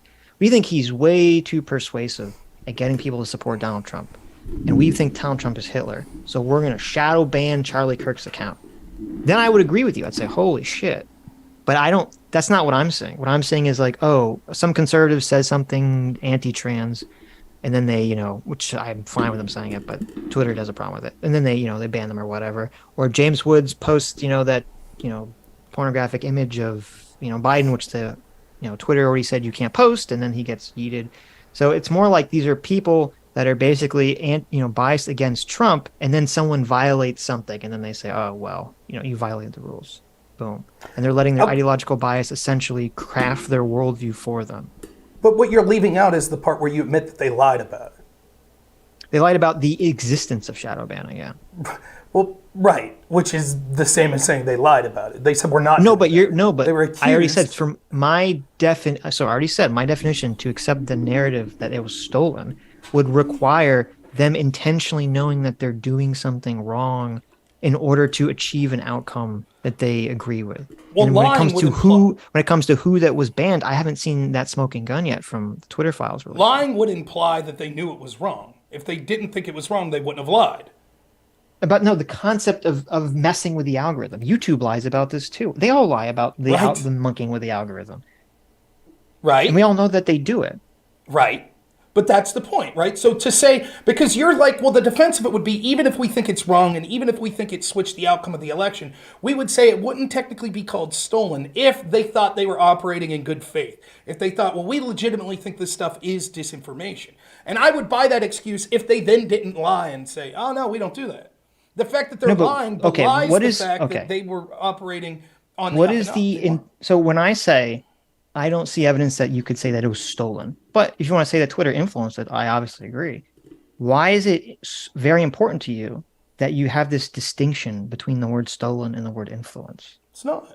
It's in fact, I was going to Well, say then the what? exact Then same why are thing. we having the conversation? You brought it up. I said stolen. You said I wouldn't necessarily call it that. Okay. Okay. You Oh, like all right. you don't have to use the Then I only guess thing we can I'm move on. concerned. Then I don't know what the Yeah, point. yeah, that's fine. I would use the term stolen. I could get into why, but it's not important to me. The important thing is, was the outcome of the election different based on decisions that a bunch of institutions made that tended to Hmm. benefit one side because of their biases? Yes, it is.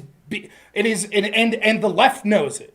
They know it because they've spent years complaining about things like Citizens United. And what's the sort of argument behind Citizens United? Well, if we have too much money in politics, it will influence, right? Well, money's just, what does money in politics do? Well, it gets your message out there. That's why we have fundraising. That's why we have ad buys. And so if you could have these major flows of information, centers where public discourse is occurring, if you could control that, in an election where 40,000 votes go the other way in 3 states, I mean, and it's not just me saying this. There's a professor by the name of Roger Epstein. He testified in front of the Senate that the manipulation of Google's algorithm alone could have swayed as many as 16 million votes in the 2020 election. And we're talking about elections decided by less than 100,000 votes nationally. So, I mean, Right, but it's good. do you I don't know if you agree with this, but because do you agree that there's a difference between a bunch of institutions like Twitter, Google, YouTube, Facebook? Like, there's a difference between them getting in a room and saying, we don't want Donald Trump to be president because we're in favor of controlling America and he's going to expose us. So we're going to do everything we can to get him out of office. That's one action. And then a different action would be all these institutions, Twitter, Facebook, Google, YouTube, they're all basically run by people who have left-wing moral intuitions, who have, that's just where their politics aligns. And so when they look at and they see and they listen to what Donald Trump is saying, and they read the New York Times or they read something that, makes a claim about Donald Trump, and they say, oh my God, Donald Trump's so horrible. And that colors their view. Do you agree that these are two different things? Yes, but it doesn't Okay. matter to me, right? Well, The matter, well, the reason well, it would wait, matter is it matters in terms of how you fix the problem. that's exactly right. How we fix Okay. that's what changes, right? But it's a combination of both, right? Like because we're not Well, just. I don't think it is a combination of both. You don't I think think? it's So did I you think read it's the Time? entirely the latter, but Did you read the Time magazine article that talked about a shadowy cabal of business? I did. interests I and did. political I people? did. That article is bafflingly stupid. And I was so shocked that I think it was Brett and Eric Weinstein, who I like.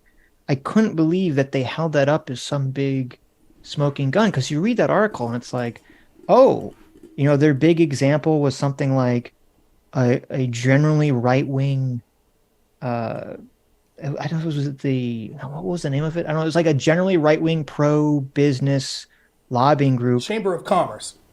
Yeah, that's right. You're right. Chamber of Commerce. Thank you. It's like the Chamber of Commerce was like working with some left-wing group for something anti-Trump at one point.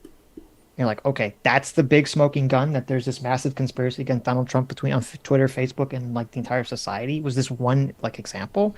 I think that article Well, is no, terrible. I don't think. I think the article was outlining broad strokes because it was largely conditioning people to agree that this was a good thing, right? And so it wasn't going into the specifics of what they did. Yeah, for but then it's not example, evidence of anything. Then that's the Well, problem. it's an admission. It's an admission by people that were involved, in this case, a member of the mainstream media, admitting that yes, this was occurring. There were these actual. Because I would have agreed with you in some sense. The majority of this stuff isn't people sitting in smoky rooms, drinking blood out of skulls, like coming, this is what we'll do. Like that's that's not how it goes. Right. You know, it's people that think that they're, because they embrace what culturally is the dominant viewpoint, which is sort of leftism or wokeism or however you want to put it, they actually believe you're evil, and therefore they're justified in doing messed up shit against you because you're a really bad person. And that doesn't get any more true than with Trump and his supporters. I agree with the first half. The second half, in terms of like, they think you're evil, so that justifies doing messed up shit to you. I think a lot of average people have that view. I think definitely a lot of bread tubers have that view. I haven't seen evidence yet that on Twitter, in the Twitter files, that was the view where they were saying, because we think Donald Trump is evil, it justifies us to do X. I haven't seen that yet. Well, I mean, again, you already admitted it's very unlikely that someone puts that pen to paper. They probably don't even have that conversation with themselves and their loved ones. They just sincerely believe it. And it's more prevalent than you think. And there's no reason it wouldn't be prevalent in these. Yeah, but that's the problem, is that to me, like, when I interact with people and I try to get to the bottom of what's motivating them, it seems that from my own interactions, there's very few people who are making this kind of like unemotional, nefarious calculus. It's generally, no, they believe whatever they're arguing. They actually believe it's true. Well, but again, I'm not disagreeing. They may firmly believe that. Let me give you an example. There's a left-wing streamer named Vosh. You guys probably know of him, right? I am familiar, yes. Okay, so Vosh believes he's a terrible example, though, because he's admitted that he does. Right. He's certainly right. But he says that there's a genocide occurring against LGBT people. Right. So in one of his videos, he says, you remember there was an organization called Patriot Prayer in Portland? It was like conservatives. Right. And then they showed up with like flags and were open carrying. And then a guy got shot and killed by an Antifa member there. You sort of remember? Yeah, I remember. And that was something that's crazy because that was not covered very much by the mainstream media, which is obviously left-wing bias. Yes. Right. And so Vosh says in this one video, and I can dig it up if you want, but he says, when he's talking about this genocide, he keeps saying things like this. He's sort of dog whistling to it. He goes, well, wouldn't you have stopped Hitler before he started? Wouldn't you? And it's like, you know what he's saying there. Like, well, we need to use extreme violence against people we disagree with. And then he comes right out and he says it. He says, what I want is a world where people will be shooting out their windows at those Patriot Prayer fucks. That's what he says, right? Yeah. Now, having said I think we covered that video. Yeah. Right. Do you think that Vosh believes about this genocide of LGBT people? I do. Yes. I think he believes I do think he believes that, yeah. So he has so it's not a matter of, like, when you say nefarious intent, they could justify it because they believe in their moral crusade. Okay, but I think there's a miscommunication, and I guess I'm not putting forward. So so with Vosh's examples, Vosh basically, since Vosh is a consequentialist, or he's a useful consequentialist when it suits him. Since he believes that the right is enacting the transgenocide and blah, blah, blah, blah, blah, he then says, okay, that justifies me to basically do whatever it takes to prevent that. And he's been pretty clear.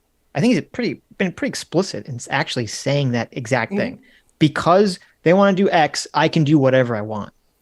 And I'm saying that with Twitter, I haven't seen evidence of that thought process yet in Twitter manifestly, where they say, because Donald Trump or because the right is so evil, we can do X. I haven't seen that yet. I bring Vosh up as an example purely to show that people could advocate for the most heinous, violent things, and they truly believe in their cause when they're doing it. But I don't think most people are as open as that. I don't think. Yeah, I don't think most people do that the way Vosh does. And I think when Vosh says that, and it's so, people go, oh my God. I think that's part of why it's so morally reprehensible when people react to it. Because I don't think most people do act that way or even believe that. So I think people do mostly believe in, following the system and laws, and all these things exist for reasons, blah, blah, blah, blah, blah. So I think that you're increasingly seeing that that's not the case, even with people that you might know as average, which we can get into examples if you want. But I think in people in positions of power that it's more evident. Like, there's a reason that the mainstream media is so biased, because they believe that they're on the virtuous moral side and Trump was bad, and so they're doing it. There's a reason that the FBI does this sort of stuff, and we can see they're biased. There's a reason that these corporate America and places at Twitter are doing this, and it's because of this bias. They believe they're right, but I don't think many of them, even if they had to sit down and think themselves, would say, I know the action I'm taking is wrong, but I'm taking it because I think that the people I'm taking it against are so immoral that it justifies it. They're going to rationalize it to themselves that, like, no, this is okay. I'll give, and so I think that that's exactly what was going on. And right. Go ahead. Well, I'm just saying, I'm not saying that they're just fine saying, no, no, no, it's okay. I'm saying that they think, no, no, no, this is the correct, like what I'm saying is true. This is correct. But you could see That's my only point about that. Even with Barry Weiss's last drop here, right, at Twitter, it's evident that many people at Twitter were like, this doesn't violate our incitement to violence policy. Trump's 2 tweets that got him kicked off. They knew it. And basically, I always mispronounce her name. Vijaya Gotti, is that how you pronounce it? I don't know how to say that guy's name. It's a lady. Oh, tisk tisk, misgendered. I thought you were talking about the other guy. No, I thought you were talking about the head of trust and safety. Yeah, that's Yoel Roth. And it's evident that they knew that who's the GAD guy? That's a woman, Vijaya Gotti. That's a woman? Oh, well, excuse me. She was the one that was on Tim Pool's show with Oh, Jack right, Dorsey. right. That's Vijaya. Or you and mean, then Yoel Roth Joe Rogan, yeah. Yeah, Yoel Roth is the guy. But it's evident that they knew that technically this didn't violate the incitement, but they wanted him off anyways. And you can see with even leading up, Barry Weiss does a good job of showing internal communications leading up to the decision to ban Trump, where they're constantly looking for a rationale to be able to ban him. That's what they want. And so they might say, ha, here's something loose enough that we could grab on. But that's the problem in the first place. That this sort of bias exists to where, look at it this way. The bias might exist to a point where it wouldn't affect them saying, I'm going to personally punch Donald Trump. That would be a bridge too far. But it might exist to get them to justify in their head to bend the rules to shut Trump up. And that's the problem. And you're right, though, to point out that it's not necessarily this smoky room thing, because go back to like Lois I'm Lerner. still unsure of your position, Rob. Do you understand that Sitch is saying that they really believe the things that they're saying and doing, and there are people who say no, they're just lying, that they know what they're doing is acceptable, unacceptable, but they're lying to everyone dishonestly? I think that there's a combination of the two, and what I'm saying specifically here is that even those that think, no, this isn't an unvirtuous act, I know when I'm allowed to ban people or shadow ban them or not, and this time I really think I can ban Trump. I think that's belied by the statements we see that have been released in internal communications in Twitter, and even those that come to that conclusion do so because of extreme bias. So it makes it irrelevant to me anyways. So can you answer the question though? Yeah, I just did. Okay, so well, not really. Yeah, if you want to say that like the consequences of it is the same, I agree. Well, I'm asking, are they lying? I was just making a very narrow argument, which I was very surprised with the Twitter files. I was really expecting there to be, we all know Twitter is obviously biased against the right, and I just really expected there to be some massive smoking gun. Just one little answer. What? Yes, I will. Are they dirty liars? Is the question. I will repeat and try to clarify my answer. Yes, some of them are dirty liars. However, some of them aren't dirty liars. Right. Some of them aren't dirty liars, but they have convinced Are themselves most of them dirty liars? I don't know. The ones in positions of power are. Are 10% of them dirty liars? What does it matter if Yoel Roth and Gotti? Well, I'm asking you. It's like a personal question on where are you setting your view of the world? Obviously. Well, I'm guessing based on my intuitions. But I would guess that, maybe not even 1% of people are dirty liars. I think they're captured by their own, it's like a religion thing to them. Right. So I feel like we've made our points clear on that topic. What I want to ask is, I want to be able to argue with people on the left that Twitter is a horrible cesspool of bias against people on the right. So what is like, but then the problem is when I point to a lot of the stuff in the Twitter files, I feel like it's not the smoking gun yet. Now, I haven't read the last Barry Weiss thread. So what is the thing that I should point to when I argue with these people and say like, oh, here it is. Here's Yoel Roth, admitting his bias. Like, here's the thing. Like, what should I point to? So there are many posts in the latest drop of Barry Weiss's file. I still didn't get an answer to my question, but that's okay. We'll just move on. It's not, doesn't matter, Adam. I want it as a question. I'm asking Rob, as a person, where does he set his moral intuitions? Are the Democrats 99% dirty fucking liars, or are they 1% dirty fucking liars? It's an honest question. My guess is that the majority of people that take immoral actions justify that those actions are immoral in their own eyes. So they would say that it's not a lie, if So it's for so a it's good one reason. so hold on a sec, because that's a different thing. Like there's a position here where you can say, well, I know it's a lie, but since they're all dirty liars, I'm going to do it. Or you could say, they don't actually believe that they're lying. They believe that they're being truthful. Like there are a lot of people that thought, of course, Trump should be banned because obviously what he's doing is inciting a riot. Like what he's doing is dangerous and it's right to ban him. So, I mean, do you understand the difference in those positions? That's why I I'm do asking. understand the positions. I Okay. guess I'll put it this way. I don't know an exact, I can't give you like 73.2%. I will Well, say no, this. I would think more than not people would think I'm not lying when, it would have said Trump incited violence. I really believe it, so kick him. Mm-hmm. But they did so for biased reasons, which is total bullshit, and it's irrelevant to me. Like the utility of the question only makes sense in where do we go moving forward from how Well, no, to deal the with utility it. of the utility of the question is just asking you about your perception of reality. That's why I like. Obviously, no one can know the answer to this question. Like maybe it's 50%. I would like that would be an interesting take. I'm just asking you. So I mean, again, I guess I don't focus on these issues a lot because the outcome is the same. And Right. I think that kind of articulating the problems with that outcome and how that's harming our country are more important than sort of philosophically thinking because it doesn't matter to me. Like, Well, no, it it's does not matter in the level of trust in the environment, though. Like we live in a high trust society. If in Russia, I would think, yeah, a lot of people lie and just are the attitude is everybody lies. Like in corrupt societies, everybody lies and they know everyone else is lying. So But again, it doesn't matter if I think someone's lying or if they believe their lie, is to say that the problem is still their huge bias. It doesn't matter.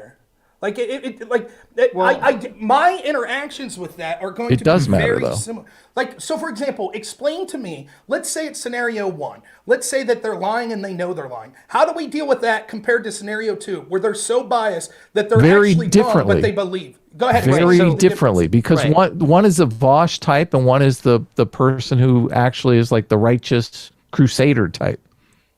Both of them come to that conclusion because of their worldview and their insane bias. No. anyways. Yeah, but one is willing to lie. Well, okay. Well, let me hold on. Let me. There's two reasons why that we're even talking about this distinction.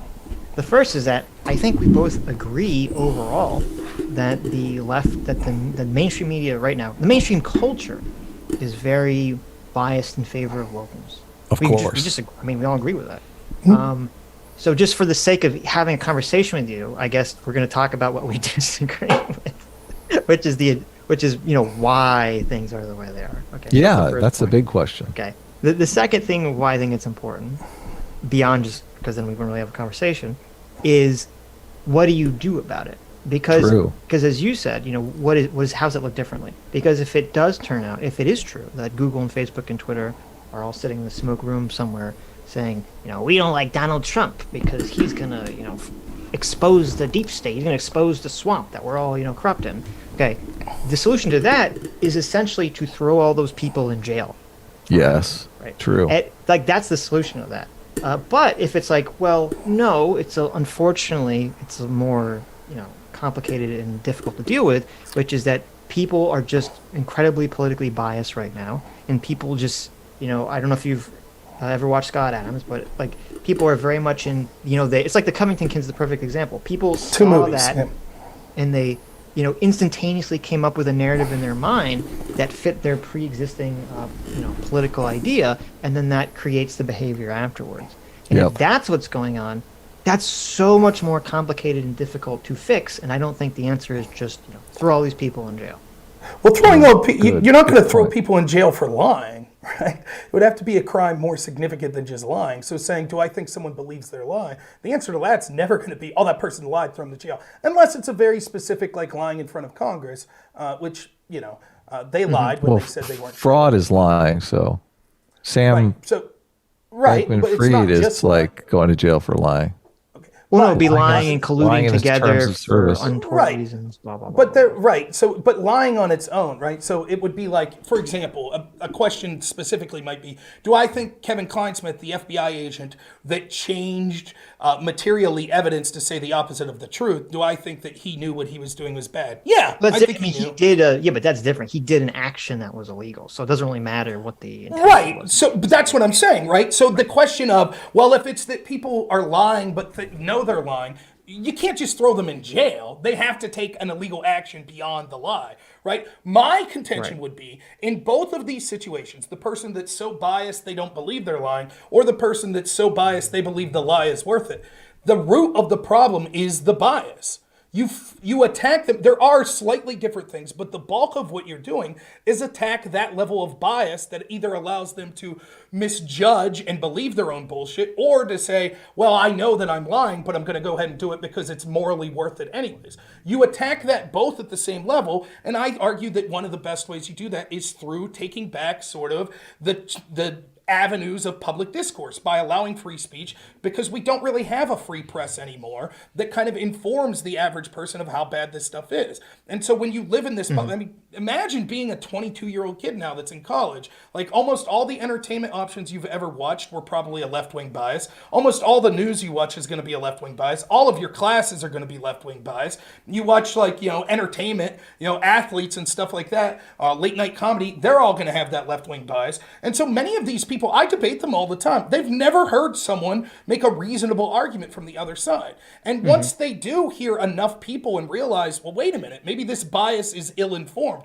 Maybe there are good faith arguments on the other side. I think that it's not going to solve all of our problems overnight, but that's the crucial first step. So I guess that's why I never differentiated that much, because to me, it's like if what Twitter did was immoral or illegal, if their motivation was, well, I knew I was lying but did it anyways, or I truly believed my own lie, that's irrelevant to me in how I would deal with it and the fact that it needs dealt with. Right. No, I mean, I agree with your solution. I think that's a way to solve the problem that I would be totally in favor of doing. But I guess the issue that I have, this is just kind of the problem of discussing these political ideas publicly anyway, is that everyone kind of swings for the fences, and then it's very rarely on either side politically that exact thing will materialize, and it basically weakens the argument. So with the Twitters, to me, is a perfect example. Like the right has been saying for years that Twitter is biased against the right, which I think is, I think you have to be basically shutting your eyes, and putting your head in the sand to not see that that's the case. But the problem is they also made a lot of claims, not everyone, but a lot of people made the very specific claim about that Twitter was, part of some nefarious deep state, blah, blah, blah, blah, blah, kind of really being more hyperbolic with the claim. And so what happens is then when the Twitter files come out and it shows you exactly what, a lot of us thought, Twitter is just ideologically biased against the right, but it doesn't show the sort of nefarious underpinning that a lot of other people were claiming. It creates this world where now the right looks at it and says, oh my God, this is the worst thing ever. And then the left looks at it and says, well, I don't see any of this nefarious evidence you're pointing to. So you're just making it up, and it's a nothing burger. And it's just kind of this hyperbolizing of information that allows these, dual news cycles to continue forward. The hyperbolic nature of people on the right that we complain about this are irrelevant as to whether people on the left are going to call it a nothing burger. They're going to call it nothing. And the same would be true of the inverse. Like if people said about Donald Trump, look, I don't think the guy committed treason. He took these documents home from Mar-a-Lago. I think the raid was justified, but let it at that. Get the files back, right? That's not going to stop people on the right from going, this is ridiculous. This is unjustified. They raided for no reason. So I do agree that sometimes there's a problem with hyperbolic statements. Though I will admit, sometimes I myself engage in said statements at times like that. So I don't disagree with that. But I do think in this particular case, I think that it is more to it than what we're letting on. The files themselves don't necessarily point to necessarily a smoking gun story. But when you talk about sort of a deep state effort, to me, I don't know exactly who you were listening to, but the thing that I was saying and people were saying was the FBI knew the Hunter Biden laptop was real, and they were reaching out to social media telling them to censor it. And even though the we'll just talk about that. That's a massive claim, right? Right. The Twitter files haven't shown that to be true. No, but Miranda Or Devine not to be has from true, the New but York that there's Post. evidence that happened, right? Miranda Devine shows that Yoel Roth testified, I believe, at the trial of FBI agent Elvis Chan. Yoel Roth, in a deposition, which I've read that's been in the New York Post, has said that he was in weekly communications with both the FBI and CHIS, I think, which is the Homeland Security's sort of task force to weed out disinformation. And he said that the name Hunter Biden and disinformation, a Russian hacked or disinformation about him directly came from the FBI. Yeah, I've seen that, and I talked about that. That's what was really interesting because Matt, in his first drop, he said he found no evidence that anything with the Hunter Biden stuff was government directed, but that contradicts what Yoel Roth testified to. Exactly. Well, and actually, I think I don't know if it does directly. it doesn't contradict. No. Yeah, because if he's just saying that they were talking about it, we don't know what that means. Because if it's like, well, the FBI said, well, it could be Russian disinformation, we don't know, then that wouldn't necessarily contradict. But Well, no, that's not why it wouldn't contradict, right? Because I think it would contradict Matt Taibbi, the spirit of his claim, which the spirit was, I didn't see that there was any direction from the FBI at all. And so, but the reason it's not a contradiction is what Taibbi's implying is that the person that was tasked with compiling these Twitter communications was a guy by the name of James Baker. And James Baker was former top counsel at the FBI. Right. So the second Twitter drop, Twitter files, was only like 8 posts.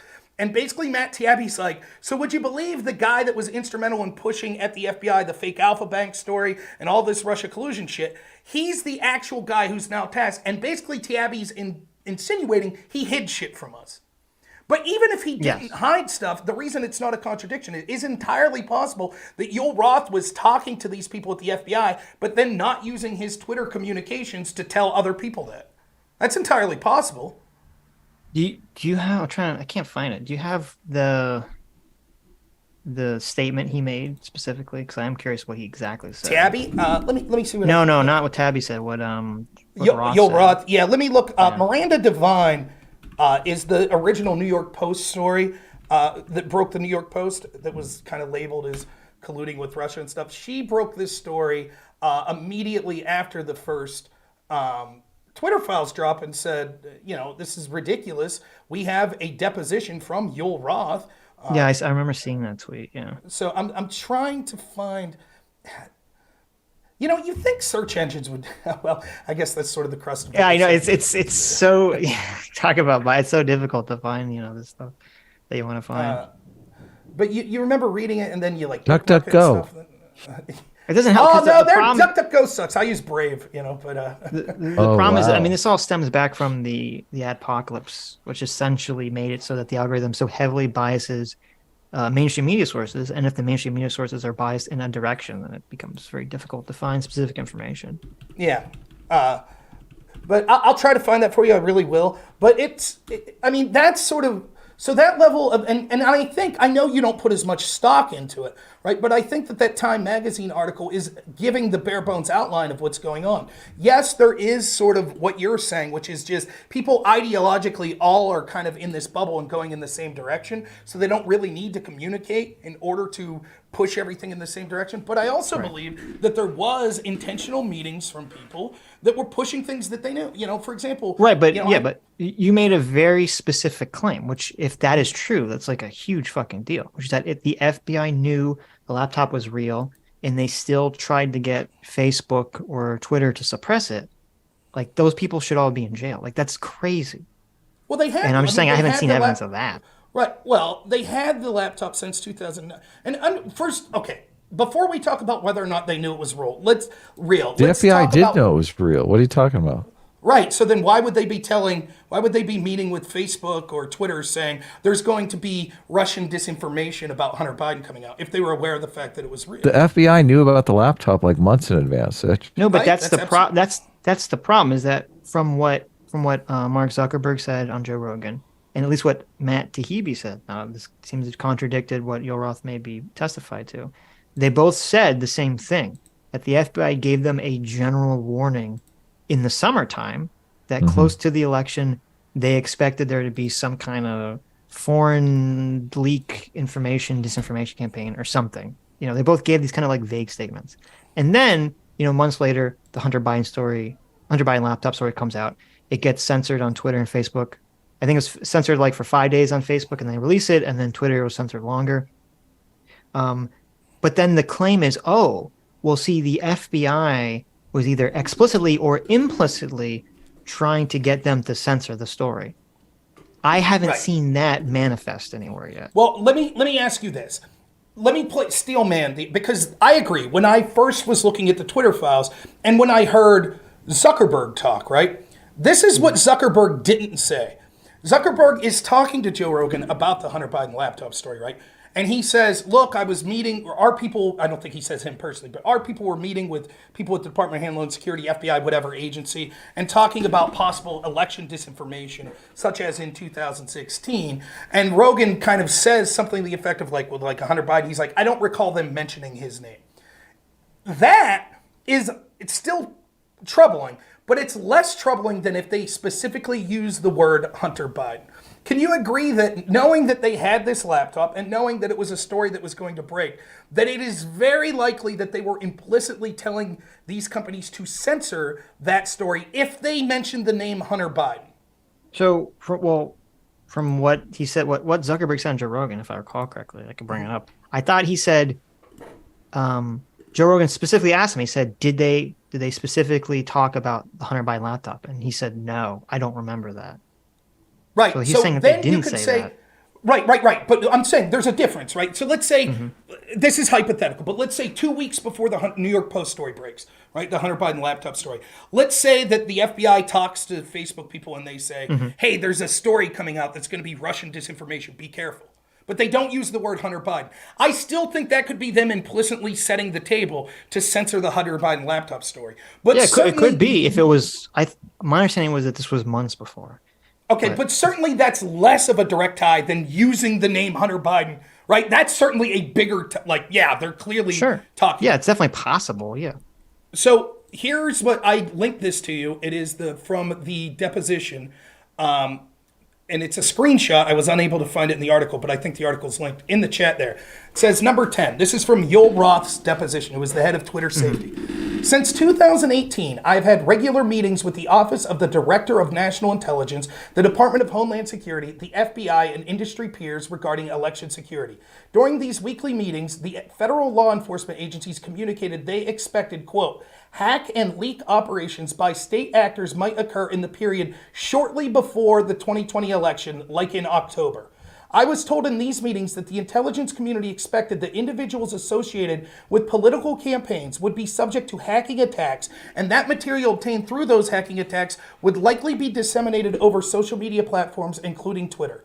These expectations of hack and leak operations were discussed throughout 2020. I also learned in these meetings that there were rumors that a hack and leak operation would involve Hunter Biden. So, okay, awesome. I'm glad you brought that up because now I could see where Yoel and the FBI even could be weaselly about this. Right. And so nowhere there does it say that it's fake. They just say that it's hacked and leaked. Right, but the implication is that they were supposed to not allow these Weasels. stories. They weren't. They were going to take action. Well, but here's the problem. And first of all, I think that statement alone 100% merits an investigation into the FBI, and 100% merits. And I hope the Republicans do this with the House. I don't know exactly what their power will be to do investigations, but to drag Yoel Roth before them and get to the bottom of this. Because if the FBI told Twitter or Facebook, hey, Hunter Biden laptop is going to be hacked and leaked, and you should suppress it, or even if they imply that they should suppress it, that's a big fucking deal. So I think that should 100% be looked into. Right, and I'm just saying, I wish that there was something more concrete in the things that Matt and Barry Weiss have leaked. I haven't seen anything that's really kind of supported that story, except for this one comment that Yoel made. Right, and because this just says, let me just finish, because this says, from this alone, it's very possible the FBI could say, hey, Twitter, we think that close to the election that someone hacked and is going to leak Joe Biden's son's, Hunter Biden's laptop. And it's like, okay. I mean, what they do with that information is, they could have, in fact, the FBI could have said it was real. They could have told them that it was real. Yeah. We don't know exactly what they said, but I do think it merits getting to the bottom of it. Right. Well, which I'm glad to at least hear that, right? But here's the thing, right? Like, it's clear that these meetings were occurring because there was some sort of implicit, and maybe not even implicit, maybe explicitly said, action that would be taken by these companies. Like, the FBI is not going to take their time to go out and have meetings with these companies. It's just, oh, just an FYI. They're specifically saying, and we've heard Zuckerberg say this, and we've heard other quotes from people involved in these social media teams saying, the lessons of 2016 and disinformation and how that could have affected the election, which is total BS anyways, but we've heard them say that. And so the implicit direction that the FBI giving this information on a hack and leak of Hunter Biden's material is take action on it. Don't let it to be disseminated. And Yul Roth actually says, if you go to the link there, he actually says when discussing these meetings, if you go to page 18 on that FEC link, it's actually from his deposition. So it's number 6 on page 18. He says, quote, Twitter regularly enforces its policies, including the distribution of hacked material policies and private information policy. The Twitter service team assists with implementation of such enforcement actions. So Twitter's admitting, Yul Roth's admitting, this was meetings designed to enforce action on materials that were hacked and leaked. And the FBI certainly knew that. And so wait. That doesn't. I don't understand how what you read says that. Well, there is a policy at Twitter to enforce action on accounts that are disseminating hacked and leaked material. Right. But that's always been their policy. Right. And so, in other words, the FBI was well aware. If we convince you that a story is hacked and leaked material, you will take action on it. Maybe. Well, how would they not be aware? What's the purpose of the meeting? No, but like, okay, so. I got a long argument with someone about this, and I couldn't believe it, because when Twitter originally said that they have this policy about hacked and leaked information, I assumed they meant hack the way that we mean it, like someone's hacking into the mainframe or something. Someone's getting someone's information through another computer. But when I actually looked up their policy, that's not what they mean. They mean like if you steal, or just even if you get someone, like if someone drops their phone and you pick it up and you put that information on Twitter, that would technically be considered hacked material under Twitter's policy. And so I don't think that is alone evidence that like the FBI is like, oh, by the way, just so there's this Hunter Biden laptop that's hacked because that would have any influence, because that was literally part of the original New York Post story was, how they got the laptop and, blah, blah, blah, blah, blah. And that would unfortunately fit Twitter's, hacked guideline, which is why Twitter then changed their guideline, because they understood it was just such a ridiculous guideline to operate under. Well, no, but that's going to be belied by the fact that there were many, many stories that were material that people got in possession that they shouldn't have had, that Twitter absolutely allowed, and the FBI was never reaching out to communicate to people about, such as Donald Trump's tax returns. Wouldn't that, by the same definition, be hacked and leaked material? Yeah, it should be. Yeah. What about all of the private comms?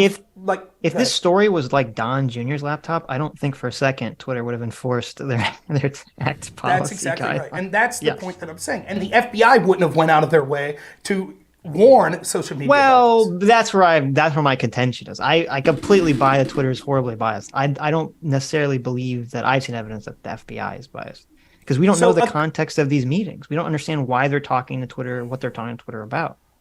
Okay, so do you have one example? He says, Yul Roth says, since 2018, I've had regular meetings with the Office of the Director of National Intelligence, the Department of Homeland Security, the FBI, and industry peers regarding election security.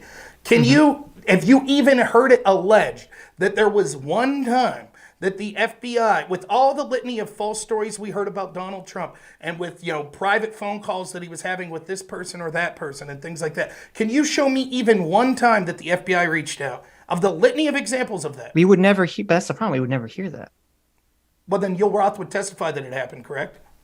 It might if he's put on the stand and he's forced to actually answer this, which I would like to get to the bottom of, because maybe we could find that answer out. Because right now we would never hear what you're suggesting. We would never actually hear, because it's not within anyone's interest to report that. Well, that's because none of those stories were ever actioned upon by Twitter. So it's clear. So if we assume, so I guess we're just assuming Twitter was the bad actors, that it could entirely be possible that the FBI was reaching out and going, whoa, these tax returns that Rachel Maddow's putting out that people were tweeting links to, that's hacked material. FBI may have been doing that, but it was Twitter was like, well, we don't care. We're going to allow it. Sure. I mean, that's what I'm saying. We don't know the context of that meeting. Like, the meeting could have I would assume was probably, you're kind of assuming that like, oh, they explicitly had this meeting to talk about Hunter Biden's laptop, as opposed to them saying, hey, we're going to talk to you about, all the things, all the problems and issues that will arise out of, the coming election. And they go, here, we think this and this and this and this and this is going to happen. And one of those things was, we heard a rumor that, there's going to be a leaked of Hunter Biden's laptop. We don't even know if they said it was real or not in that meeting. They could have told them that someone's going to leak Hunter Biden's laptop, and it's real. They could have literally told Twitter that, and then Twitter's like, well, fuck you. We can say, and it is true, because we are average people, that we will never have, not only average people, but people in general, we will never have objective, complete stories of almost any story that we ever covered. That's sure, but true. that's why I'm saying I'd like to hear Yoel Roth brought before to actually, or someone who's in these fucking meetings, they should be brought forward to testify what the fuck what happens in these meetings, what is actually talked about in these meetings, as opposed to us kind of making these assumptions one way or the other about what's happening. Well, I agree, but it's human nature to make it's not assumptions. It's making what you can. I guess it's what you would consider a most likely scenario. But we do this with everything. I think through the preponderance of evidence, which I'm sorry, Adam's not getting exactly what I was saying. This is where you run in. No, this is where you run into the bias problem, though, because they'll say the same thing about Donald Trump, Donald Trump on Twitter. Yeah, obviously we know he's a fucking Nazi, and we know he's the next coming of Adolf Hitler. So it's just a pattern that we see out there in the world, and we don't really need the evidence. We just see this as it's an inference that a normal person would make. That's kind of my problem, because like the same level of like smoke. So you say, okay, the FBI talked to someone on Twitter, and there's something about the Hunter Biden laptop was brought up. Okay, and we look at that, and we say, oh, there's smoke there.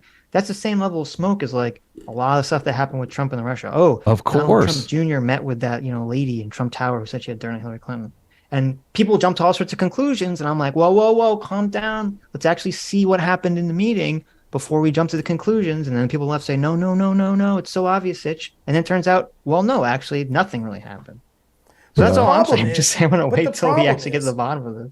The problem is, right, I disagree with you that it's the same level of smoke, but more importantly is we don't have a position to act upon it, right? When the FBI says there's smoke, therefore we'll investigate, right? That's a huge deal. Spying on Americans, including a presidential campaign and later president's team, that's a huge deal. A huge deal, right? Like, and so saying, well, the same thing. They said, there's smoke, Trump's colluding with Russia. And we said, there's smoke, the FBI was talking to Twitter about this. That's not materially the same thing, because one of them had a real world action that violated people's rights and probably helped swing elections and probably helped stymie a presidential agenda. And the other is just random people saying, we think this sucks.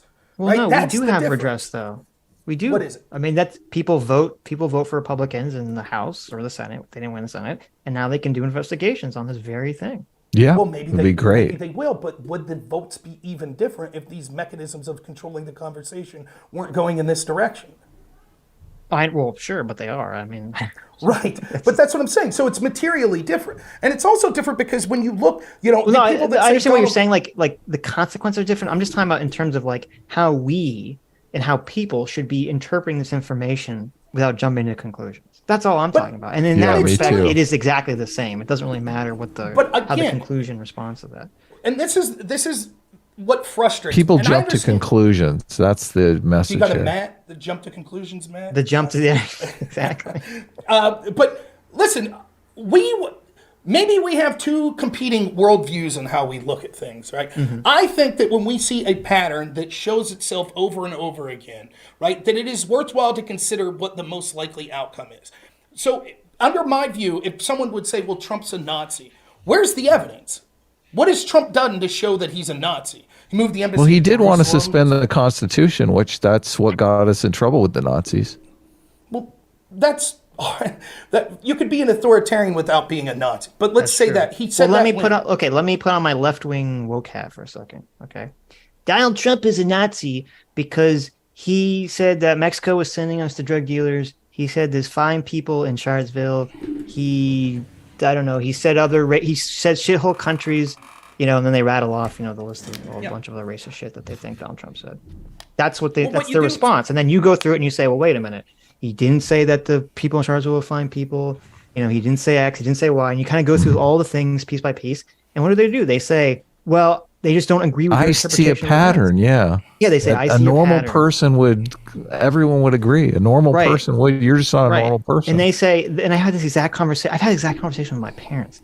They'll say like, oh, well, if it was just one thing that Trump said, if he just dog whistled once, maybe I'd have believed But you, it's Sitch. all But he the doesn't. things. Here's like the list, and I give you the list of 20 things. And I'm like, yeah, but those 20 things are all vague. None of them are proof. You can't just have a list of 20 vague things and say that together it means something. 20 vague things do But mean it's- something, Sitch. You many of got to those- understand.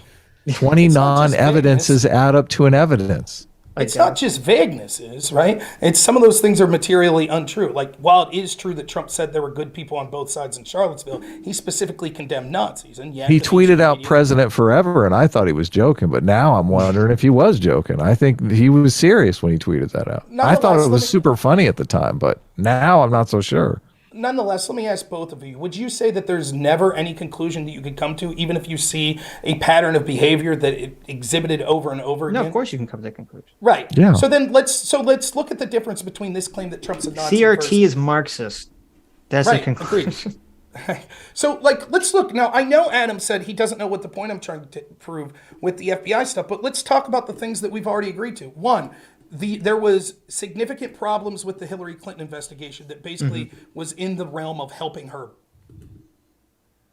or her team. Well, in terms of they didn't go after her for whatever reason. Right. Yeah. They didn't go after her or our team for things like lying You, to the you FBI. still haven't answered, though, if it's at an institutional level or if it's at an individual level, which is the point of contention. It's institutional by definition because it was the people in charge of the institutions that were enacting these decisions. Okay. So that's one. So we could see the bias there when it came to Hillary. Okay. Right. Number two, we could see that these agents that were in charge of these admittedly were biased. The question is whether they act on the bias, but they were biased, correct?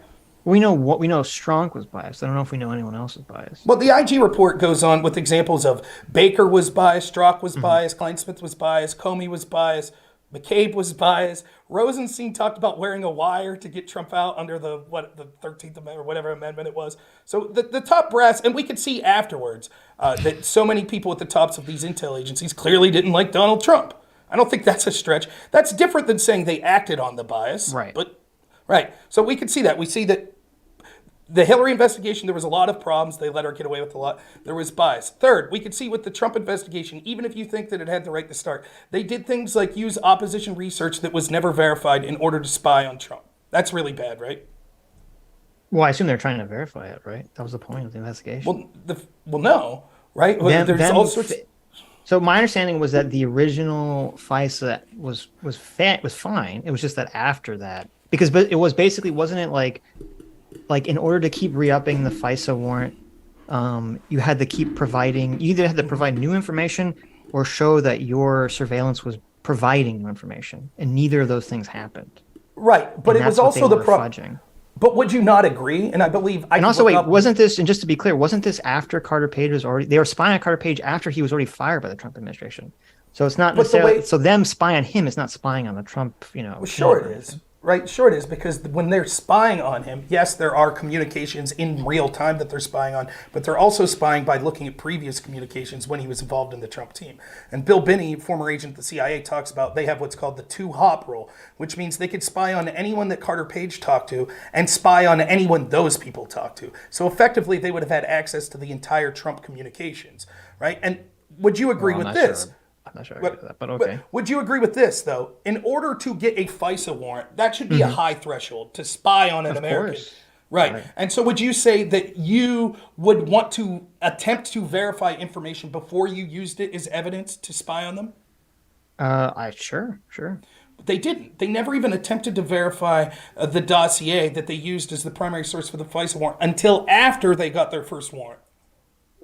Yeah, well, I have to look at it again, because what was the judge's rationale for allowing the original FISA?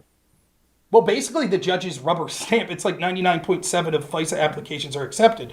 But the rationale was that the judge thought that this was true, right?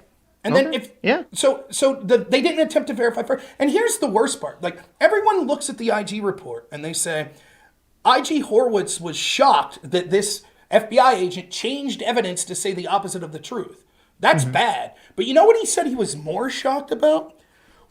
After the second warrant, I believe it was, finally, they actually reached out to Igor Dushenko, the primary subsource. So think of it this way, right? Let's say that someone breaks into Adam's neighbor's house, right?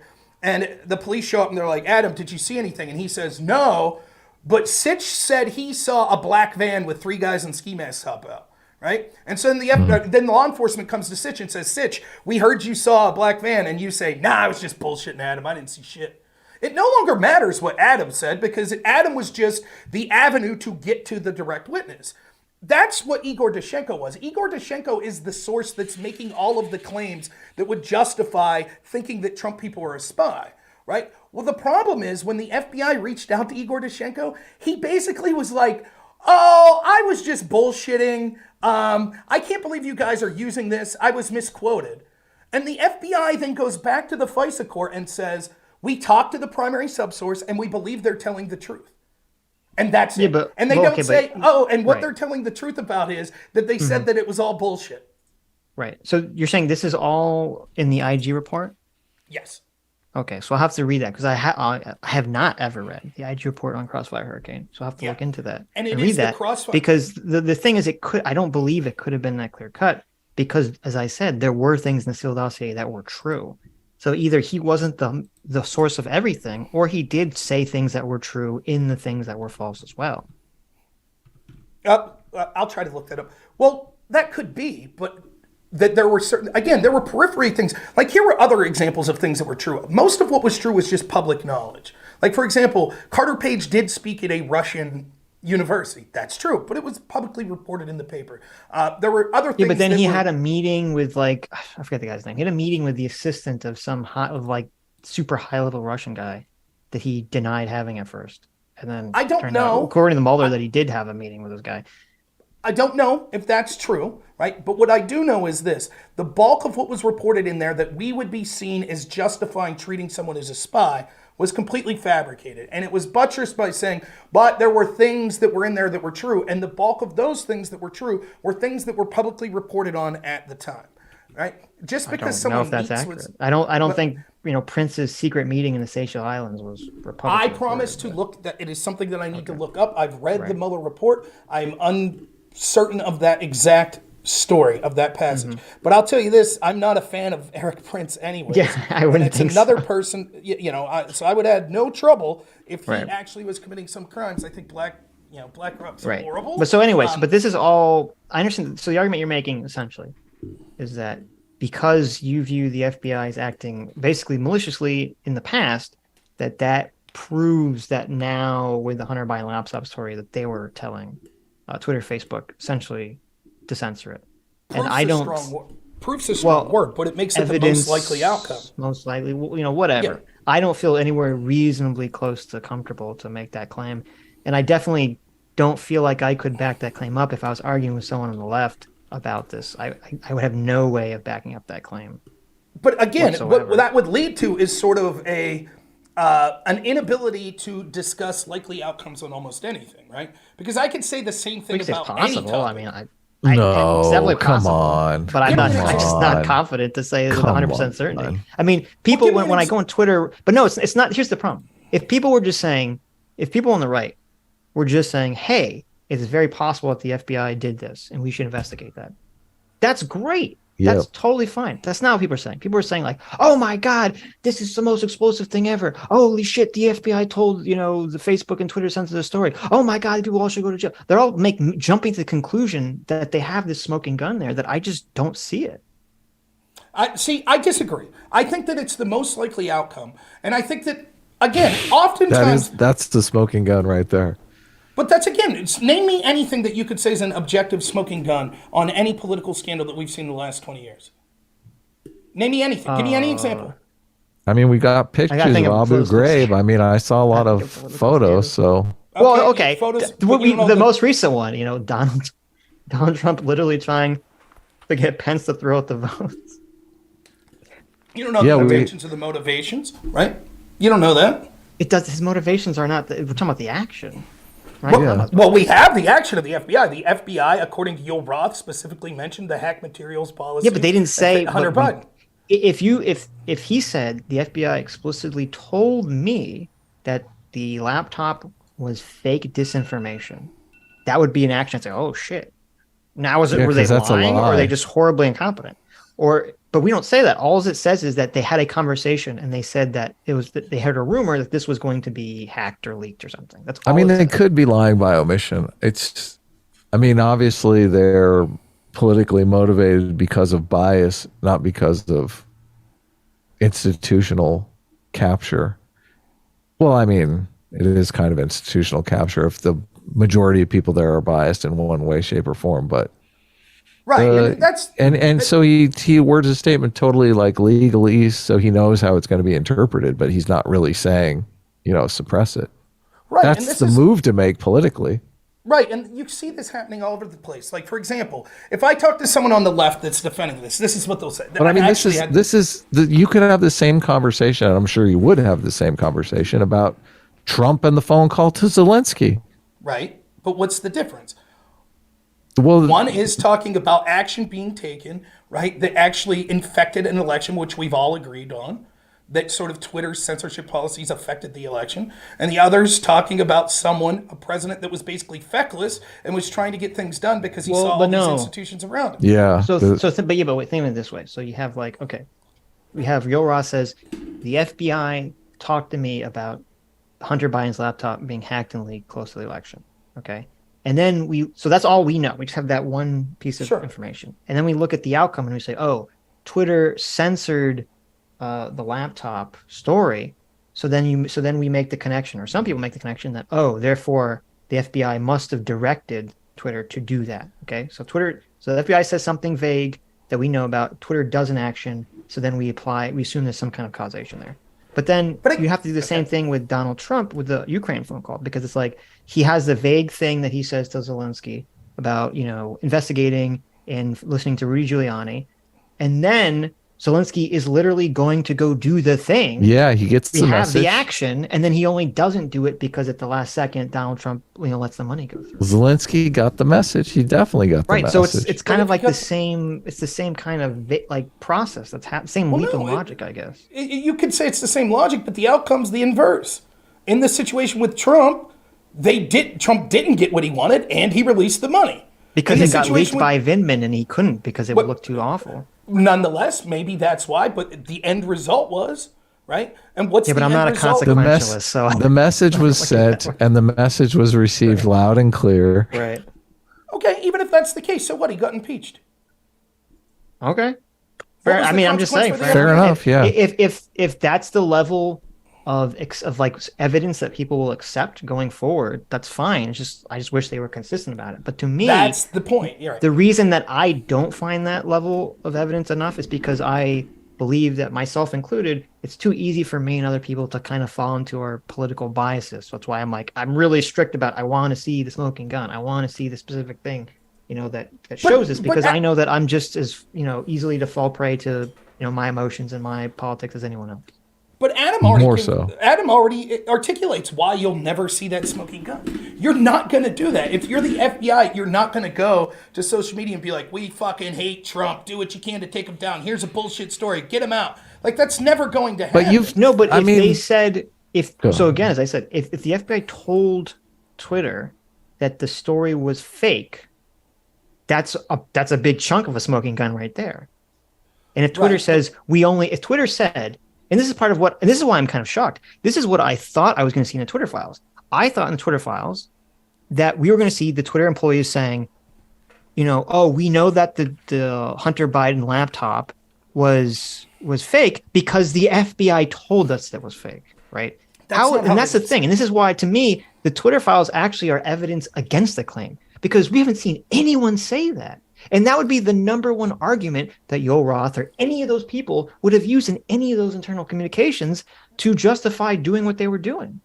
No, this is how they would say it. And they'll say it this way. And if we find out that it said this way, my prediction is you'll still make excuses for it. They'll say this: it has the hallmarks of Russian disinformation. You're the one making excuses. No, I'm not making excuses. I'm being very specific on what I'm saying was a problem. I'm not making any excuses. You don't have a smoking gun, and you're making excuses if you do. That's what's I'm going not. on. I understand what you're I've saying. never You're going claimed to that I had say a smoking you're, gun. I understand. You're making I know- excuses why you don't need a smoking Okay, gun. I already know what you're going to say. You're going to say that you think it's going to turn out that the FBI basically said what that letter of the 50X people said, where they said, we don't know if it's Russian disinformation, but it has the hallmarks of Russian disinformation, right? Yeah, okay. They might have said that. I don't know if they said that. I think And it would you'll be very say, well, that's not a irresponsible. smoking gun, right? That's what you'll I say. think that would That's be not a smoking gun. I think that'd be horribly irresponsible for the FBI to say that. But I'm not even sure they said that because, again, and this is what I thought I was going to see in the Twitter files, but I'm not seeing, which was shocking to me, was that no one, when they're talking about censoring the story, they never bring any of this information up. Which, if I'm Yoel Roth or if I'm some guy at Twitter and I'm trying to make some, policy about the Hunter Biden laptop, you better fucking believe I would say, well, the FBI told me it was fucking disinformation, or the FBI told me maybe it's disinformation. And the fact that no one brings it up, to me, is evidence that that conversation never happened. Okay, Right. two things. One, let me just ask you specifically, if that conversation would occur, that we find out that the FBI said this has the hallmarks of Russian disinformation, would you call that a smoking gun? I would call it a smoking gun in terms of the FBI. Yeah, in terms of FBI involvement, yes. Okay, so we'll see if we get there. Well, okay, let me add a footnote there. It depends on how this conversation like if Twitter says like, oh, if Twitter says, what is, well, actually, it depends what the FBI says. The FBI says, we don't know, but we think it is, then I think then that's a strong case, for what you're saying. Right. What if Right, Twitter that's what I'm called up? saying. Okay. Then, yeah. Okay. I'll agree with that. Sure. What if I Twitter mean- called up the FBI and said, "Listen, we have this Hunter laptop story, and we really want Trump to lose the election. You got any excuses for us? Can we?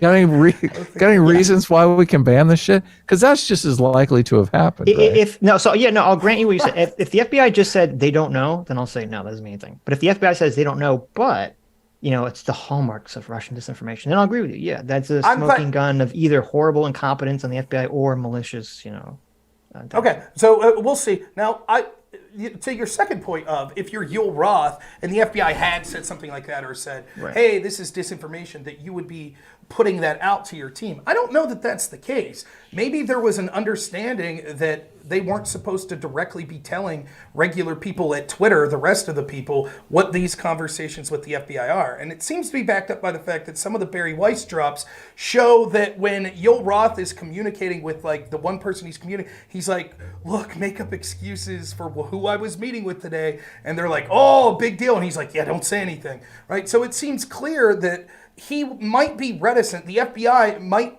even with this hacked and leaked, they understood what the implication was. If they said that this was possible hacked and leaked material, that it was likely that that material would be prevented from being shared. And but it's so- certain. Go ahead. You've probably read the Twitter files more closely than I have. So I agree with you that, yeah, it's very possible that Yoel Roth, unless he was talking to like the other big people in charge, he might not say directly, the FBI told me this. I think he would say that to that lady, the other, because she's the other like bigwig. So I don't think they would be hiding that information from each other. But it's possible that when he's talking to other lower level people, he wouldn't say that. But he would say something like, we've received information that leads us to believe that the laptop is hacked. And I don't remember seeing that anywhere in the Twitter But files. that's basically what he's saying. He's just not saying it's from the FBI. The entire conversation is them saying, it's like, for example, there's a question in the first drops of this that Tiabi did. There's a conversation going back and forth where people saying that are questioning this. They're like, can we really say this violates our hacked material policy? Right? And because he's saying we think this might violate the hacked material policy. And then James Baker, formerly of the FBI, says, this has all the hallmarks of Russian disinformation, so I think we should err on the side of it being a hack. That's who says it. It's James Baker. Right? But the whole conversation prior to that is a conversation they're having about, look, we are led to believe this has the hallmarks, and you have this former guy at the FBI that finally puts the nail in the coffin and says it has the hallmarks of Russian disinformation. So that certainly was occurring. It wasn't that he just said, and it wouldn't even make sense to be occurring the way you suggest, because it would be even more troubling if they're like, well, we have no reason to believe this is hacked, right?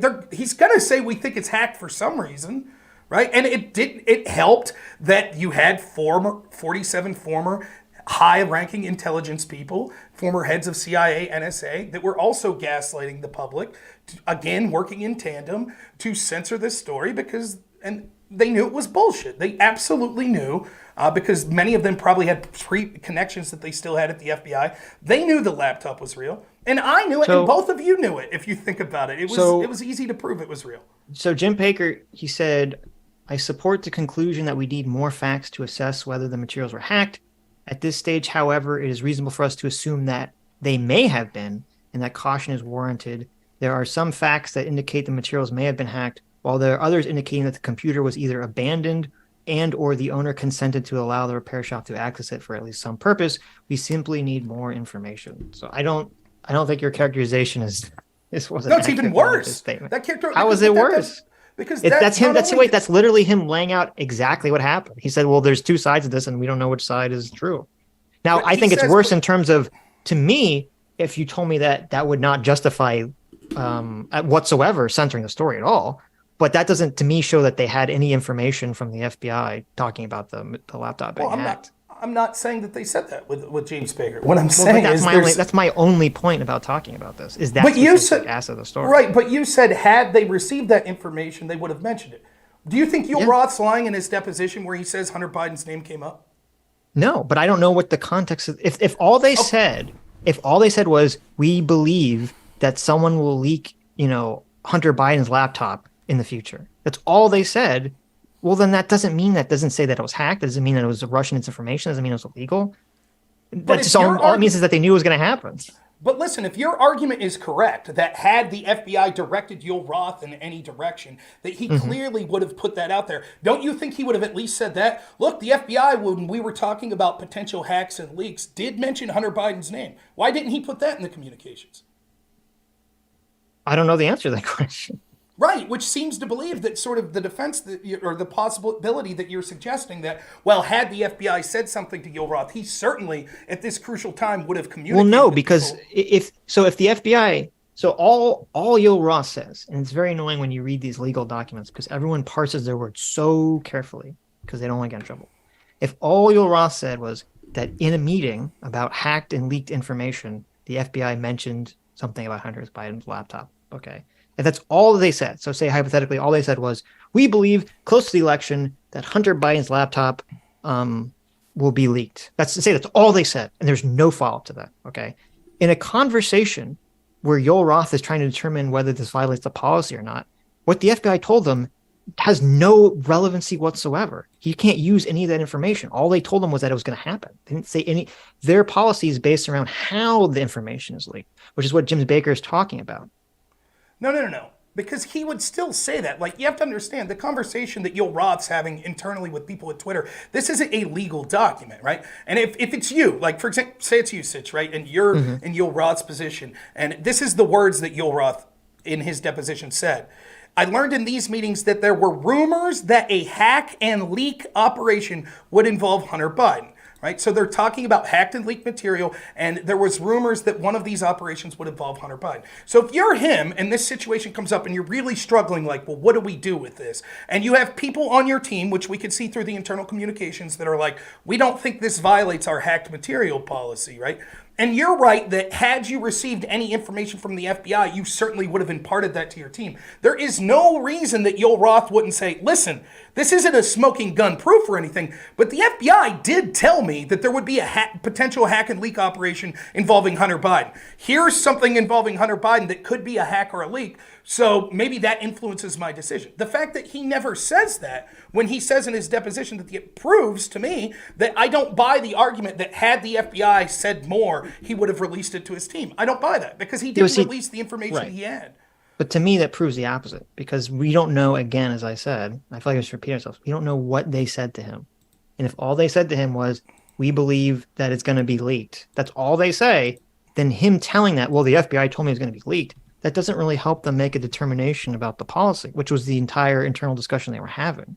And as Jim Baker says, according to Twitter's guidelines, which I'm not even sure it really, well, I guess it would, they're saying that if it's considered hacked, like someone either steals the laptop or somebody, sends Hunter Biden a phishing link and they're able to upload the files, they consider that hacking.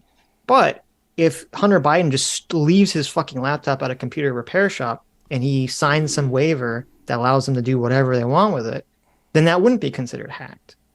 And so that's the conversation that they're having. And unless the FBI made some determination, say, well, we think it was hacked. If all I said was we think is leaked, then Joel Roth wouldn't bring it up because it's irrelevant to the conversation. But again, when we were talking about this previously, right, and we said what Joel Roth had said in his deposition, he uses the term hack and leak operation. And you said, well, given that Twitter's hack and leak policy could involve things such as someone leaving their cell phone somewhere. That's what you said, right?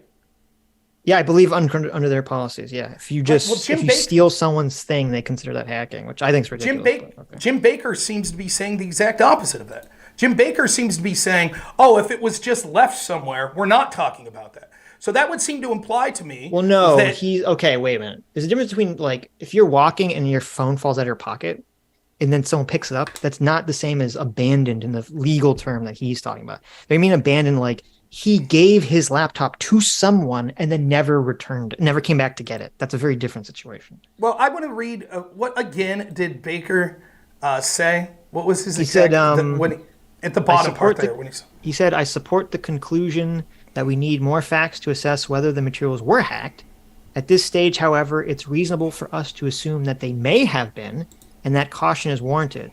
There are some facts that indicate that the materials may have been hacked, while there are others indicating that the computer was either abandoned and/or the owner consented to allow the repair shop to access it for at least some purposes. We simply need more information." Right. So notice he doesn't he uses the word hacked over and over there. Right. Is what he's talking about, right? Well, I'm assuming he's as a lawyer for Twitter, he's referring to however they define hacked under their, terms and services. It is clear that the implication is that they're saying that had the laptop just been left at a store, that would be okay. And the alternative to that would be they're not talking about hacked like it fell out of his pocket and someone picked it up. Right. Someone's hacking the mainframe, Yeah, of course. Right. Sure. That's what they're talking about. And so, again, it seems to me that that's what. Nonetheless, we're sort of belaboring the point here. The point is, right, that I think that it is.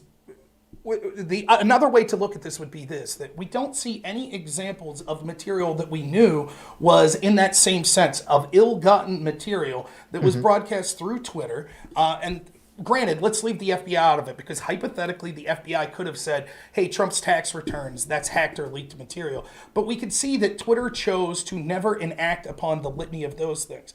And that's... What the problem that I'm talking about is not just a problem of the FBI. I've outlined a case of examples that I've seen of former heads of the FBI that were bullshitting people. The FBI was sitting on this laptop and still are when they knew that it was real and they weren't saying anything publicly. And then the other instances of bias that I've showed at the FBI. But again, that's just one portion of it. We could see that the bias at social media and how they affected things, the bias at the mainstream media, the bias of other institutions. When you add all these things up, it is incredibly troubling. And I think that sort of this benefit of the doubt mentality where it's like, well, we don't think that it was intentional and, we could, we don't want to get hyperbolic. Like there is some truth to that. But the far bigger problem is the fact that there are people in positions of power right now on the left that are saying this is a nothing burger. It's not. Sure. It changed the outcome of an election, right? And regardless, I don't know if this story particularly. I think you could say the overall, mainstream media against Trump obviously had an impact. But yes, now the polling suggests, which I will admit, so I'm going to knock down my own argument before I even say it. I don't trust polling all that much, right? Okay. But there is several polls that I've read that said as high as something like 17 to 22% of Democrats said they would have voted the other way had they known. Does anyone really think that? Well, I don't know, but here's the problem, right? It's not but you're right not to trust the poll. The idea that like 70% of Democrats would have voted for Donald Trump because of the 17. Oh, I'm sorry, 17. Okay. Yeah, but even that's pretty high. The problem's not just that, because when you say this is what people say. They go, oh, like they weren't aware of the story. It's not just being aware of the story, it's thinking that the story is the potential to be fake, real. Yeah. And when you see every major institution like it's fake, it's fake, it's fake, even the former intel agents are saying it's fake, it's just troubling. Another thing we didn't talk about with these former intel agents, I think that that's very troubling as well. You could see the bias of the former head of the CIA, John Brennan. You could see that all over the place, such as he got hired at CNN. And then if you remember, the way that the P dossier story made it into the public was media outlets were like, well, we can't report on it until it becomes a more newsworthy story. And so John Brennan went to James Comey and said, look, we're considering running this story. You should let Trump know.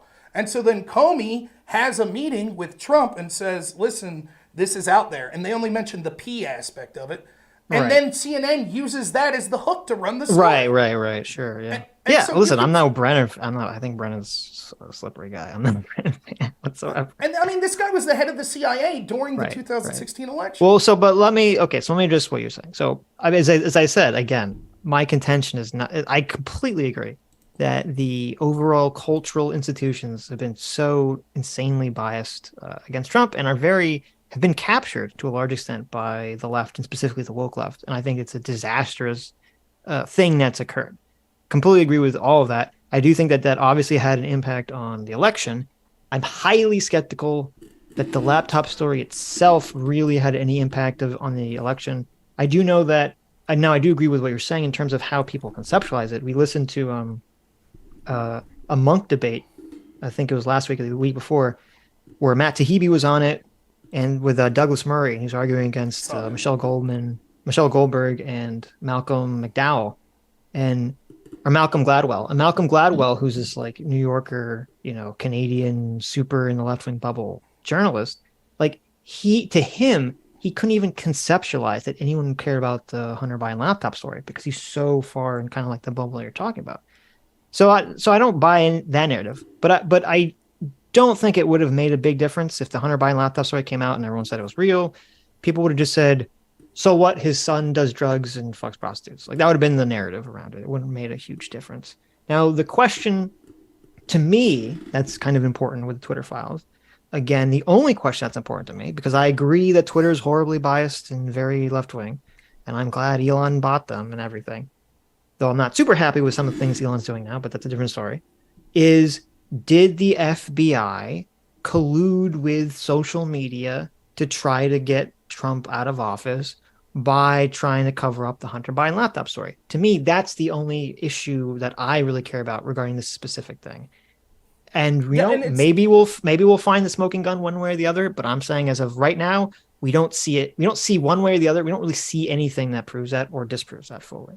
So I'm still in limbo on that claim.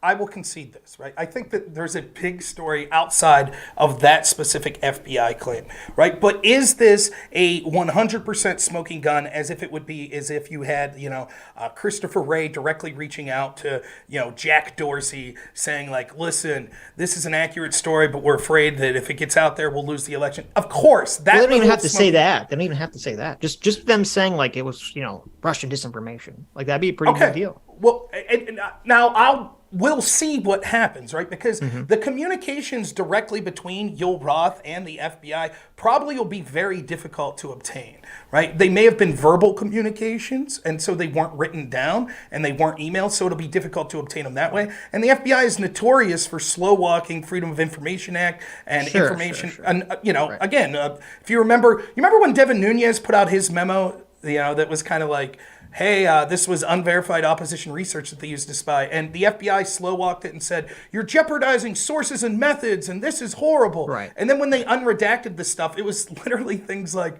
they paid $40,000 for a desk. And like the FBI redacted that because it embarrassed them.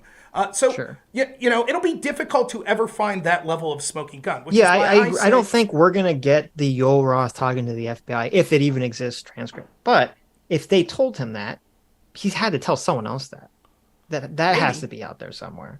But I mean, again, I think that's where you get into problems of the double standard. Or at least you could get him to testify one way or the other on it. Let me ask you this, and from the bottom of your heart, be honest. If you were involved in something that required a serious FBI investigation of you, would you feel better if you were on the side of Joe Biden and Hillary Clinton or if you were on the side of Donald Trump? Don't be honest, Sitch. Don't do it.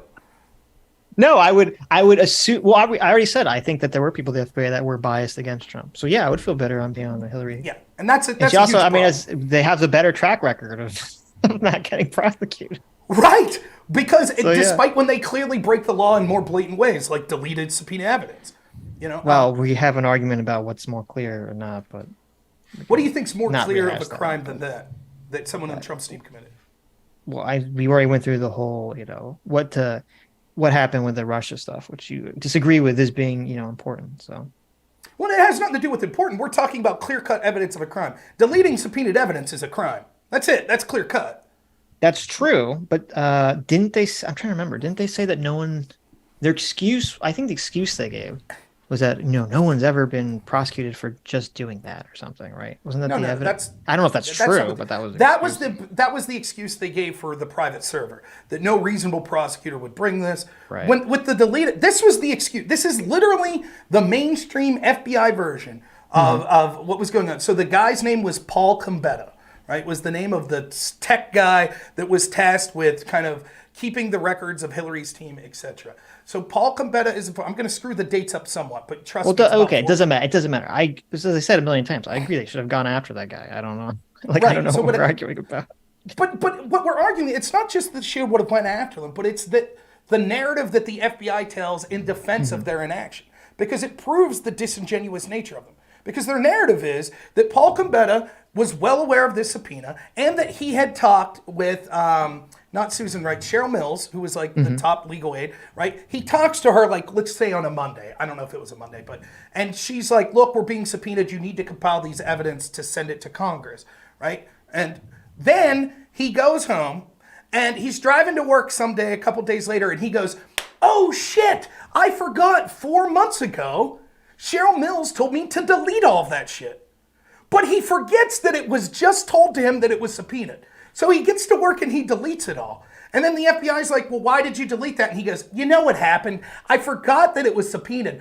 But I did remember the conversation from 4 months ago. See, I was supposed to delete this 4 months ago, and I absolutely forgot until today. That's bullshit.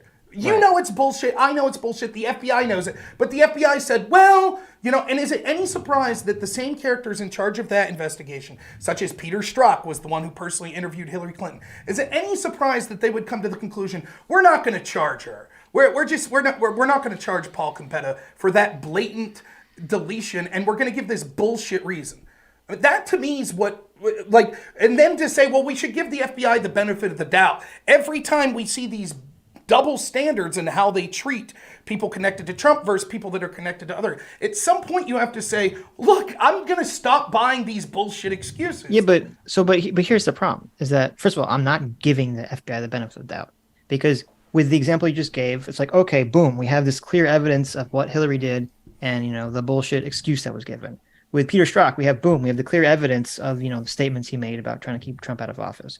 With Carter Page, the FISA, we had the evidence that they, fudged the FISA. We have all this evidence. This is not a question of taking people, of making assumptions. We have the evidence that shows what they're doing. And all I'm saying is, I think if people want to make claims about the FBI's involvement in the Hunter Biden story, they should wait for there to be evidence instead of jumping to conclusions based on saying like, well, in the past, they did things I didn't like. So therefore, that means that right now they must be doing something I don't like. Hell yeah. I think that's a very bad way of trying to discern information going forward.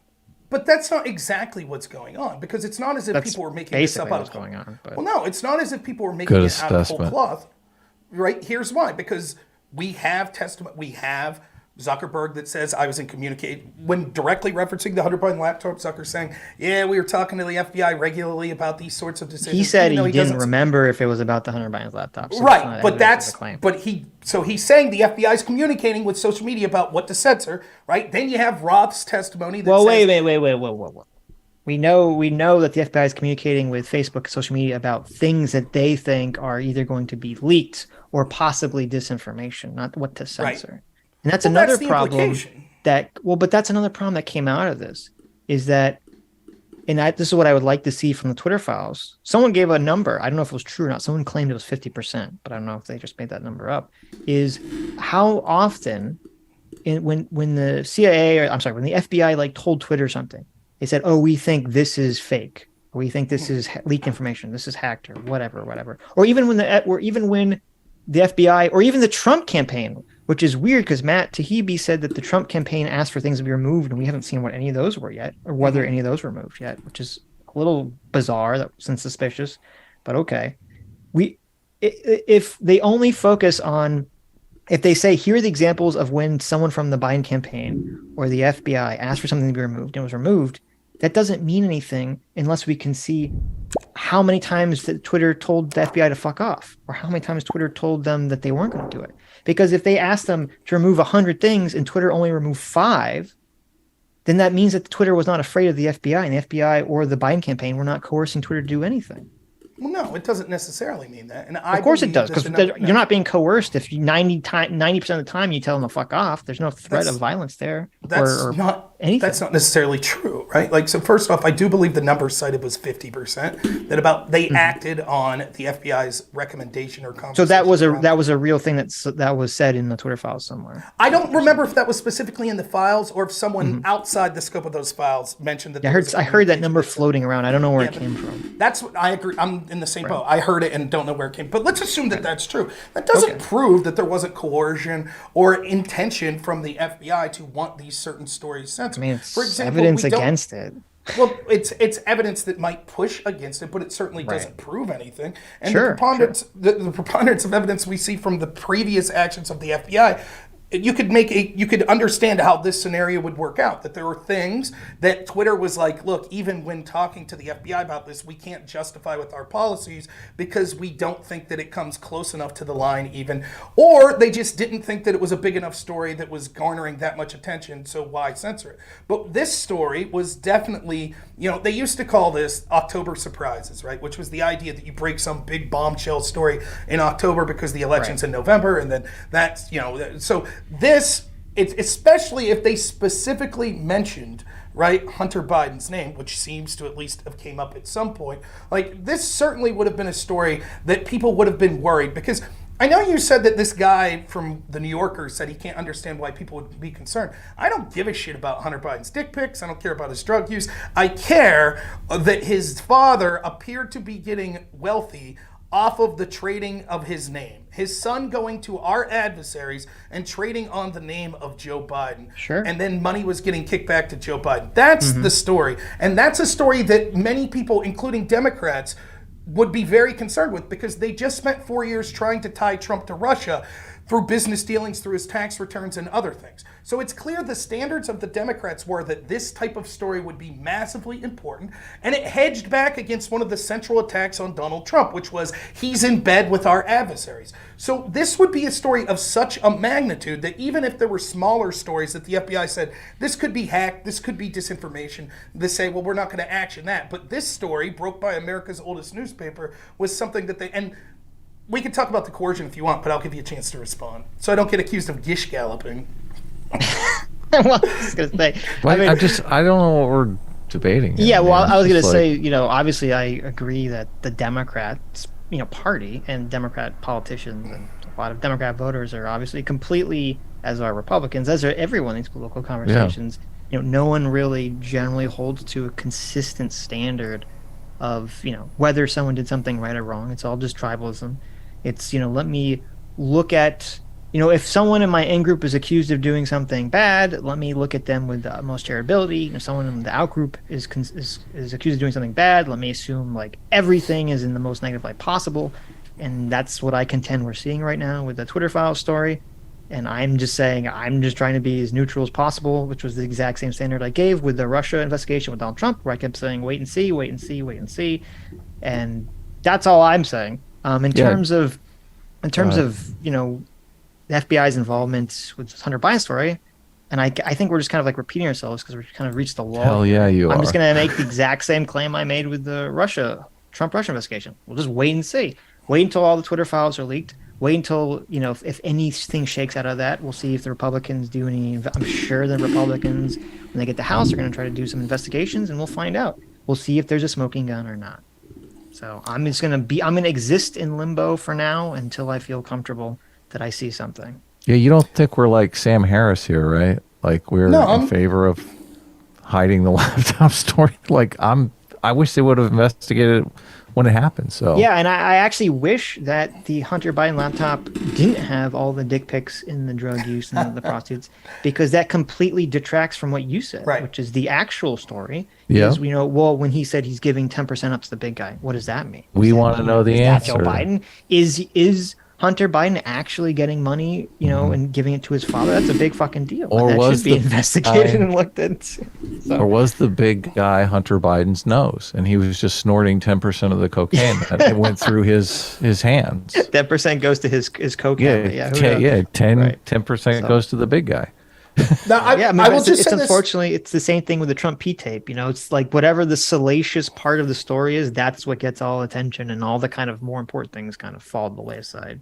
But I will say, though, I think that it's not an unreasonable position to take, that we'll just wait and see.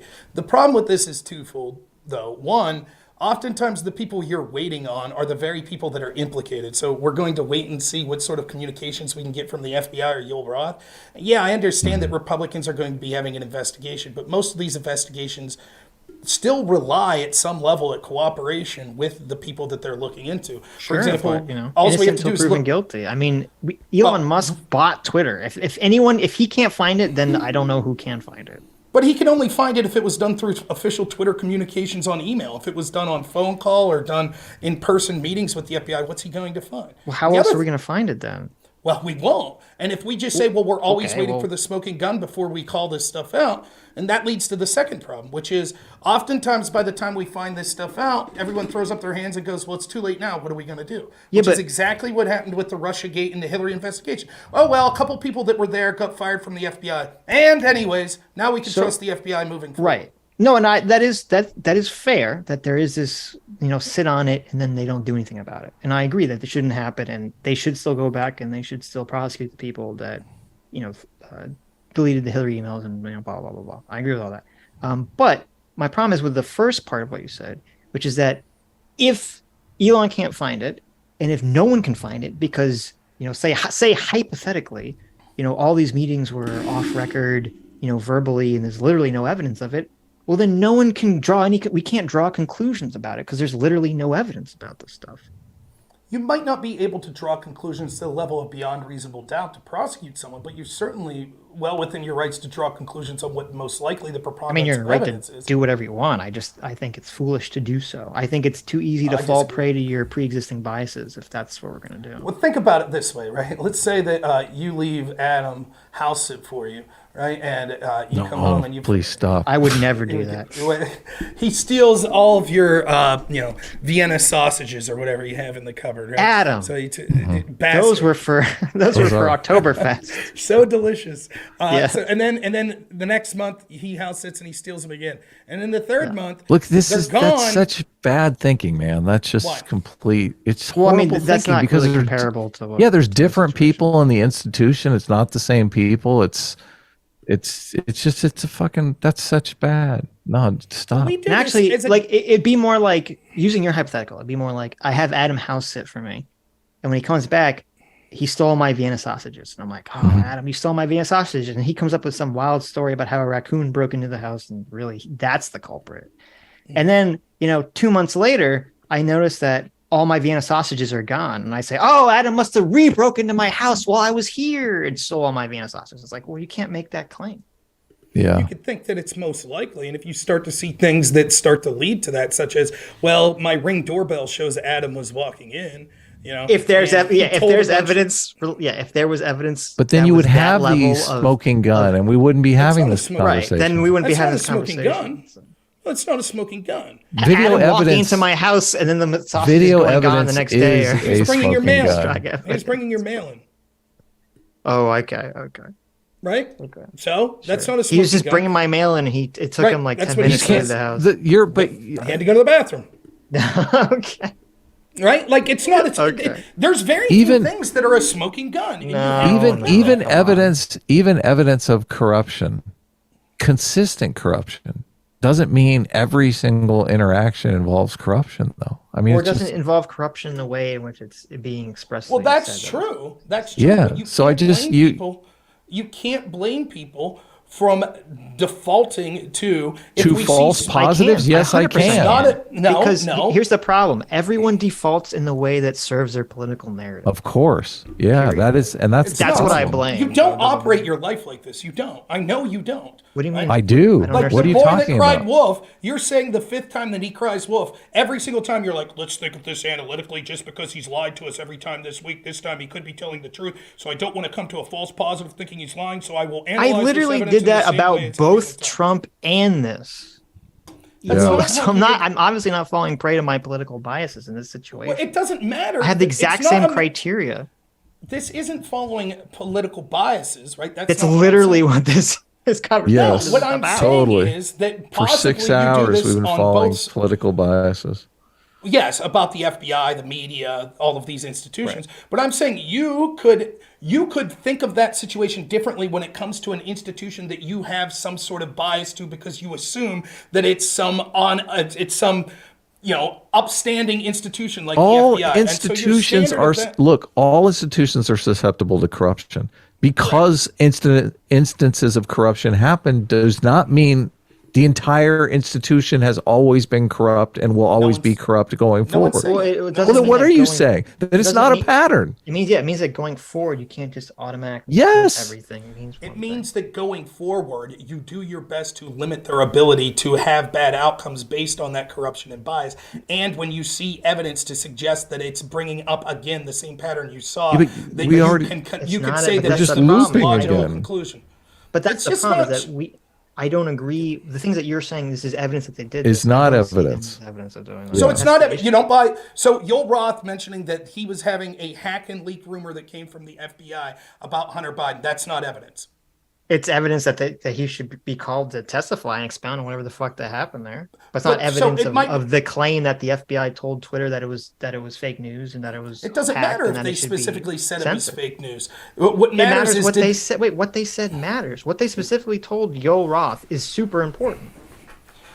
Again, Adam already gave the definition of this. They could speak in legalese in order to imply what they want to have happen, but not meet the legal definition of some sort of crime or some sort of lie or something like that. I'm not even. So the I'm not reason- even. I'm not even talking about that. I don't think. I think there's like a 1% chance that no matter what happens, that some information will come out of this that will lead to anyone being arrested. I'm not even talking about that. I'm not even talking about using legalese or whatever. I'm just talking about what exactly did the FBI say to Yoel Roth. That's all I want. Let's break it down. Let's break it down real simply. Do you think that around the time of the election, like several months before the election, do you think at that time in 2020 that the FBI knew that this wasn't a hacked laptop? I have no idea. Adam How long already do they said have the he knew laptop they knew. for? How long do they have the laptop for? Since 2019. Then I would assume they knew that it was. I would assume if they had the laptop, well, not that it was. They hacked. knew everything about the laptop. I would assume if they had the laptop, they knew it was true, they knew not months necessarily in advance, though. whether it was hacked or not. What do you mean whether it was hacked? How did they get the laptop? What do you mean? They knew was given. They knew the source of the laptop from Right. the very beginning. Yeah. Right. They knew it wasn't hacked. They knew it was What's left it- at the computer what- shop. The computer repairman talked to them. Look, what's the Okay, what are we so if arguing they knew about? that, What are we if they knew arguing that- about here? Listen, Okay, if they knew that, the FBI had the laptop from 2019, and they said, okay, we confirmed that this information is real. We've confirmed that that it came from this shop that the person said it came from, and then they turn around and they tell Twitter that it didn't or that they don't know. Then that's the FBI, doing. Well, let's shady let's shit use to the put their language finger that on it. Yoel Roth uses. What if they told Yoel Roth Why? there is a What- rumor? This is getting tedious. We I just feel should like move we're on. repeating Yeah. ourselves. I'm just Well, saying it's what's not- gonna Over and happen in over the and over conversation. again. I feel like It's fine. I'm. We could. This we is could Groundhog leave it at Day. that, if that's, but I think that it's evident to anyone who's listening to this objectively that what follows then is if the It's not. FBI said It's that there was not. a rumor Yeah. Anyone that it was listening hacked, objectively, it's like No, but here's the problem. you're wrong. You You're say you say what you just said. You say it to someone who's on the left, and they're going to say that doesn't prove anything. You say it to someone on the right, and they're going to say that proves everything. It's Of not an course. objective thing. This is just people being Subjective. driven around by their political biases. No, There's no objective you thing think within that a because mile of this conversation. And I will accuse you now. You think that because of your bias on the story. That's why you think that. You think I that don't. only a I don't even. subjective I have bias. zero bias. I don't have a strong What is- feeling about what the is our FBI bias? one way or the other. Your bias is that you choose to not believe these things because you think that it's some level of conspiracy theory. So you default to saying, unless I get a smoking gun, I'll always say that there is a possible explanation. No, and but so I won't no. That's See, your but bias. here's the no. Here's the problem. Okay, My bias is I don't know you're whether or making not a it's massive, true. I think. Okay, I understand what happened. What I said about people looking at this from a left or right wing perspective, I'm not impugning you specifically, Rob. I'm just saying in general, because you made a general claim about, I think if people in general look at this objectively. So I'm not attacking you. So, because I don't think that you should attack me, because as I said, in terms of me like assuming there's some sort of conspiracy, I already talked about it. I saw the things that the FBI did regarding the Russian investigation, and I said, yeah, that's really fucking bad, and there should be consequences for that. I didn't sit here and put my fingers in my ears and say, blah, blah, blah, this is just a conspiracy. I didn't stick my fingers in my ear and say, blah, blah, blah, this Twitter thing's nothing but it's a conspiracy. So you can't accuse me of operating under that logic in this situation. We said investigate. I said I was Okay. upset that they didn't like that they buried the story during the election. Like, you're completely mischaracterizing our positions. I'm not. Your position, you tell me if I'm wrong about this. One, the FBI damn well knew that this laptop wasn't hacked or leaked. The FBI That's what knew you about the both admitted. laptop. Yeah, the Right. FBI knew about the laptop. We're talking But about whether or not the if it's true that Joel Roth said someone from the FBI told him there was a rumor that there was going to be a hack and leak about Hunter Biden. That's not what are we it's- talking? What are we even talking about here? Like, what is the I point think of all it's this? pretty clear. You don't think that's clear? If the FBI knew it wasn't hacked or leaked, but they told social media that it was potentially hacked or If leaked, that there's a happens, problem. we don't know what the thing that you're even citing. It's not even a direct quote. It's just a statement. That's why I'm saying get Joel Roth to go on record to say what the fuck happened. I don't see why it's such a big deal to just wait for him to say what happened. Why is it everyone's like, oh my God, I have to jump on board and make all these fucking determinations so that my audience gets so riled up because that's what people want to hear. I'm just saying, wait to see what he fucking says. Drag him before Congress, see what he fucking says before we jump to this fucking conclusion. It's not that big a deal. You could wait and you'll do the exact same thing that you did when they waited with the FISA-gate information and the Hillary. You'll say, yeah, that was bad. And anyways, look, Democrats won another election. I choose to be proactive and call out corruption when I see it. You choose to allow the corruption to fester for years. And That's the say it's not exact that same. big That's of the a deal. exact same attitude that led for all the people to make all the conclusions they did about Donald Trump. I had the It same is. It's the fucking exact argument. same I had thing. literally. You're saying I had literally the same argument with 1,000 That's what- Democrats who all said, is "Sitch, not. you can't wait. You can't wait for the Mueller investigation. It'll be too late. Trump will already sold out to Russia. Trump will already do this. Blah blah blah blah blah blah blah." I said, I don't give a shit. That's the fucking system that we live in. That's what we have to do. We can't make these fucking jumping to conclusions. And guess what? I was fucking right about the Trump Russian investigation. Yeah. I'm glad I waited. So I'm this- going to wait on this one and say, I'm waiting to see what the fuck comes out of this, and I'm not Yeah. going to jump these fucking conclusions. And if it And turns then out 3 that years- the FBI was telling fucking Mark Zuckerberg and fucking Jack Dorsey that they should fucking censor the story, then I'm going to be right there in the bandwagon saying, what the fuck? This is one of the biggest fucking travesties of all time. But until that happens, I'm going to say, I don't know. And I think And that's a this is what totally happened. fucking fair position to After have. This was After this the was a Dem- justification for Russiagate too. This is exactly the same It's not. justification It for is not. Russiagate. And this is oftentimes what people will do, right? They'll defend sort of institutional corruption or the downplaying of it by saying, Look, now call it I'm out I'm getting is ready the to kick same you. as I one of really the am getting ready to kick institutions you. themselves. I hate that You this can- goes that's this way, fine. but That's look, you're fine. You blatant. can You're kick me. I don't have a look. problem. You're sitting here accusing us of being like in favor of institutional corruption. Fuck you. Fuck off. This is what you'll do. Adam Sitch, can you point me to any shows that you've had in the past 2 years that talked about serious consequences that occurred to the FBI based on their lying? All we talk about in is the- institutional corruption. Okay, so what was your Well, the FBI recommendations? specifically? I mean, we don't really talk about the FBI. Like, Oh, at that's all. strange. It's almost Why like is it's that exactly as I strange? well, because it's almost like it's exactly as I predicted. Well, That no, every 99%. Wait, years- wait. Dude, we invited you on the show to tell us about the FBI. Stop. We spend the overwhelming majority of our time talking about culture war shit. We're not talking about the FBI. So that's not evidence of fucking anything. Well, not only that, we invited you on for 6 fucking hours to teach us about this shit. That doesn't count. No, I'm not. This is what I'm saying. I'm not saying that you won't talk about it. I'm saying this is what will happen. That by the time we get to the bottom of these 2-3 years later, and the corruption is made public, as Sitch Look, is all these accusations. Can you let What's me going finish on? the point? Can you let me? What's going So on is with at all least these Sitch is admitted- accusations? So, Can for you example, the double- can you just make the point without Yes. accusing us of being some institutional shills. I'm not. Just, Let I me feel like finish. we've been very, very amicable to you, but you're making all these accusations about us, which is just, it's unfair. I don't think that my accusations have been any less amicable than your accusations of me. What accusations did we make? For example, I'm doing the same thing as the people did on the Russiagate side of things. That I'm jumping to conclusions. That I'm gish galloping. I'm possibly bad faith, possibly not. Right. I don't have a problem with it. Did they not make the exact same? I said that this is the kind of thinking that led to Russiagate. I wasn't accusing you of This is what annoys me, Rob.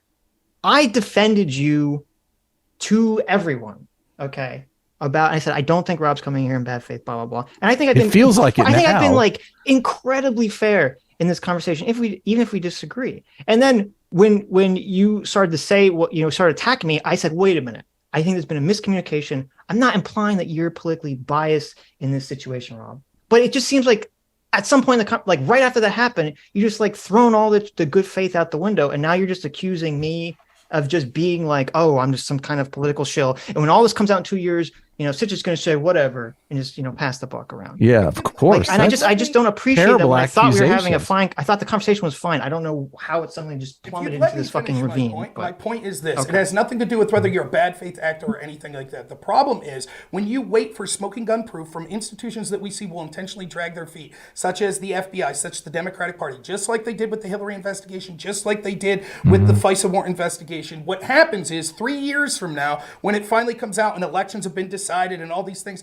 you will inherently say that's not the biggest story that's what happens when you don't wait. What happens when you don't wait for evidence and you run into the next Russiagate, though? What happens is that you use the best available evidence that you have in order to that's what they did with Russiagate. Did they? What was? So wait, hold on. What was the best available? What do you think? Okay, knowing what we supposedly know regarding regarding FBI and Twitter, what should happen? There should be. First off, we should all be outraged and see that the cover-up that's occurring based on the preponderance of evidence, what we see is most likely happen, that the Democrats and major people in the mainstream media are seeking to cover this up now. Right. So they should be outraged. Second, there should be an investigation trying to get to the bottom of being able to prove it.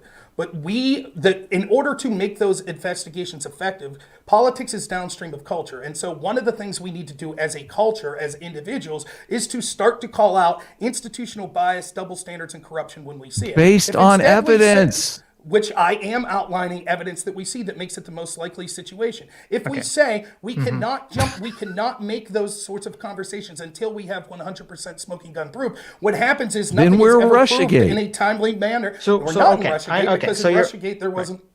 So your argument is that we should all basically forego evidence, being fair, I guess, or neutral on things until we have evidence, because we need to have investigations, something which we can do when we're neutral, which I already said we were in favor of doing. So I don't even know what the fuck we're arguing about, because your solution is literally my solution. I'm just saying I wish as a society and I wish as people, though I know this is like fucking impossible. I know this is an impossible task because everyone's literally biologically programmed to be tribal. It's just I wish people could just be neutral about things until we actually know. Because I know that at the end of the day, it doesn't fucking matter what the investigation is going to go, because people on the left are going to say, blah, blah, blah, it doesn't matter. And people to the right are going to say, blah, blah, blah, it doesn't matter. Everyone's just going to follow their own fucking narrative at the end of the investigation, except for like the 10 people in the world who give a shit about what actually happened. So I don't understand what is the fucking energy about this. If you agree with me, the solution is the same, just to have an investigation. The solution's not the same, because your solution would be we have an investigation, and until then we don't say what is likely to have occurred. I say that what happens is that investigation, there is not public pressure for that investigation to occur in a serious and timely manner with serious punishment and justice meted out to the people, just like we could see time after time with slow-walked investigations we saw with the Hillary investigation, with Russiagate, with all of these other things. By the time it comes to light, the conspiracy theorists ended up being right, and the elections have been decided, and people are like, well, what do you want to have happen? Comey's gone now, good enough. What can we do now? Oh, well, it's over. And that's exactly what will happen with this situation. We'll have 2 years of feckless Republican investigations into this that will be slow-walked by the FBI and by people at these companies. Hopefully Elon Musk could do something about it. But then even if the worst happens, happens, you might legitimately be on here being like, man, that was fucking ridiculous. The FBI did that. But nothing will be done. The majority of the public will have moved on. Just like, you know, and all I could go on is by what I see here. Like, Sitch, you seem to sincerely believe that the FBI investigation of Hillary was fucked up. But it's like, oh, well, what do we do about it now? And that's what I'm saying is going to happen. That's why we need the public to be outraged now, specifically when these stories are trying to be covered up and you're being called a conspiracy So theory I for just don't. pointing out Okay, where so the facts with, most likely go. okay, so with the Twitter story, there's if it comes out 2 years from now, okay, that the FBI did something untoward or even illegal in regarding this Hunter Biden laptop story with Facebook or Twitter, there is a 0% chance that everyone's going to throw their hands up and say, oh, well, the reason they did that with the Hillary Clinton thing was because she lost the election, so no one gave a shit. Yeah. But with Twitter is going to continue to exist going forward in the future, as is the FBI. And you better believe that that's going to be a huge fucking deal 2 to 3 years from now. So I don't think that, in my mind, that's not like an actual concern that I see materializing in the future. It's going to be a big fucking deal whenever that comes out. Unless President Braden is gone, then no one's going to give a fuck. We can agree to disagree, but I guess we'll find out. We'll reconvene 2 to 3 years from now and find out. If President Brandon is gone, no one will give a fuck, right? Because it's like about the Hunter laptop. When Donald Trump is president again because he stormed the White House with Nick Fuentes and Kanye. He suspended the Constitution. Then we'll have this conversation and we'll see where we are in the future. Right, I agree with Adam here. I think that what's up with all the accusations, man? Why can't we just keep it cool? Well, because you're taking personal grief. I still stand by what I said. When I'm saying bias, you assume I'm saying it in a manner that says like you're being bad faith. I'm not. I'm saying your bias of this sort of way of viewing the world. You have not. Like, what are you talking about? Like I don't give a fuck about any of this shit. So you're obviously the one that's invested in this. Sure. You're the one that's losing sleep over the fact that there's no Hunter Biden investigation. I don't give a fuck. So what is my political bias? That's exactly the point. Because you're the type of person that doesn't give a fuck about this. Your bias is to just say, until I see a smoking gun, I don't give a shit. That's literally my point. Bias is a motivation to come to some conclusion. The reason why I can say, I can wait is because I don't give a fuck. No, that's not true. Bias could take many forms. Bias just means that you're predisposed to one way of looking at things. Right. It could be your bias is your political ideology. We're using completely different definitions of bias. But here's the thing, Adam. You give a fuck whether it happened or not. What you don't give a fuck about is it's not like if it turns out that the FBI was doing this, horrible shit, you'd be like, okay, let's do something about it. Yeah, let's take care of business. Right. And then if it turns out the FBI wasn't doing any horrible shit and it was all on Twitter, I was like, okay, so let's do something about it. Like in my mind, either of those worldviews are very possible to happen and could be equally likely. And so, and I don't really have I'm not really emotionally invested one way or the other on any of those outcomes. Yeah, let me be clear. Adam, I understand you're kind of defending, but you realize what Adam said wasn't that. Adam said, I don't give a shit about this, right? And what he means is he doesn't really give a shit. Sitch articulated my feelings perfectly. I don't give a fuck which way this goes. Well, I'm not losing sleep over any of the ways. Look, you do care which way it goes. I certainly care. Absolutely, but I ain't losing sleep. So who's invested in the outcome then? Well, I would hope everyone who cares about our country. Oh, now. Oh, no, part of the now issue too, only the people who care about the country are part of the issue too is that like if I come out and I say, it's 100% likely, I think it's 100% certainty that the FBI was telling Twitter what to do. Or if I say the opposite, there's no way the FBI was telling Twitter what to do. Okay, I'm 100% certain of that. I understand that by me making those statements and by having that decision, I wouldn't trust myself to be able to accurately look at the next information that comes out regarding the story because I've already made a decision. I've already made a public declaration. Yeah, and essentially that's what I see is happening with like the media reporting of the story is that that's why the left is like setting up this narrative of like it's a nothing burger. They're just trying to like prime everyone to see that, and it's the same way I see with a lot of people on the right. They're just trying to prime everyone to see it in a specific way, and I just it makes it so much more difficult to figure out what's true once you've committed to the framing. But again, like there's an opposite problem, which is sort of paralysis of opinion, because it will always be Make it stop, I mean, Sitch. That's cool. We can end. I don't have a problem. He's basically saying that you have to have an opinion even if you don't have the let me be proper okay. evidence. So if your point is that's not if your point is that like to have. I agree that in order for politicians to do things, it requires people to be angry or to be emotional or whatever. And so, yes, if Republicans are angry and emotional about something, that will promote right-wing politicians to, do investigations. I just wish, and here I'm inspiring, my naive aspiring to a world that doesn't exist. I just wish people could be angry in terms of, I'm angry that this isn't being looked into, and I want to get to the bottom of this, as opposed to saying, I'm angry because I already know that something is true. I just wish we could have that, but we don't.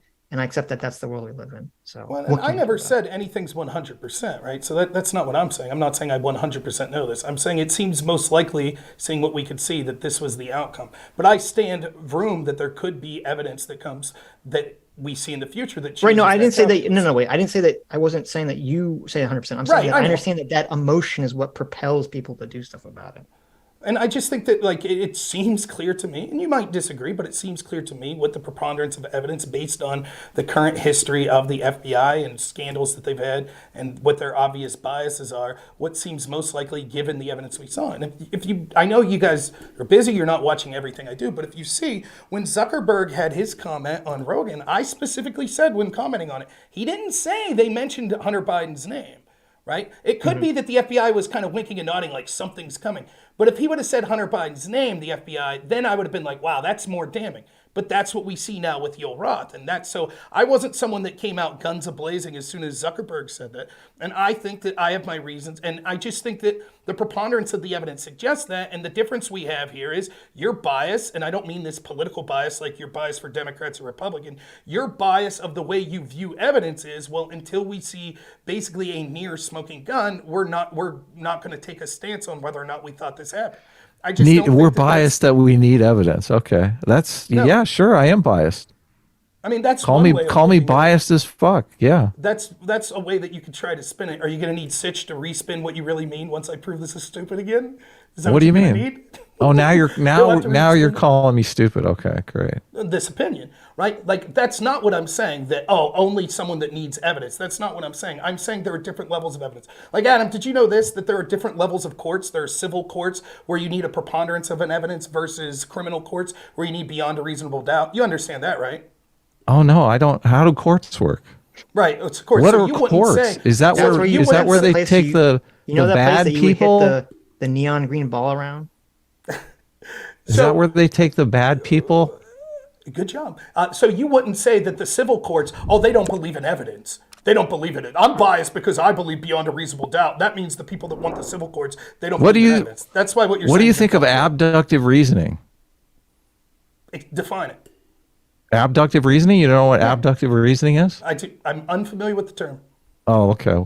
It's okay. We don't need to talk about it.